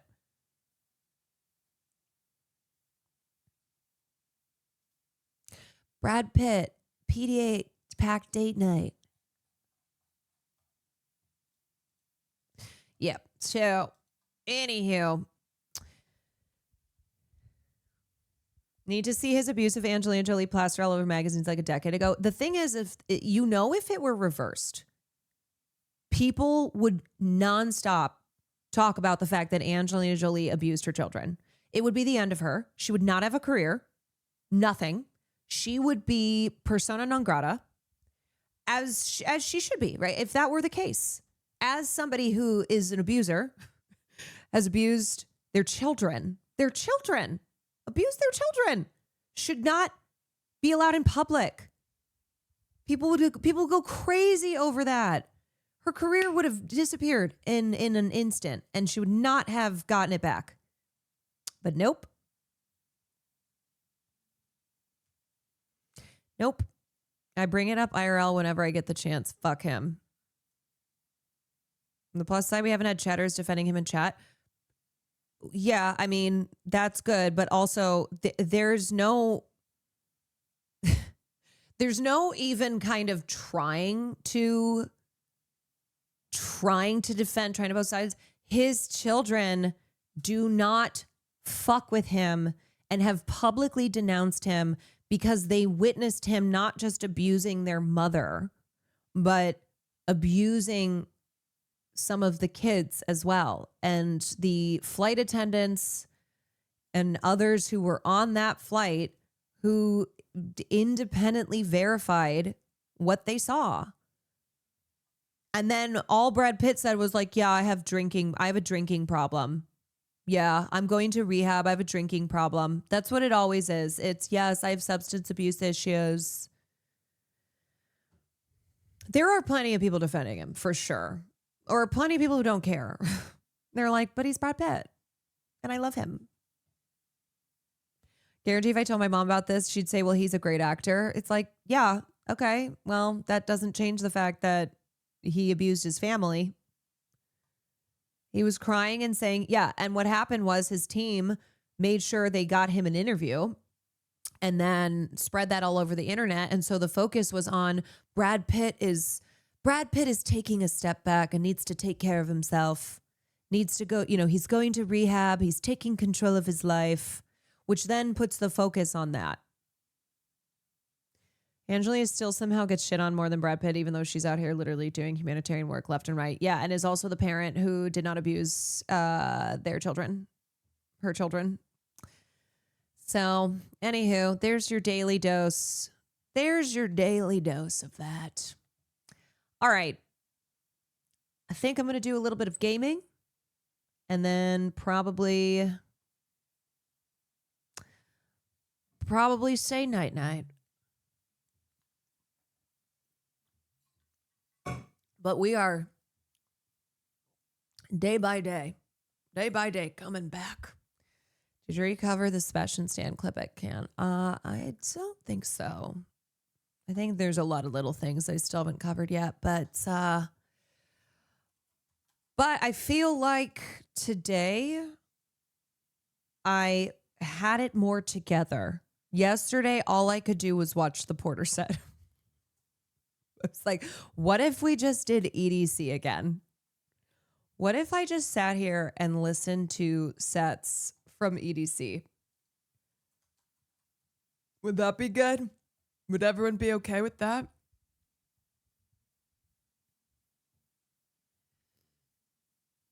I'm Eepy. It's bedtime for me. Good night, Lynette. Good night, anybody else who is going to bed. Off topic, my flight home from Vegas got fucked and I just got home. No, but just want to say I was at the rail for the Prodigy. That shit changed my life. Yes. No to the fucked flight, but yes to life-changing Prodigy. We love that. We love a life-changing set. Because that's the thing too, is like when you have that experience, it lives with you forever. And also, you will try and have an opportunity again to see them in action. That's super fun because it makes you, like for me, when I first started going to EDM Fest, I didn't know anybody. And now I go and I'm excited to see acts that I've seen before and had life-changing experiences. I've been hearing stuff about Obsession. I have also been hearing stuff about Obsession, and I really want to freaking go. Really want to freaking go to Obsession. I'm going to text Will again and say we still need to see this. We still need to see Obsession. Desperate to see it. Okay. All right, everyone. It is gaming time. Gaming time. So, if you are out for the evening, I will see you tomorrow. Thank you so much for joining me. I hope you enjoyed your time here, and I hope you come back. Apparently, Curry Barker already finished his next film and is already editing it. Yeah, that man, he don't stop. He don't stop. Okay. Ooh.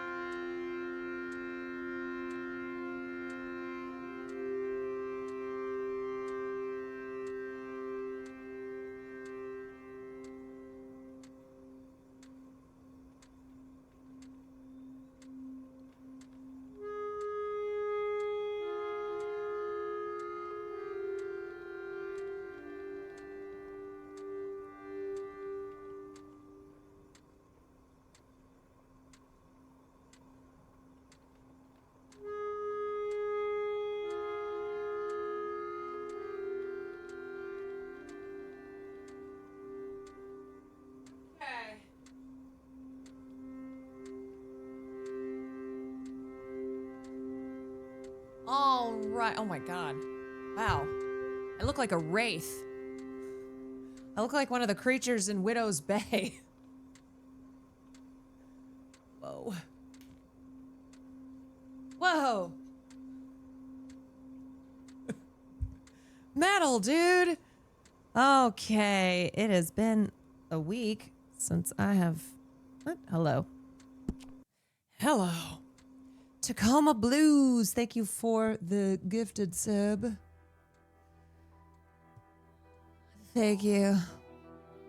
Do you believe that Brad Pitt has the right to exist? No!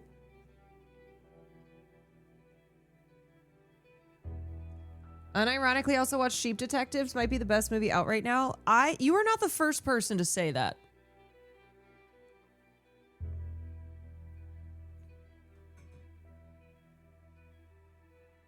Which tells me it must be a banger of a film.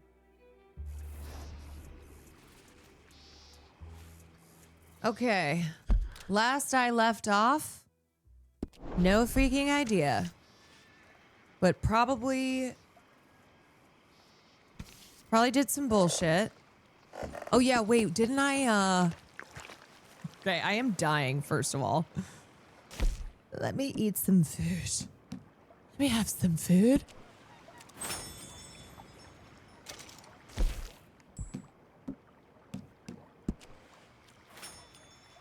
Okay. Where's my farlito? I definitely did some fuck shit last time I was here. It was kind of a rough day. Everybody was just on my ass. Like, Come on. I don't even remember how to get up on the horse.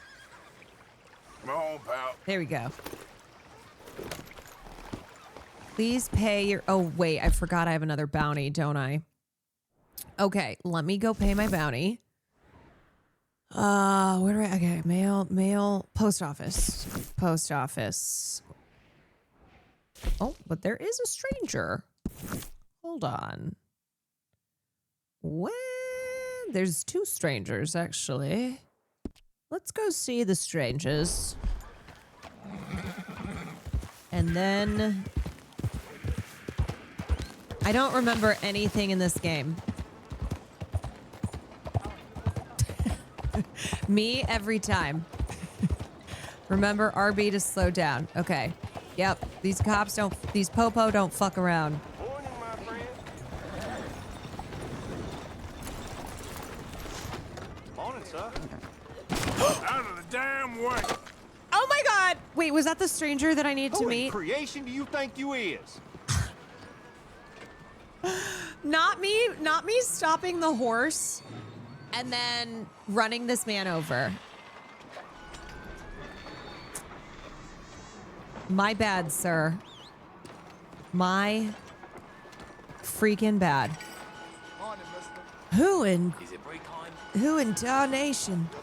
Well, I'm pretty sure that was the stranger, yeah? Oh wait, he's inside?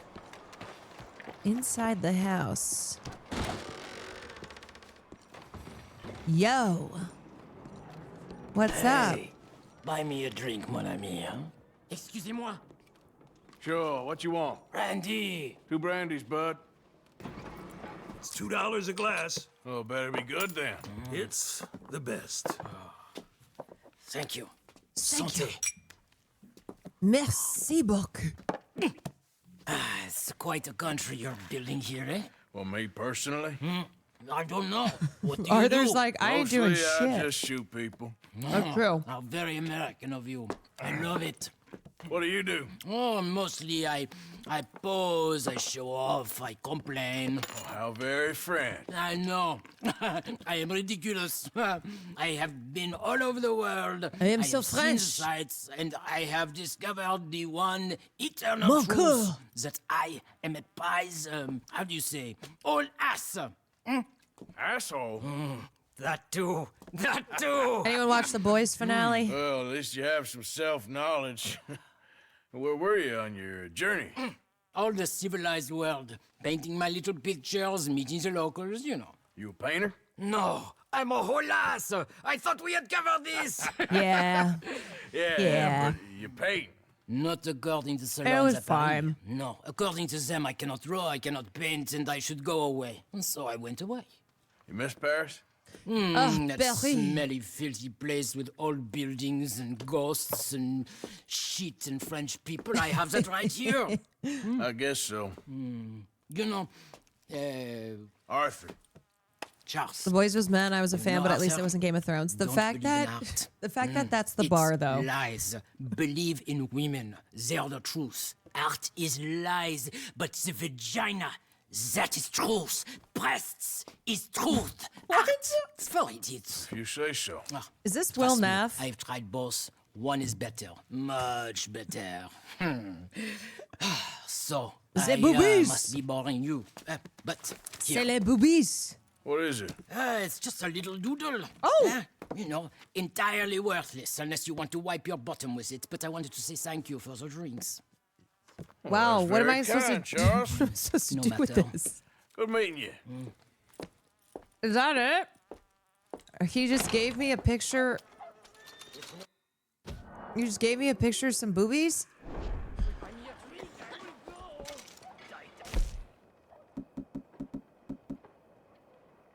C'est les braises.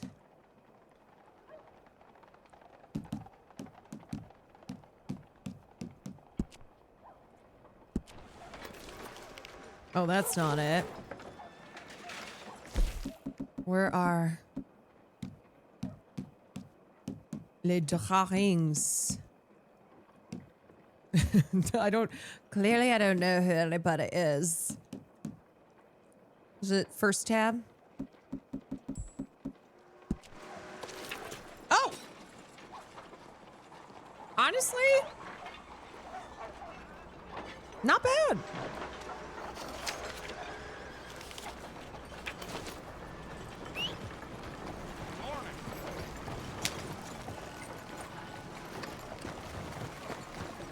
Pretty good titties.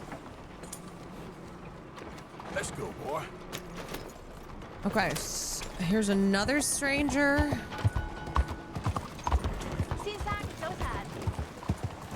You, kind sir. Do you help the poor?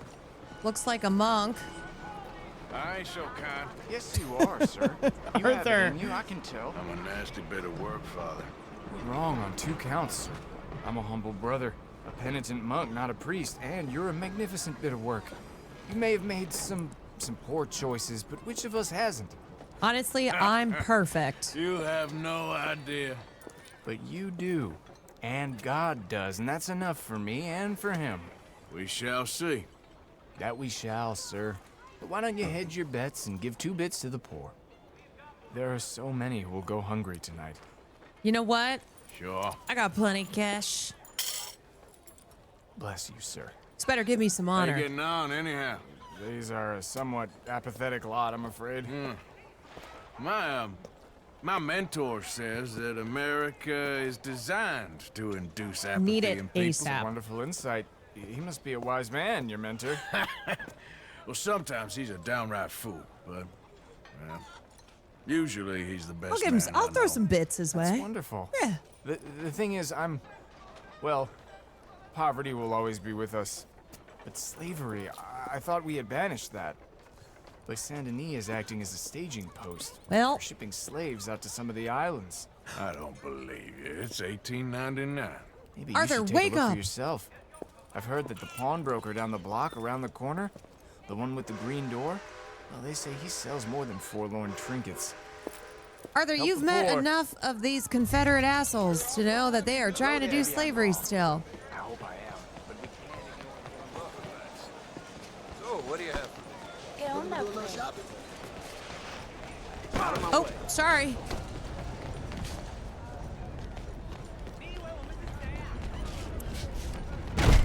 Hi there, mister. Feel free to browse. Shall do. Okay. Arthur's offline. Why does it keep telling me to aim my weapon? Is this guy doing stuff? You timed it well. Some quality pieces in at the moment. A bit of a strange question, but you heard tell of slavers around here, buddy? What? Where are they? You better tell me, you piece of People shit. you're hiding. I know they're here. Don't lie to me. That's why I wanted They made me to do aim it. my weapon. I was always good to them, but they forced me to do it, sir, I swear. You tell me, motherfucker! Where are they? There's a door behind the bookcase there. Just pull the big red book called The Scourge of Crossbreeding by Harold McDougall. You know what? One to the shoulder. Bitch. One to the shoulder, because that's what he deserves. For doing slavery shit.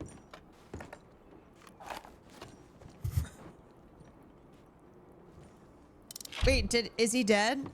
Oh. Yeah, wait, why did my honor go up? Hello? Cállate, cállate. Who's down here? ¿Hay alguien ahí? To the shoulder? Dead. Well, Por favor, ayúdanos. Help, please. I got you. Now, And you don't know what? worry. I would do this even if I'm on honor your weren't on the side. line. Because it's the right thing to do. Help, please.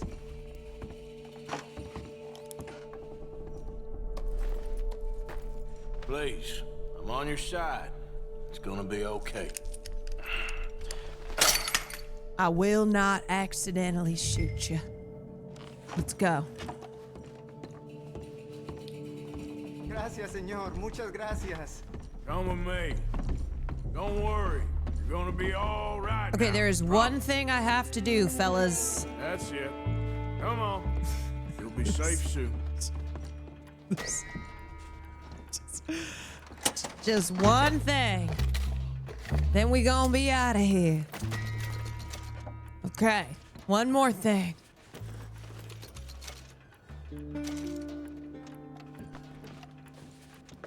Okay, one last thing.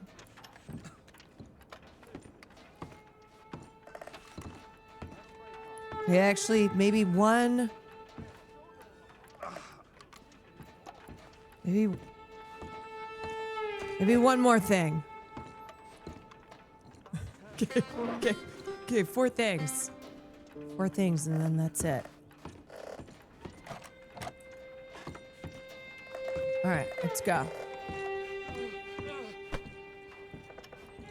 Got this stupid ass hat on.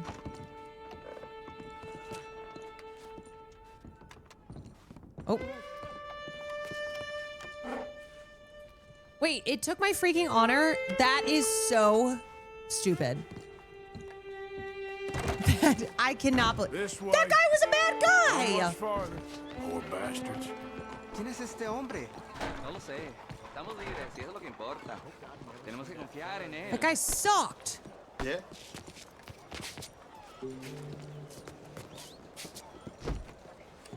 All right, come on. How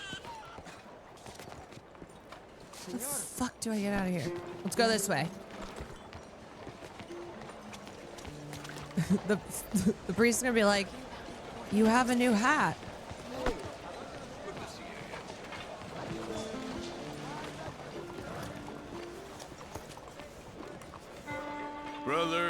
Brother Dorkin's friend.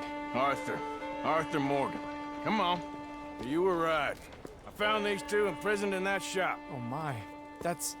Well, they are blessed to have met you, Arthur. Trust me. No in big that, deal. They're very unusual. I don't think they speak much English. My brothers, come. Let's go get something to eat. Manger. Comida, please. Hey, you forgot this? Oh. Yes. Thank you. Here. Payment. What? For your services. No. I could not have freed these men myself. No, you know what? That is for the poor. Maybe I'll get some more honor back. Give it to the poor, brother. Thank you. I will. Like I said, magnificent. Come on. Come. Come see me again sometime. I often work at the old church on Gasper Street in St. Francis. Yeah! Woohoo! All right, let's take a look now. Ooh. All right, now we're gonna go pay off our bounty. Great. Okay. You know what? I feel good after that mission. I like to do good. Let's get.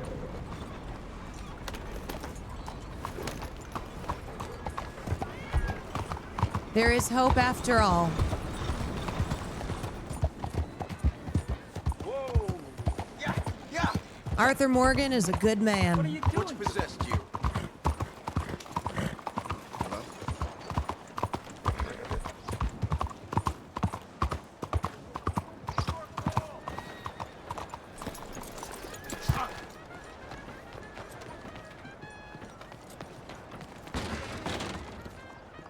Arthur Morgan is a good man.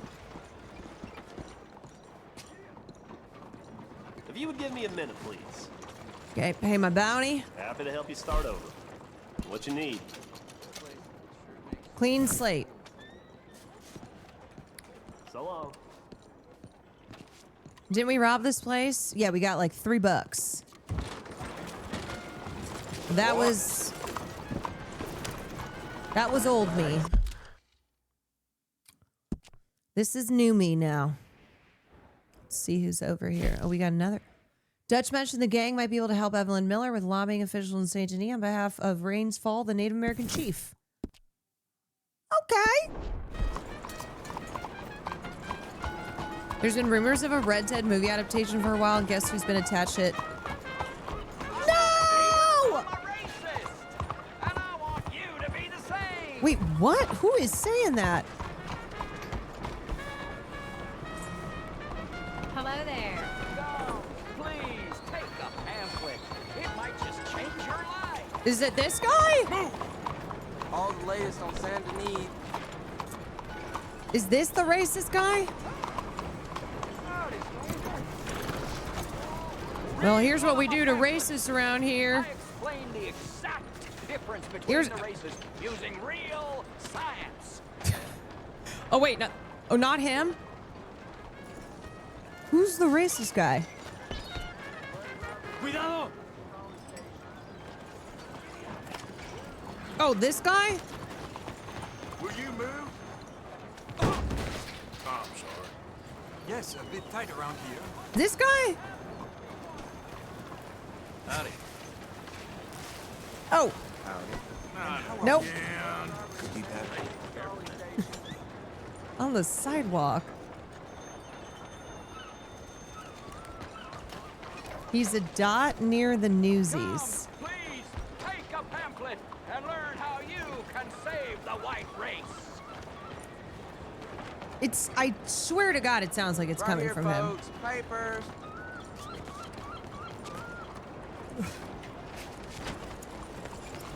This guy.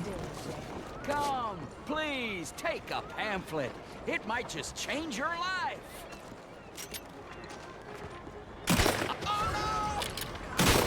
I won't stop till you're dead. Wait, what the fuck? Wait, I didn't even shoot him! I didn't even shoot him! I did not even shoot. Oh my God! Are you kidding me? That's a worse crime than racism? Dear God in heaven. Okay, let me just pay off my bounty. Shit, fuck. God damn it. Come on, they ain't gonna kill themselves. Fuck!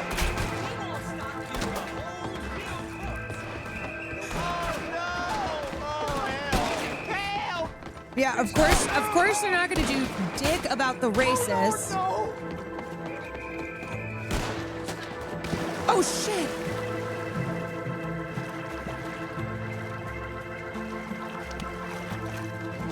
I gotta hide.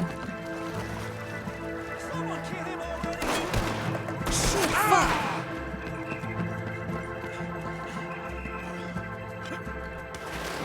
Oh, fuck! Okay. Got to go. Arthur, idiot! Okay, go! Fuck, how do I drive this boat?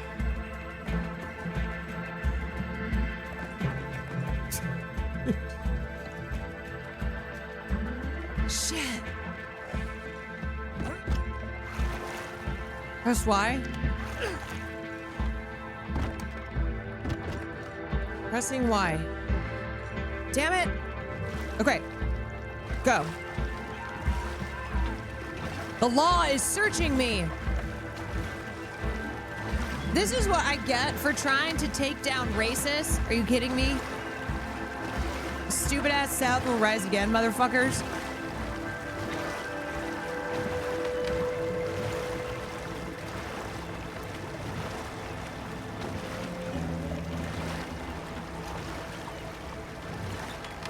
I'm just gonna kind of, oh, I'm dying.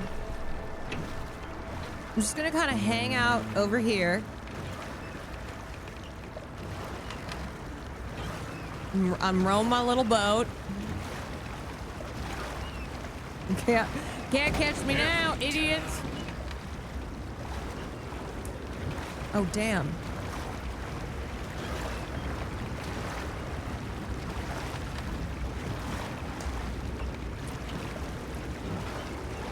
Okay, we're free. We're free. Only $5? Not bad. You know what? Okay, I'm coming back. Coming back.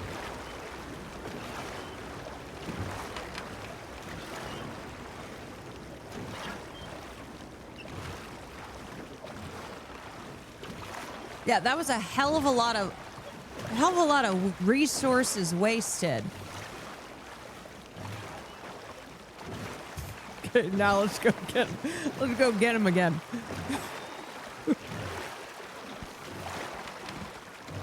I didn't even shoot him. I just shot his racist pamphlets.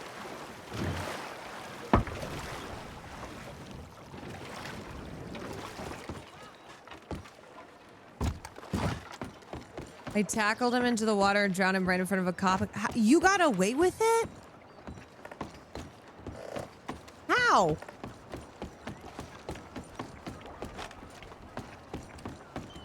I know you. God Piece of shit. damn it. You better hold it right there. What the fuck? I just escaped this shit! All for a freaking racist guy? Alright, let me get in. God damn it. Oh, I'm so dead. Let's go, Farlito. God damn it. Fuck, I'm sorry.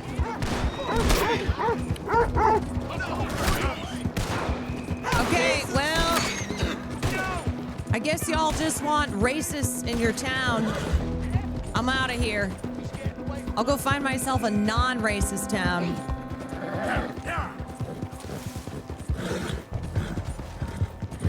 Shit. I gotta hide. Ah! Oh, Farlito! Here, it's okay, buddy. Revive. Shit! There you go. Okay. Oh, God damn it, I'm stuck. I'm stuck. It's so over. And I have no stamina. Okay, wait.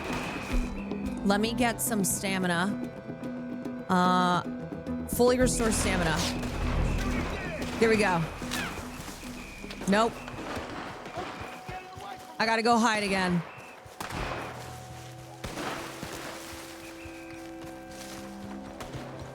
Watch this.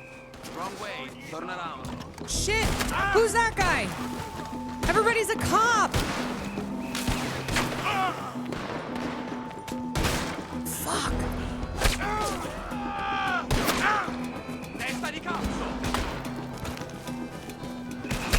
God damn it, I'm dead.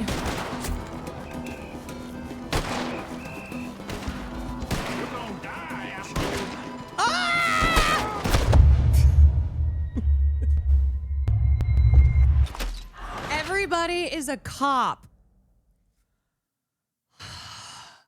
Look, let me explain. I felt very inspired after I met that father. After I met that priest, I felt inspired. So I tried to take down that racist guy. What is even the plot? Minus $150! God damn it, whatever. Okay. Let me just get things together again. Farlito's okay. He's good. I need something for stamina. Fully restores horse health. Fully restores stamina.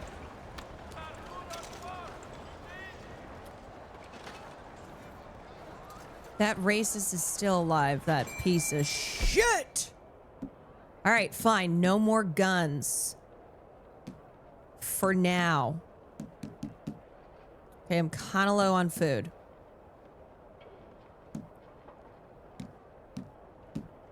I got booze.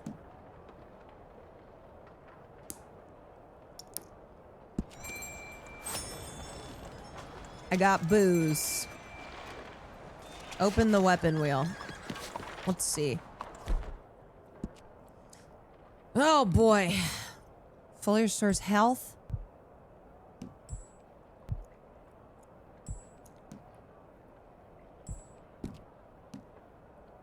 I am kind of doing all right, Farlito needs something. Hello, sir. Hey, partner. Here you go, partner.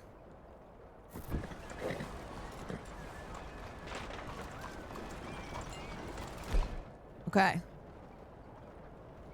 There's a grocery store in front of you. I'll go buy some food.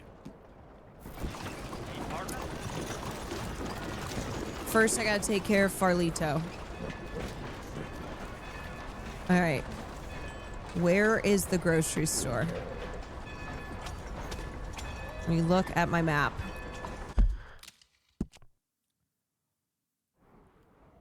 Post office.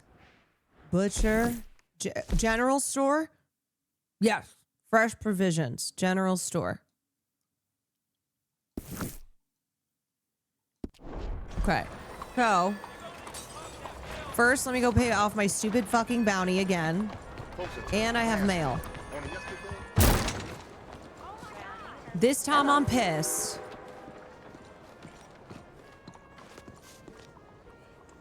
Oh.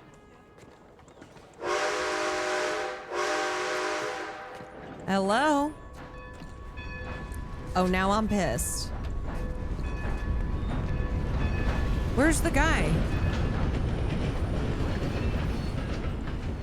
Does nobody want to work anymore?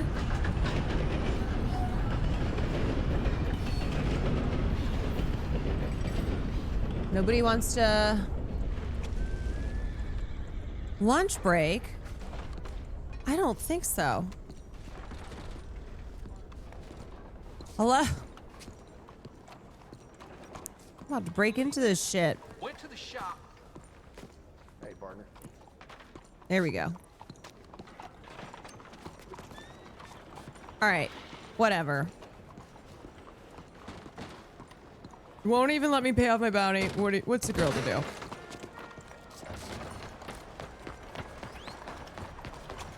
Okay, let's go to the store.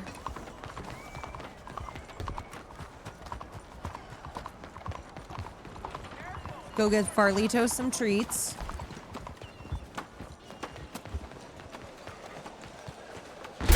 Oh, Hello okay. there. Please, have a look around. Yo. Shelves are all labeled up top. If you don't see something, just check Let's go the buy a catalog. bunch of stuff, Lot more in 'cause we there got than money. What you see on the shelves. Okay. Canned food.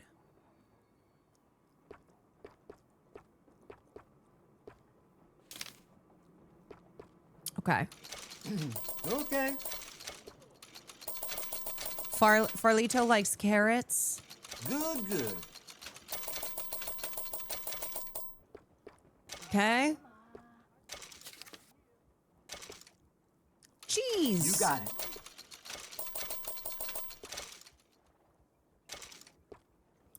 Meat from a large game animal. Well then. Tender pork loin. Okay. Bye, huh?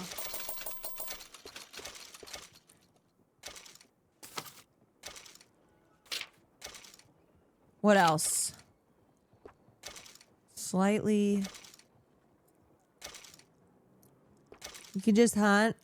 Well, I'm already buying stuff. Fine brandy.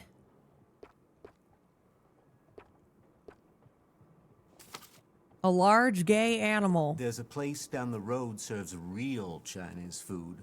Oh. You ever try anything like that? What the hell does that mean?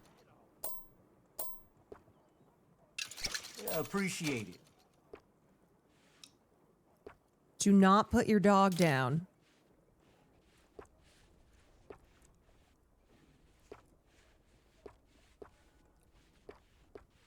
All yours. Okay. What is this? Used to block human scent. Let's buy some more of that. All right. Anything else? I think he just means Chinese food. It sounded very strange. Actually, Chinese food sounds very good right now.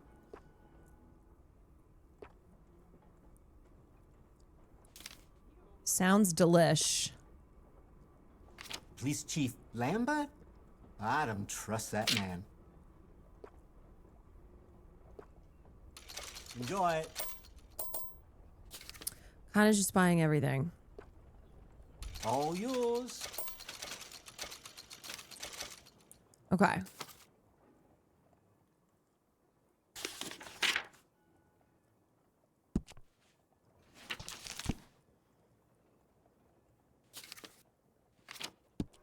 Xiaolong Bao. Good, good.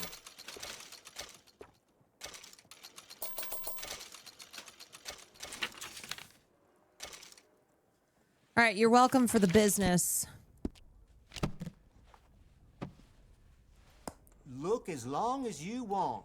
Now, let's see what I got. Okay. So, gotta cook some shit. Health core, stamina core.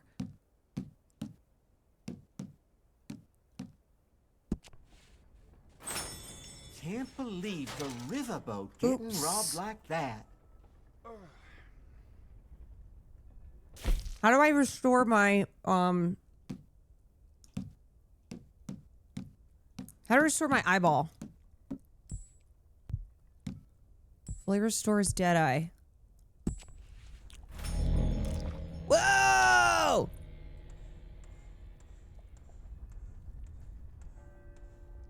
Nice. Where's the toothbrush? Oh, we don't brush our teeth around here.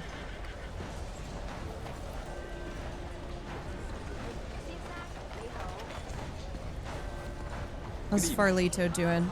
Popping a molly. Hey, buddy. Evening, mister. Hey. What? Actually, I think health core or all horse cores.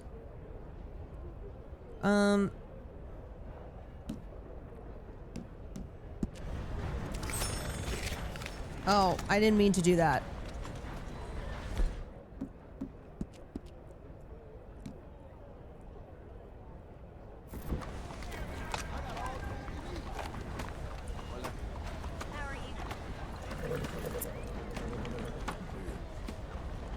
This weapon is in poor condition. Oh, okay. This is still making me feel like the underside of a turnip green. Clean. That's the way it goes. Well, Oh, well, aren't these revolvers not good? take care now. The O-cakes fully restore all horse cores. Why am I cleaning a revolver that sucks? This one's good.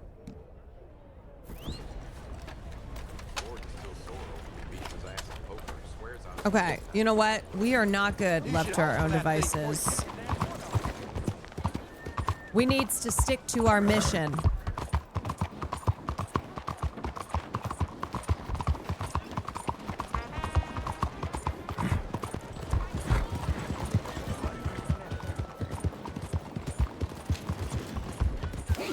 It's easier to carry that on in your hand than holster it. Stick to the mission. You are brave, brother.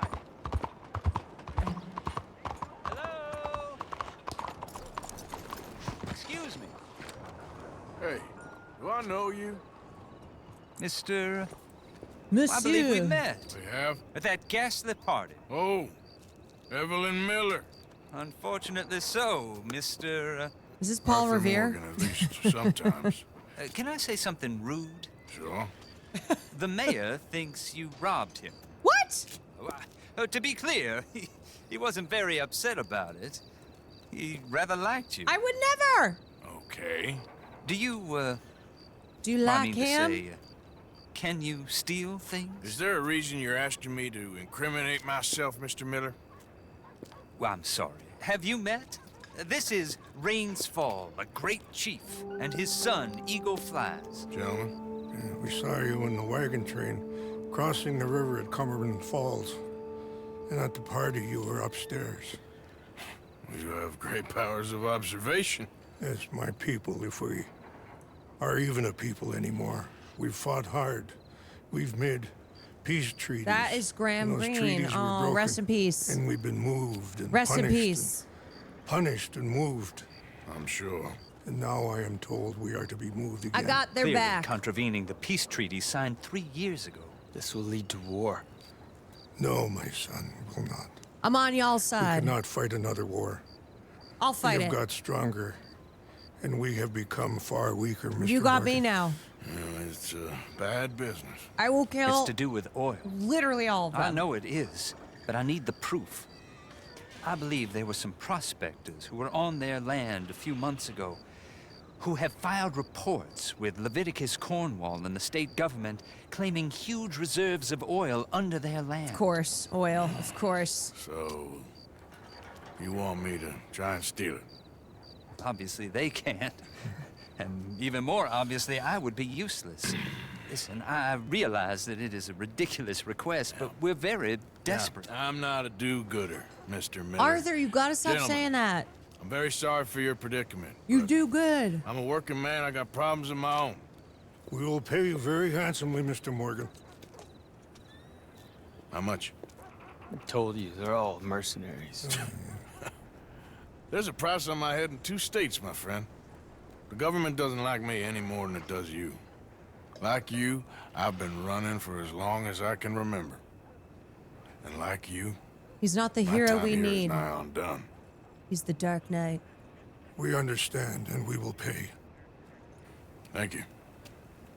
You meet my son in a couple of days near Citadel Rock, just Yeah, west okay, of the oil Arthur, fields. Arthur, not Okay. the exact same. We are very grateful for your help. Gentlemen, that appointment with the senator. We should head over there. It's a waste of our time. And his. We must try everything. Come along. I got you. Hello. I'll give Mr. you the Miller, homie The hookup. counselor wants to apologize. He can see you now. We've been waiting I don't know how long. Or next month, if you'd like to reschedule. Come. Perhaps the senator won't mind waiting. I'll take on the whole goddamn system. That is not my horse. Remember me, boy? Okay, where am I supposed to go? It said go to... Go... Oh, I forgot about the professor. Brother Dorkins. Check the string. Okay, I'll go to the professor first. It said in a couple days. The professors who I did the moonshine with.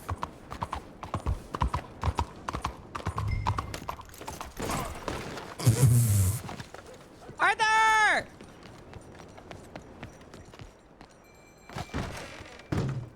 So welcome to our humble police house. Not cool, dude. What can I do for you? Chief, I'm representing the inventor of a humane execution machine. An electric chair. And he, where you going? wants to demonstrate his invention here. Ah, I'm familiar with the man and his work. Tell you what, I'll give you a permit. But it's gonna cost you $100 in fees. This fucking guy. Hey, look, This will save you money in the long run. And, it'll save the condemned. What if I a whole don't lot of shoot pain. you? How about that? That remains to be seen. But I'll give you a permit for 50. Oh. Fine.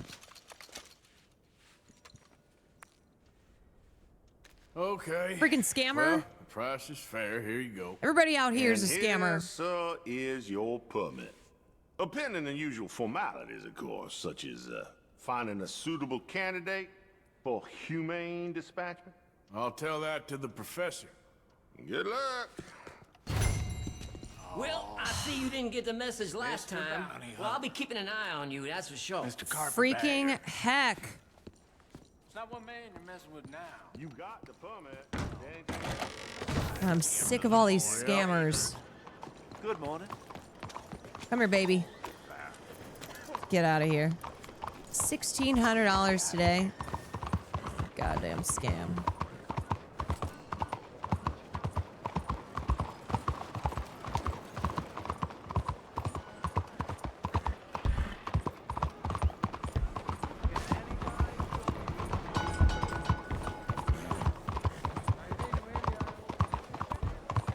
Whoa, I can't see anything. I'm blinded. Can you upgrade your horse? What? Farlito's the best. Farlito puts up with all my shit.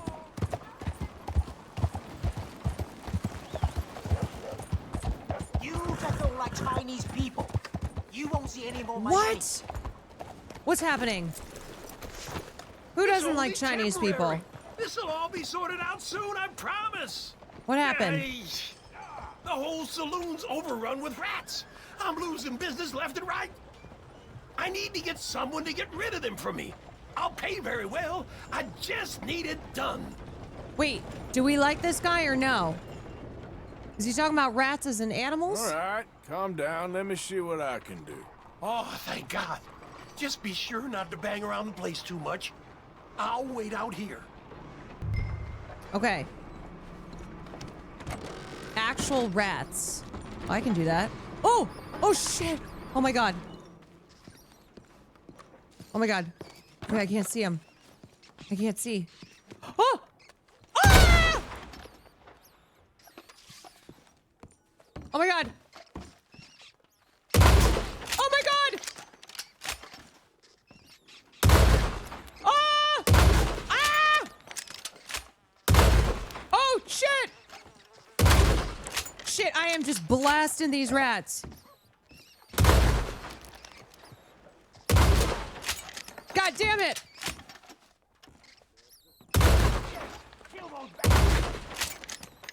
Woo!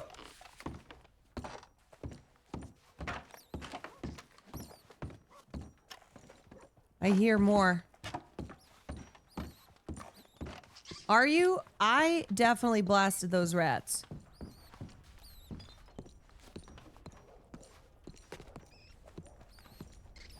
Where is it? There it is. Oops. Oh, oh! Damn vermin. Got him. Wait, there's more. How many are there?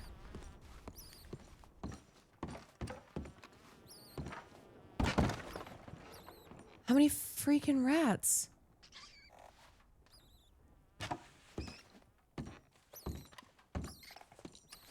Should I just like get up on here? Oh, shit. I got the shotgun on the left. Wait, now I kind of feel sad for him. Saw one by the bar window.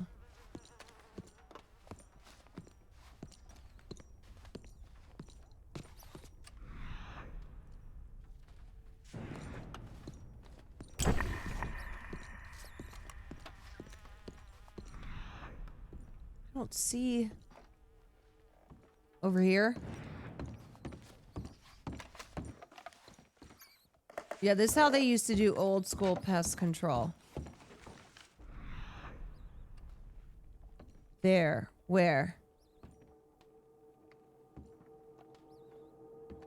I hear it. If I could stand up. Maybe I'll just shoot the ground and see if it does anything. On the bar. Right side.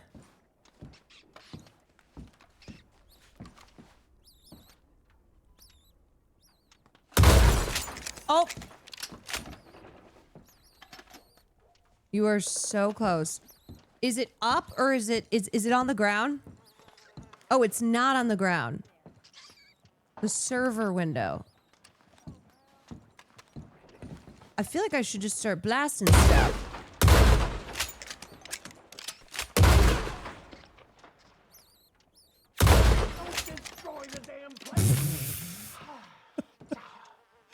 What is this? What am I doing? Did I get it? No, I still hear it. God fucking damn it. Oh.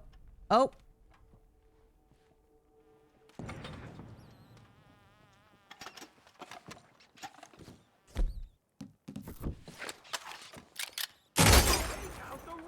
I'm trying! Follow the trail.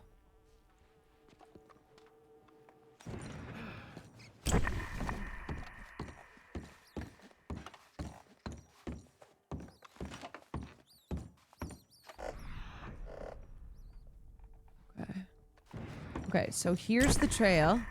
Oh, there it is. There it is. Got it.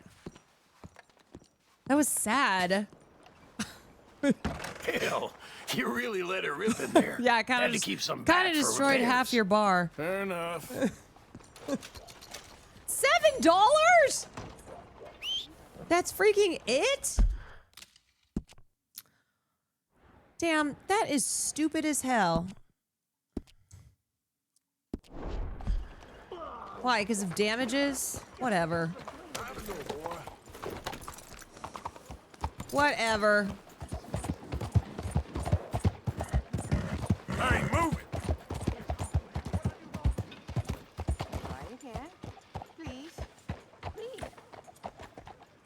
Alright, let me just finish up the professor and then I'll go back. What if that rat wanted to be a chef? Well...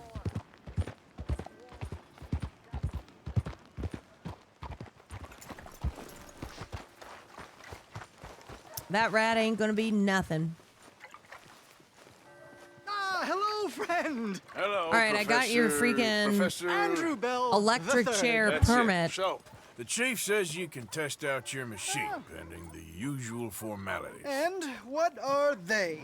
Finding a suitable, subject. Do the church mission. I'll funny do you that should after. mention. This fella here, he seems sturdy enough and he's guilty as sin. Wilson J. McDaniels, wanted for murder, bigamy, and immoral animal husbandry. What's that? The mind shudders. Here, find him for me. Oh. Help me put him out of his misery. Oh. Ew. Capture McDaniels alive. Oh. Oh, that's really weird.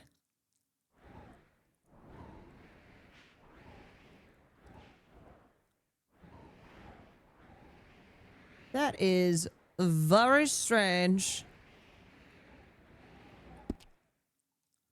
Okay, I'm gonna go do the church. Come on, boy. Why? This is all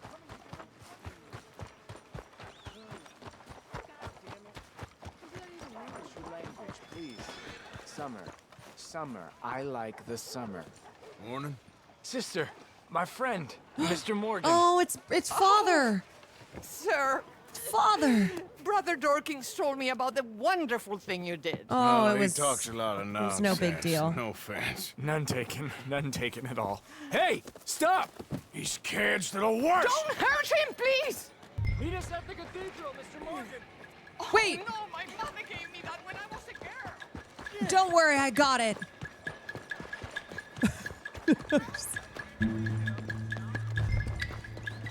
I'll get his ass. You little bastards! Hey, You all right? Oh, I'll live. Kid where'd he did go? this? You know him? He robbed me. Which way you go? That way. Thanks. I'll get him. Thank you.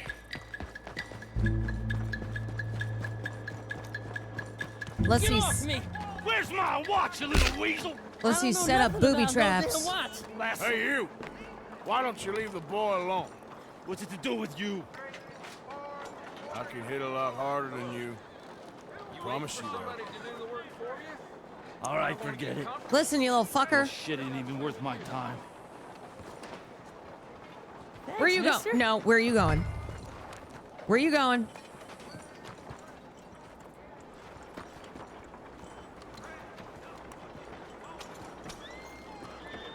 Where's this freaking... Oh.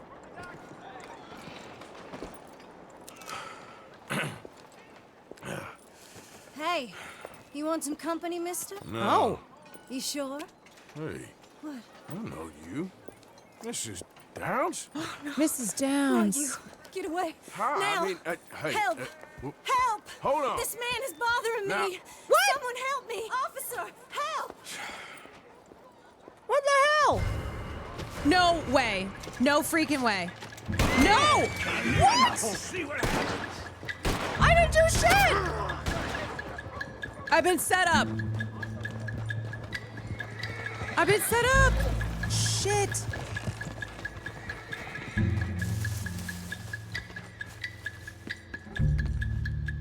I've been set up. God damn it.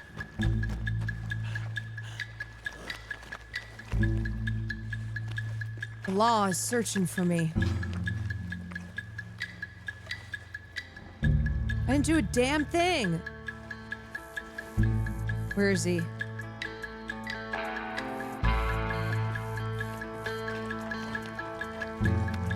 Fuck. Goddamn law.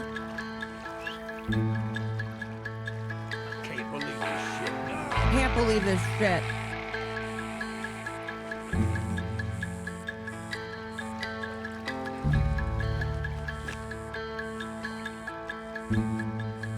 Stay hidden, stay out of sight. Gotta get out of this red square. She's the wife of the guy you beat that was coughing in the first chapter. God damn it, I beat up so many guys, I don't even remember.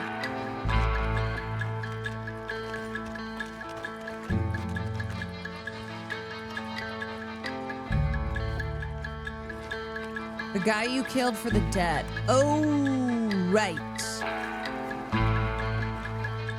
All right. Well, I guess I kind of deserve that, right? Well, he sucked though, yeah? That guy sucked.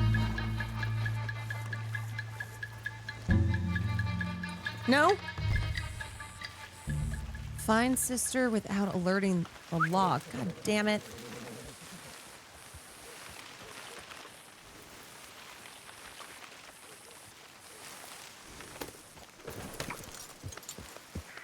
All right. Act totally normal. Nothing to see here. Hey. What's up? I'm just like everybody else. Just like you, and you're just like me. I work here in town. What the heck is your problem?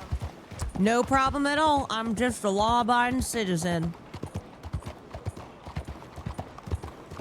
Totally normal. Hey, how you doing? Okay, boy. Fuck! The law! What in God's name is the matter with you? God damn it! Okay. The law. Where am I gonna go? Shit. Can I climb over this? The law.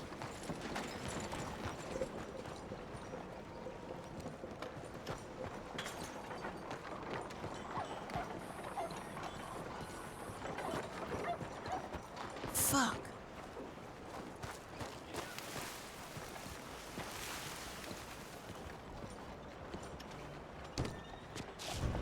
These churches' doors are closed.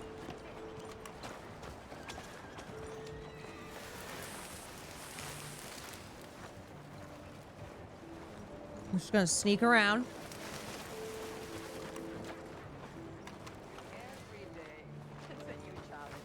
Fuck. When I was younger, those challenges used to frustrate me. But then, over time, I learned to ask how There's a instead of cop. why. The law. Often the people that are most Sister. in need of our help. Sister. Mr. Morgan! Excuse me, Father. Sister, I got your cross.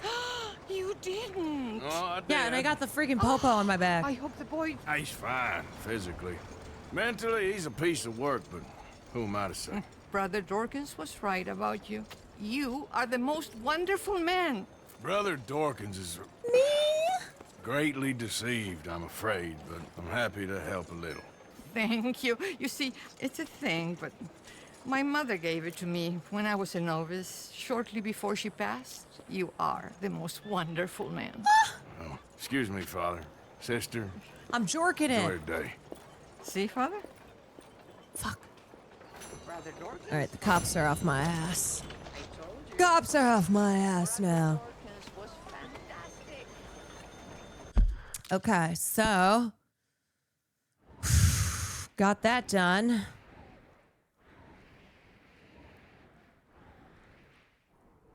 Got that done. Where should we go? And we got some honor, which is a sleigh.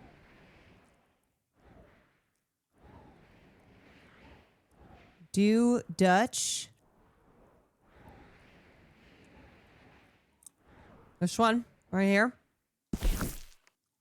Dutch is back in camp.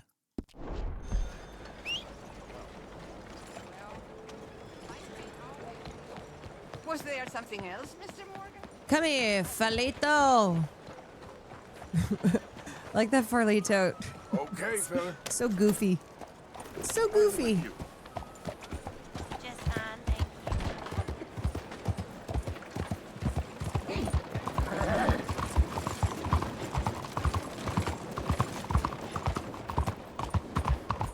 Vamos. What on else are you playing at? What on earth?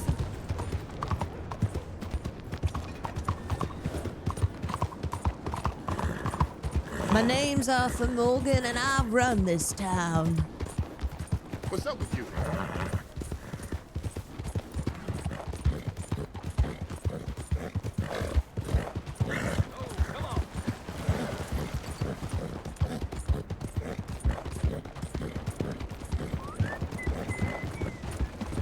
Does Dutch have another stupid fucking mission that almost gets us killed and we make $4? Oh, my yes. Gotta feed Farlito. Hold on.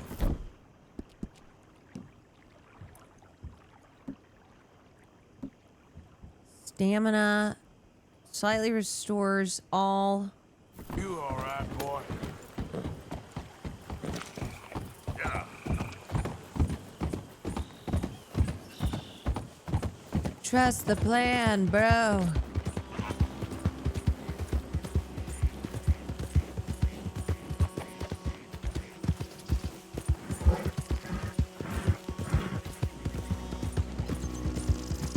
You sometimes get ambushed here. I'd like to see them try to ambush me. Oh shit. Okay, Honor. Hey, you. Steve, Honor. You better not be ambushing me. some fellas broke into our place. They got away, but they got my wife. Please, mister. You gotta do something. I'll do it. All right. Where is she? It's a sacked out in the swamp by the water. I'll get her back. I'll get your wife. Find more help. I'll get her. You don't need more help because you've got me.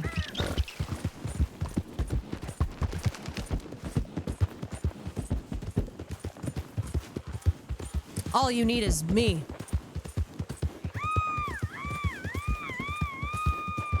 Oh my god. I'm coming. Guns out. Guns blazing. Oh shit! Oh my god, an alligator! Ah! Ah! Oh fuck! Ah! Oh shit!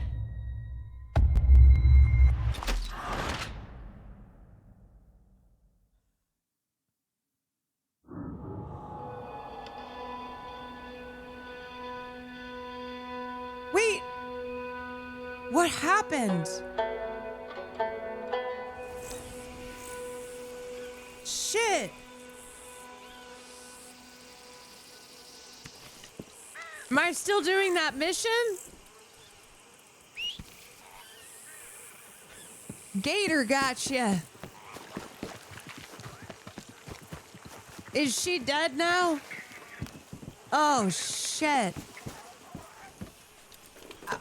Wait, for a second I thought the gator was who had her, and so I had to kill the gator. God damn it.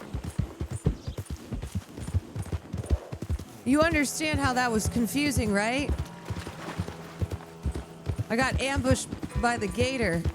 God damn it. No, your horse just gets scared. I really thought that that's why it was making me stop there. Yeah. Hold a clavicular. Well, this gator was alive. Wow, guys, you wouldn't believe what just happened. That was crazy. Okay. Keep your hair on. Ah. That's why I said get off the horse. I see. Yeah, I kind of fucked that one up, huh? This gator kidnapped my wife. I swear. So, I was thinking, maybe it would be a little easier for me to keep an eye on him if we all stayed together. You know, in my room. You mean like a normal family? Look around you. Ain't nothing normal. The gator about kidnapped any my of this. wife. Take this feller for one. Me? A man don't just change like the wind, Abigail. I thought you'd have known that by now. No, Arthur. John, this Some is folks change. gross. Others are just too dumb. Oh, okay. All right.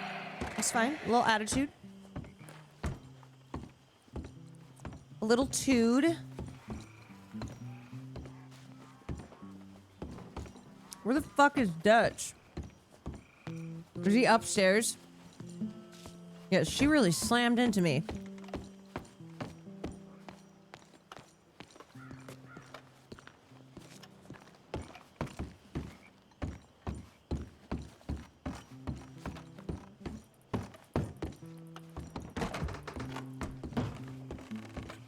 All right, let me go give some money.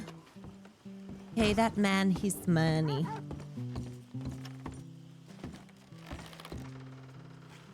Okay, okay, Arthur, chill. Chill. Give money. How much should I give that will give me honor? 20 bucks? Is that good?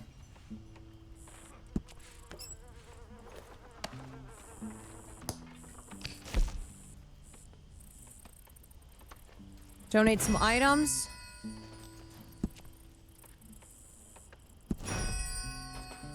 Okay, lots of honor.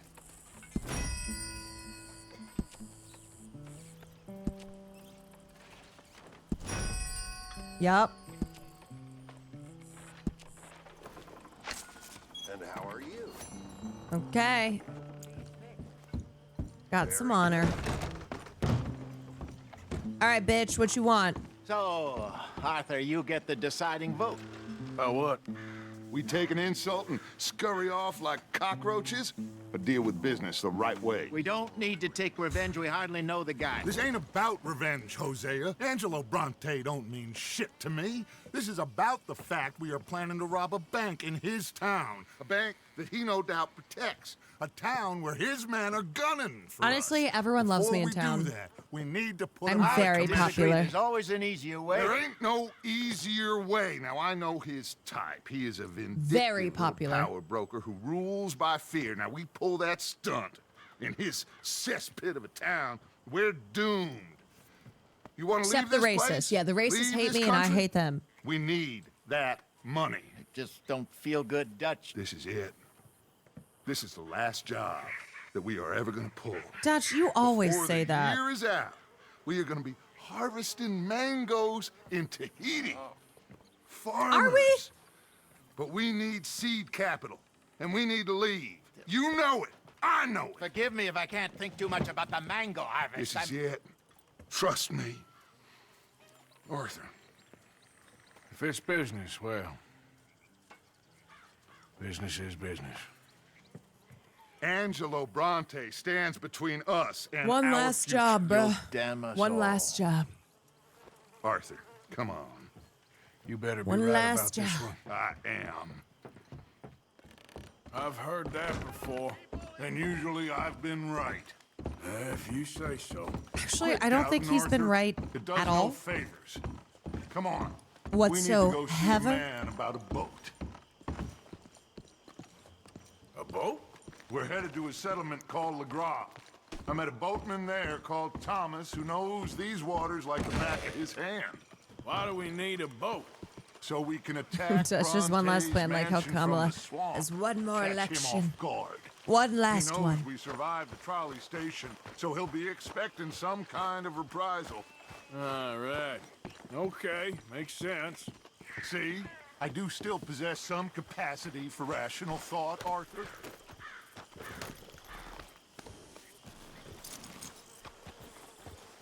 All right, boy. Okay, follow One me. last time. Yep, Dutch, Thank please point to Tahiti on a What? map. For taking my side back there. It ain't about sides. Feels like Hosea's lost his spine. No, Let's I think move everyone's on, kind of sick of your Bronte. shit. Is it for the bank job or revenge for what happened at the trolley station? Both. Neither. What does it matter? We need to hit that bank. And Bronte has the police and just about everything else in Saint Denis. Goes all the way to the top. He also set us up. And lest we forget, took young Jack. I understand. You just got a lot of pots on the boil, given all the folks who's out gunning for us. You all We've seem kinda to have pissed everybody forgotten off. How money is made and what it takes to support 20 people. Let alone what it takes to give 20 people a new life overseas. In Tahiti. With all due respect, Dutch, is this Tahiti plan really gonna work out? You tell Absolutely fucking Is it? not. Have some goddamn faith. I am bending over backwards to make a future for us. I know, but when did you become so small-minded? When did you become such a dick? If you'd rather we break up the family, go our separate ways, just tell me. of course not. This isn't a prison camp. I am not forcing anybody to stay. So either we're in this together, working together to get out together, or we're not. There simply isn't a reality in which we do nothing and get everything. Anyway, here we are. Let me do the talking. Must be the fellas here to see Thomas. Must be. Dutch is out of control. He is out of control. Thomas, it is good to see you, my friend. Hello, Mr. Dutch. Thomas, have you met Arthur? Arthur, Thomas is quite the boatman. He's gonna help us get close to our prey. The other night we had quite the adventure fishing for catfish. Now, my friend, Can I call in that favor? What do you need? You know Angelo Bronte. Well, exactly. We need to make a social call. We were hoping you could row us in quietly one evening around the back of his house. Well, if anyone can, I can. Shit. We'll pay you for your trouble. If you bringing him trouble, it won't be no trouble for me. Good. My business partner, Jules, he's out on the skiff. I need to check with him. Plus, I need to check the traps. Would you come with me? Of course. Arthur? Why not? Shouldn't take too long if we can find him.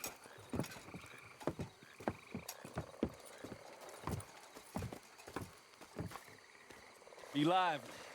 Mind you, there's Oh, a lot God. of gators uncommon. Oh, God. Great. Come now, Arthur. It'll take more than a prehistoric reptile to scare you. I don't know, man. Shirley. I freaking I got just eaten wanna by see one. You meet your match when it comes to an aging predator with a big mouth, Dutch. Arthur here is something of a comedian, Thomas. More of a jester than a gunslinger. Well, if you say so, Mr. Dutch. This way. Come on, this way. Follow me here. And stay on the higher ground. You call this ground? It feels like water to me. Down here, we can't be too picky there, Mr. Arthur. This ain't no regular gator. Up ahead. Oh, God. Oh, we're just asking to get snatched. Mr. Dutch, you keep a lookout for company. Mr. Arthur, check the traps with me. Okay, there are so many gators in the water. I see them. This one's empty. All right. I got a few more set over this way. Come on. I don't want to know what just touched my leg. Mr. Dutch. Probably a you sure gator. you're the right fellas to be going after Angelo Bronte? Oh, he's much more the kind of reptile I can handle. Now stay close. Make sure you follow my line. Oh, I fully intend to, Thomas. You too, Mr. Arthur. Yup. You can Doing see this why at night even is swamp certainly an wading idea. hasn't caught Yeah, on it's certainly a as choice. pastime, can't you? I love it out here. Peaceful. Nobody bothering you now. Oh, God. Except for the night folk sometimes. The night folk? Yeah, some Okay. strange people around these parts. Wilder Do you than want me to animals get they this are. one? Well, this just gets better and better.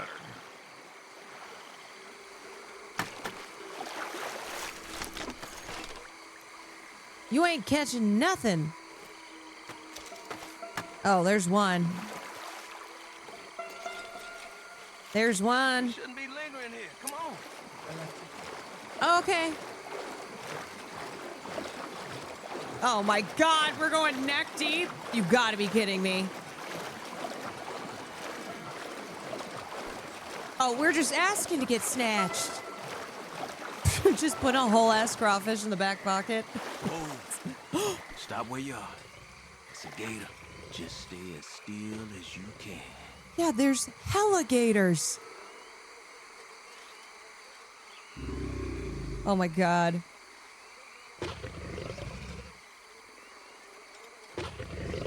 One time when I was a kid, got real close to some gators in South Carolina. All right, let's keep moving.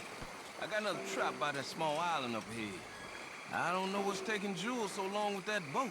Almost became a gator snap. Equally keen to find it. For real? Yeah. We took a family trip to South Carolina and I can't remember where we were. I think we were doing a little bike ride. My dad was like, "Oh, let's go over here." And suddenly we were by this little body of water. And these gators came out and they got real close. Give me a hand here, Mr. Arthur. This trap is stuck in the mud. It happens.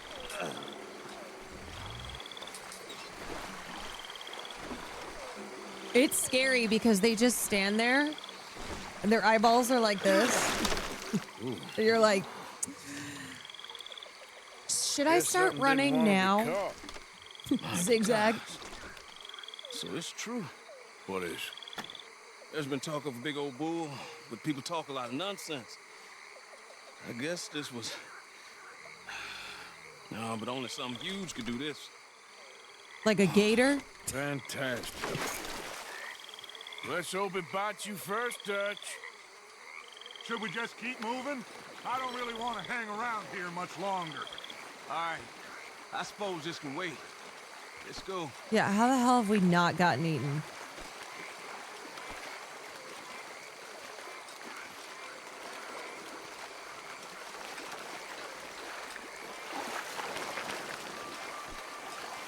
Hold up. Oh, Jesus.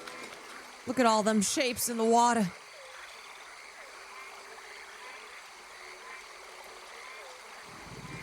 Some big-ass gators.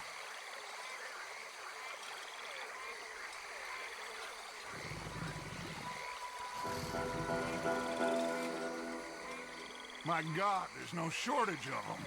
Good eating. Us or them? Exactly. Come on. Absolutely not. Oh yeah, just going neck deep again. No big deal. We really should have run into Jules by now. Yeah, it's I fine. reckon we should split up so we can search both sides. Oh, split up? Okay, Arthur, since you appear so at home here, you take the right. Oh. We'll go left. What? Just keep your eyes open. Okay. Yeah, sure.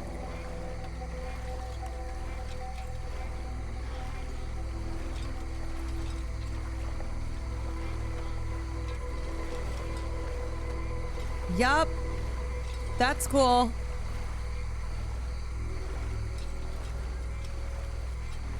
Keep your eyes open. Can't see shit. We're in the Everglades. We're in the bayou.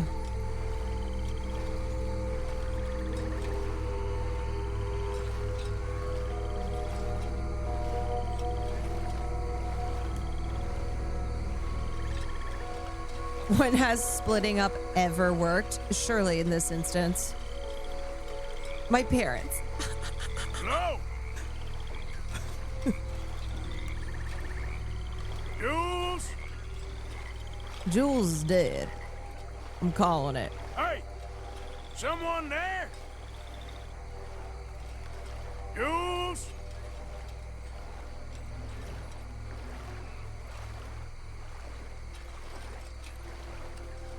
Hey! Someone there?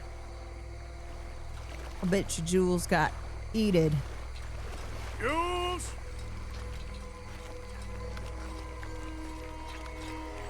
Hey! Someone there? Yeah, Arthur, let's just attract all the gators. No big deal. That's cool.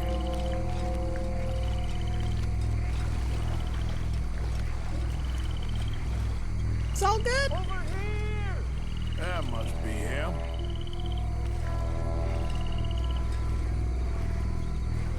It's a gator just pretending. Hello? God.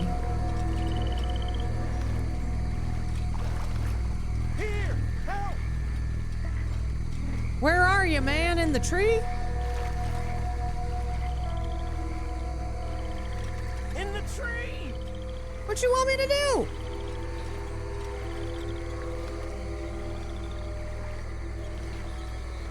Up here!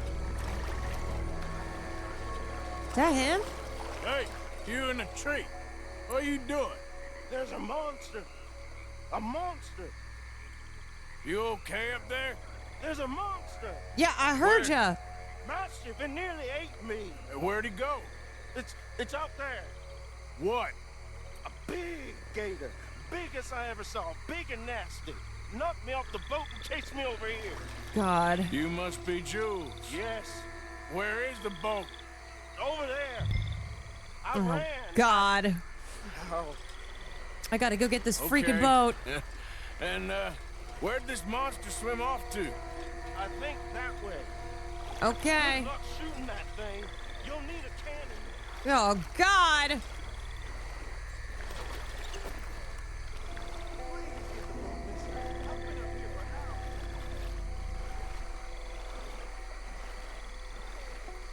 Yeah, like this gun's gonna do shit.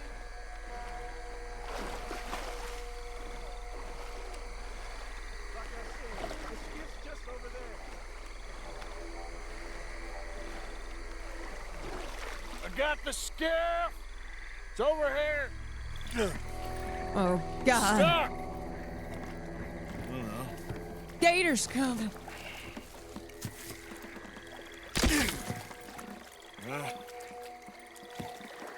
I got it loose. Jump. Good man. All right, let's get back to the dock. Yes, please, let's go. We gonna get eaten. It's almost getting eaten. Hey guys, it's right behind me, isn't it? Thank God. So, who are these fellas, Thomas? Two new friends of mine. I'll explain later. Jules, we are very happy to have finally made your acquaintance. I thought it was gonna be out here all night. What you doing hiding up in the tree, boy? This gator was huge, Thomas. Twice as big as I ever seen. Twice as angry, too. Nonsense.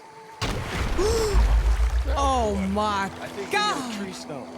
Yeah, It's Jaws, but a gator. Jump in and pull us free. Hey, yeah, just do it. Won't take you a minute, boy. Go on.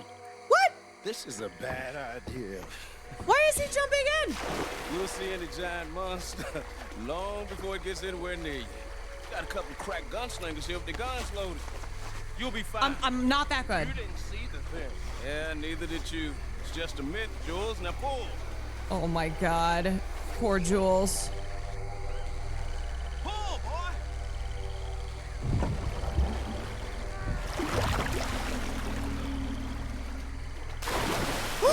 Jules?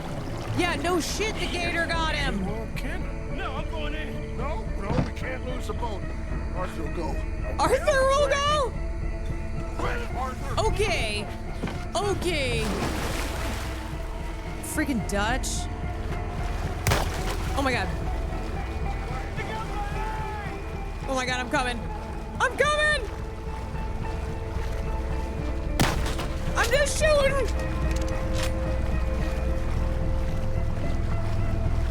Come here, son. I'm trying!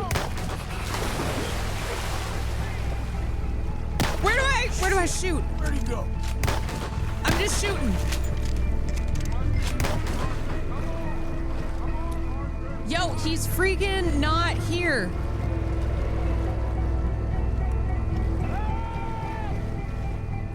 Oh my God, oh my God, oh my God, oh my God. Oh my God, oh my God, oh my God, oh my God. Hold on. Oh my God.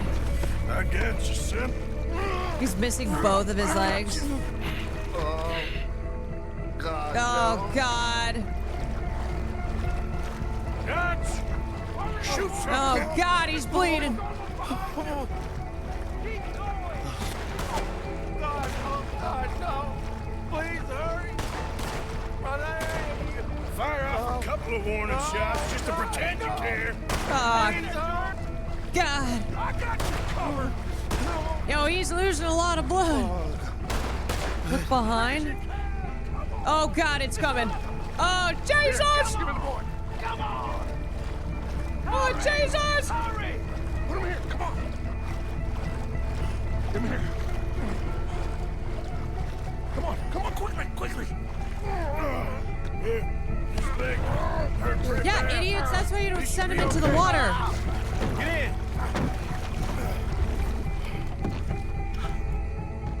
Shoot that thing. Where the fuck is it? Son of a bitch, Arthur. You're gonna be all right, dude. Just hold on. Oh, God, oh, Jesus. Oh, Jesus. Oh, he's pissed. He's like freaking Godzilla. Oh, God! Oh, God! I think he's going. Shit, that is one big old gate. Oh, your boy doesn't look too good there. Here, take this. Try and stop the bleeding. You're gonna be okay, Oh, son. poor Jules. You're gonna be okay. Just Poor thank Jules. your old Uncle Dutch. I heard that.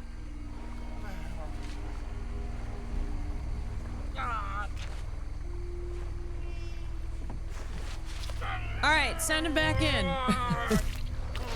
There's still a lot of blood. You need to put pressure on it. Once he's bandaged, just send him back in. Poor guy. I've stopped the bleeding. I think he'll be okay if he don't get a fever. Yeah, if he doesn't get infected by the swamp water. Fever is the least of our worries. Oh, Look who's back. Jesus. God damn it. Put every bullet you got in him. Hold on, I gotta switch. Sawed-off shotgun. Shit! Don't let him get any closer. Oh, God. He's freaking huge. They're ahead of us. You see him? Shoot! Where the fuck is he? Okay, I think it's had enough. Has it? Jesus, can we get back now?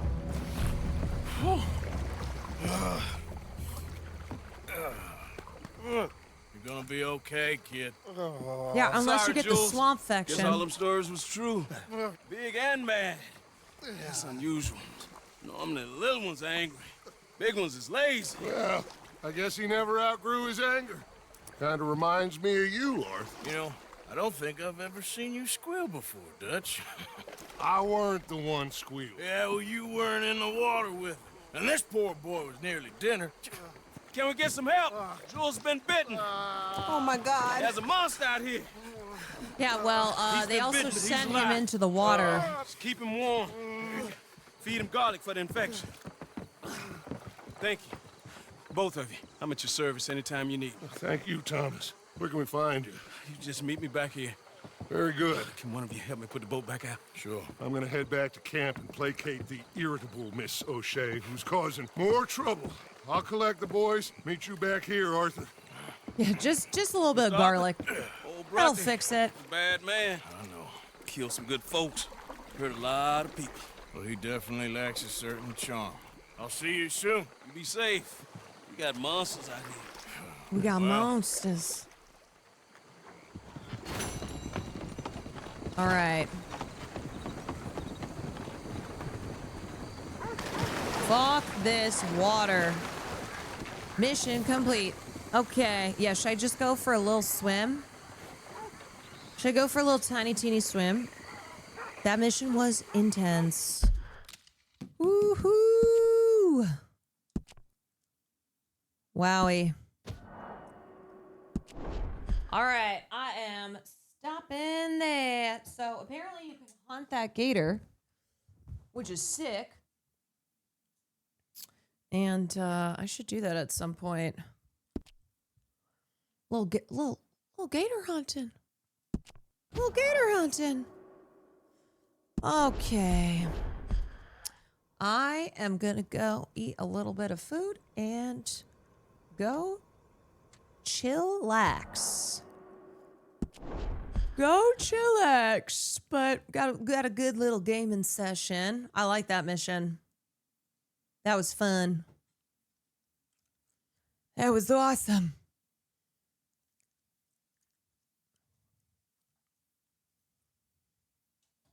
Peter.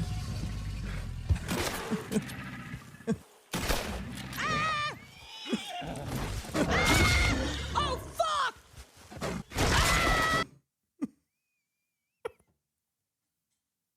Oh my god. Oh my god. That is fucking sending me. The cat.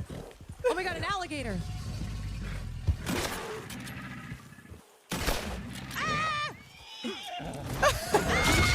Oh fuck! Farlito just totally abandoning me. Actual rats. Oh, I can do that. Oh! Oh shit! Oh my god. Oh my god. That was such a perfect clip. I can't see. Oh! Ah! Oh my god. Oh my god! Ah! Ah! Oh shit! Shit, I'm just blasting these rats.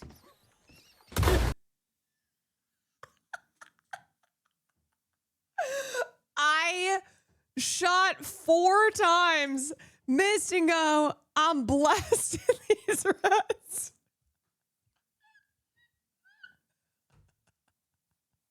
Just really blasting them. Just blasting all over the place, you know? The professors who I did the moonshine with.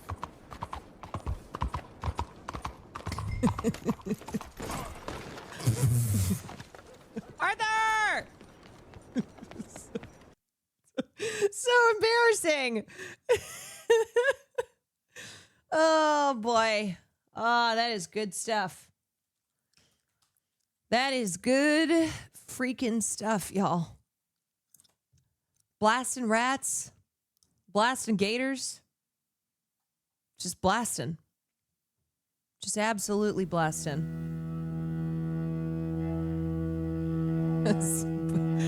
Perfect outro song. Born on the bayou. There ain't nothing I ain't blasting.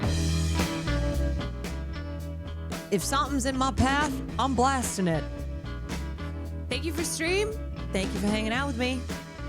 I will see y'alls tomorrow. Sending you to Jay Dilla. And you know what is the perfect way to, the perfect final line for this evening? Later, Gators.